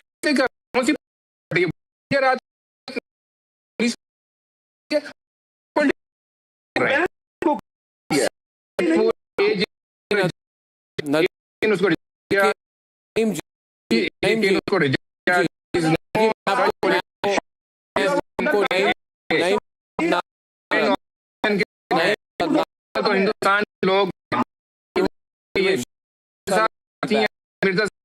को के लोग बैठे आप जिस फंड उसे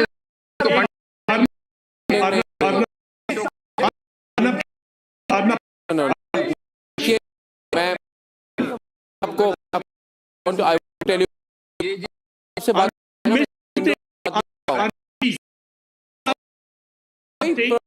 कर रहे हो,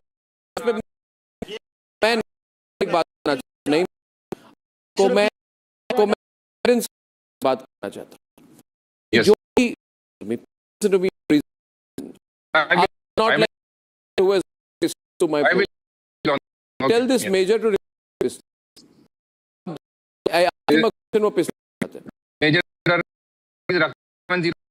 रखने सुनिए को अभी बता कि जो के साथ but you have in your country, you know that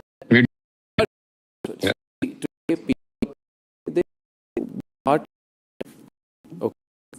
Tell them now you why India is a large growing country.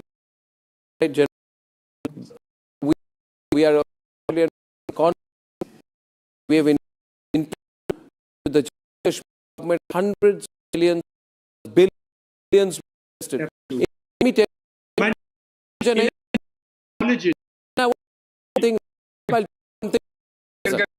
you something by so आपको पता होना मैं ऐसे नहीं I'm not trained your your and was northeast part of full from us. You know, I'll asking what GDP and he told me the GDP of between 90 to 100. You know, GDP is one of the states of one of the states, right? Is more than Pakistan. Economically, they are a country of people will want to with the powerful, strong, and they don't want to with you. You stop doing that. Butch. What election? Your whole process. Your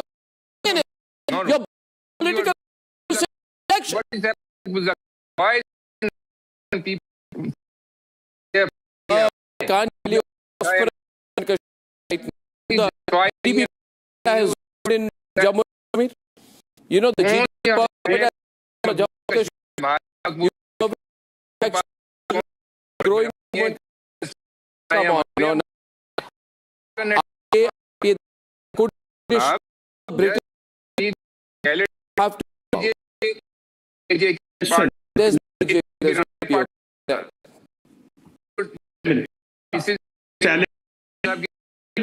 listen to me.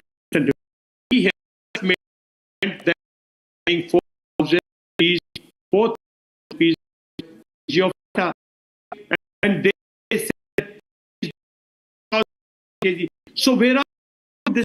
This such a wretched state. Nothing discussed that.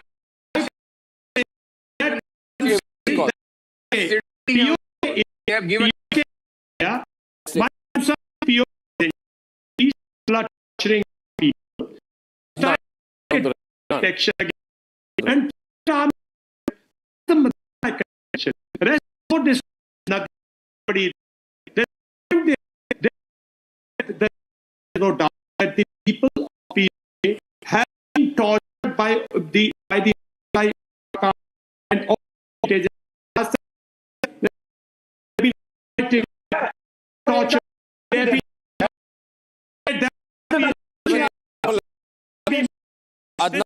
Example.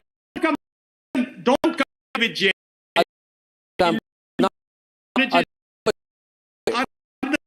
Example. JNK has going right to JNK complete JNK.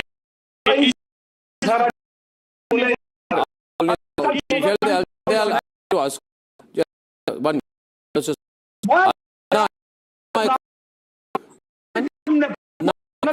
to you. Question, please. Listen to me. You signed the आप 25 minute बोल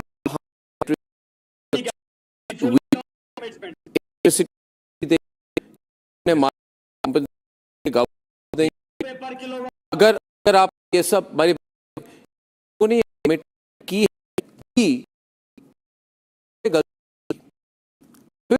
फिर commitment नहीं लोग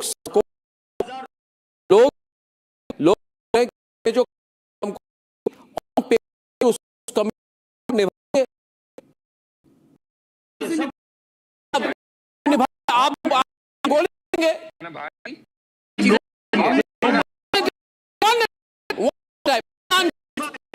आप पिस्तौल चाहिए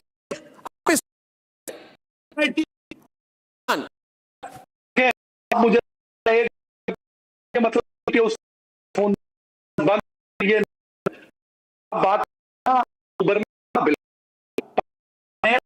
बहुत चीजों और पूरा किया ठीक है पूरा ये पाकिस्तान कहते उनका नजर गद्दार नहीं है पाकिस्तान की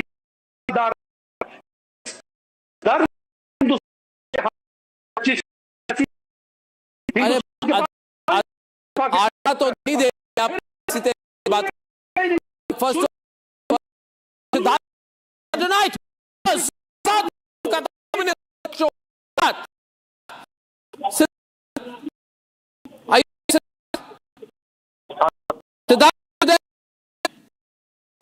go ahead.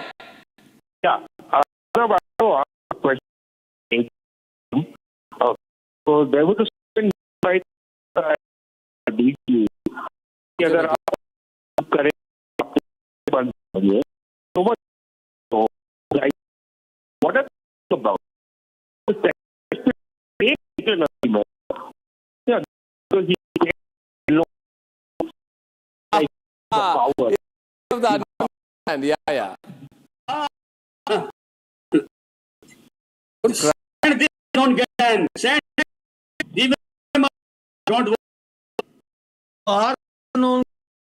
You are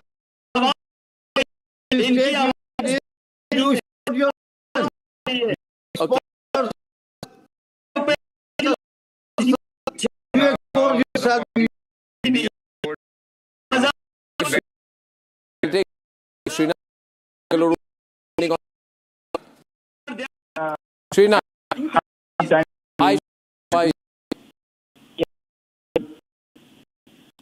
what do you like to say?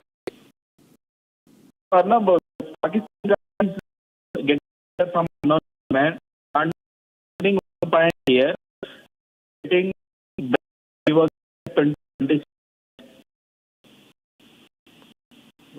moving.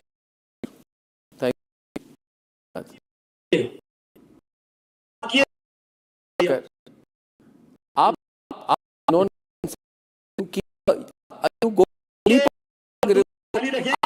revolver के हाथ है घी शक्कर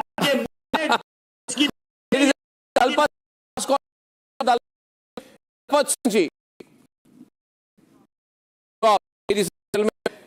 Rajesh from Gaza.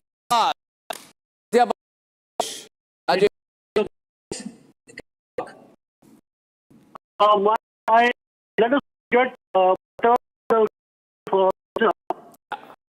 because I have seen a lot of AK-47 which we under so not to anything. Yeah.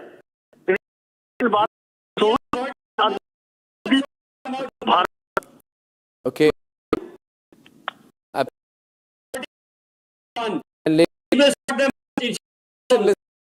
Listen, your card is on my program. Thank you very much. To mention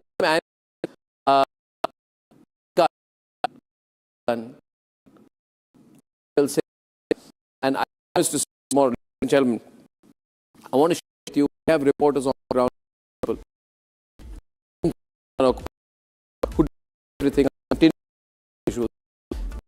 on the ground. This more and all actions will report great day tomorrow evening. Good and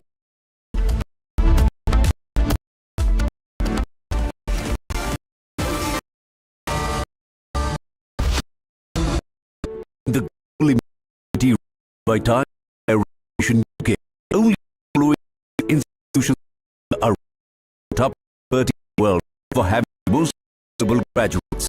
IIT, IIC, IIT, Ahmedabad, IIT, University.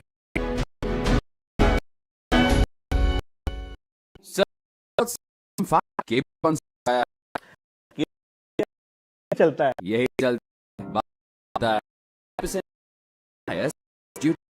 give lot of to fire safe cable Ignimo the fire safe cable remember if your cable is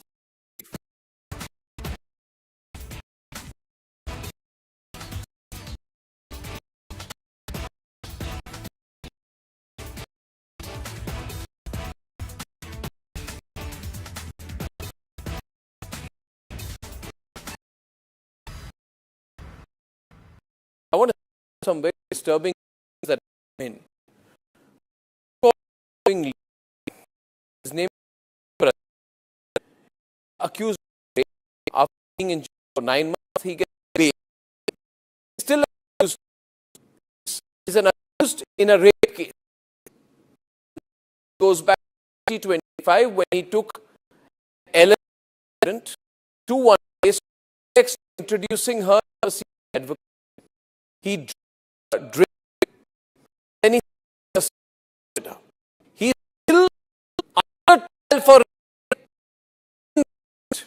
But when he comes out, paper balance upon him.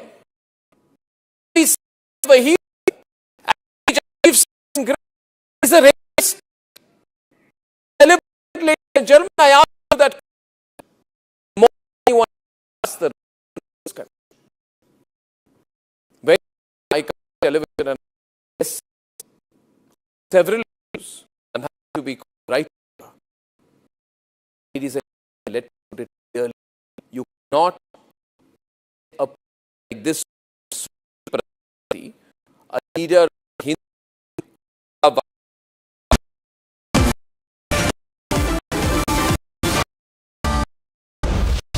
Sir, say 5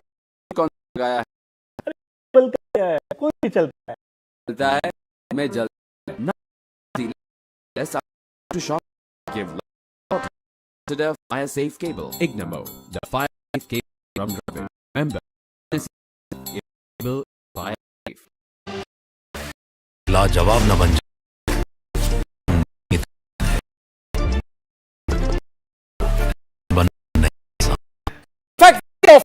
if the only way to justice in India is there's no reason for the job trial to be on the board. Should be making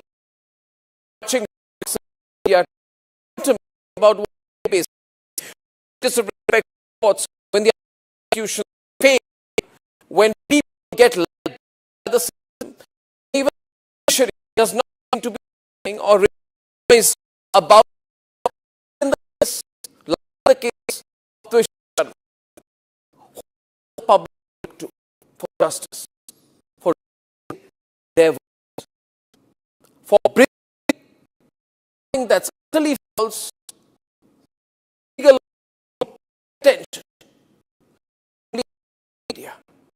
Today they are doing a media trial in specific attention of Trisha Sharma, the 3-year-old daughter-in-law of a judge in case X, and this judge advocate appeal more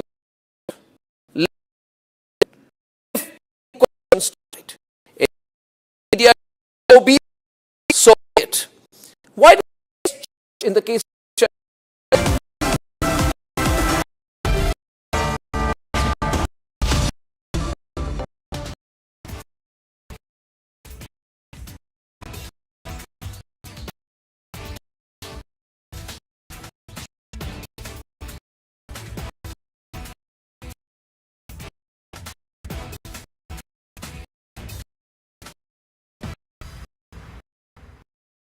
I want to start with some very disturbing pictures that have come in of a so-called right-wing leader.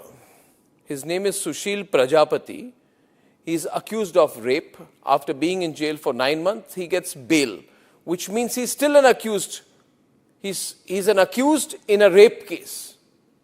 And the case goes back to 2025 when he took an LLB student to one place on the pretext of introducing her to a senior advocate. He drugged her drink and then he sexually assaulted her. He is still under trial for rape. He has not been released. But when he comes out, this rape accused, garlands are put on him as if he's some kind of a hero, as if he's achieved something great. Is a rapist to be celebrated, ladies and gentlemen? I ask you that question. And more than anyone else, I ask the right wing of this country. Very often I come on television and I say, yes, on several issues, I'm happy to be called a right-winger. But ladies and gentlemen,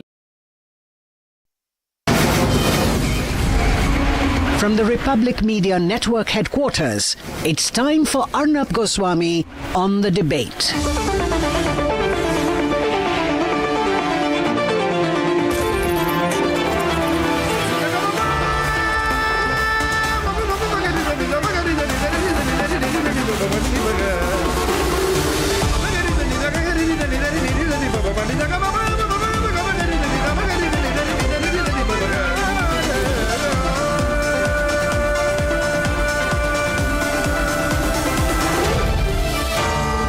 Arnab Goswami on the debate.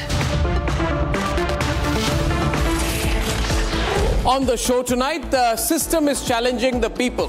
The system is saying that it's going to do a cover-up in the Trisha Sharma case and challenging the people of India to do something about it.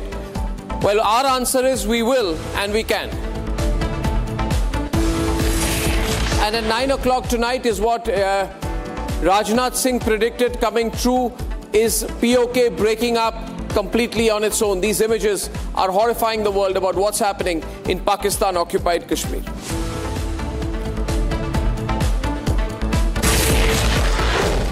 Ladies and gentlemen, the moment has come where the entire system has come together to challenge you, to challenge me, to challenge all of us.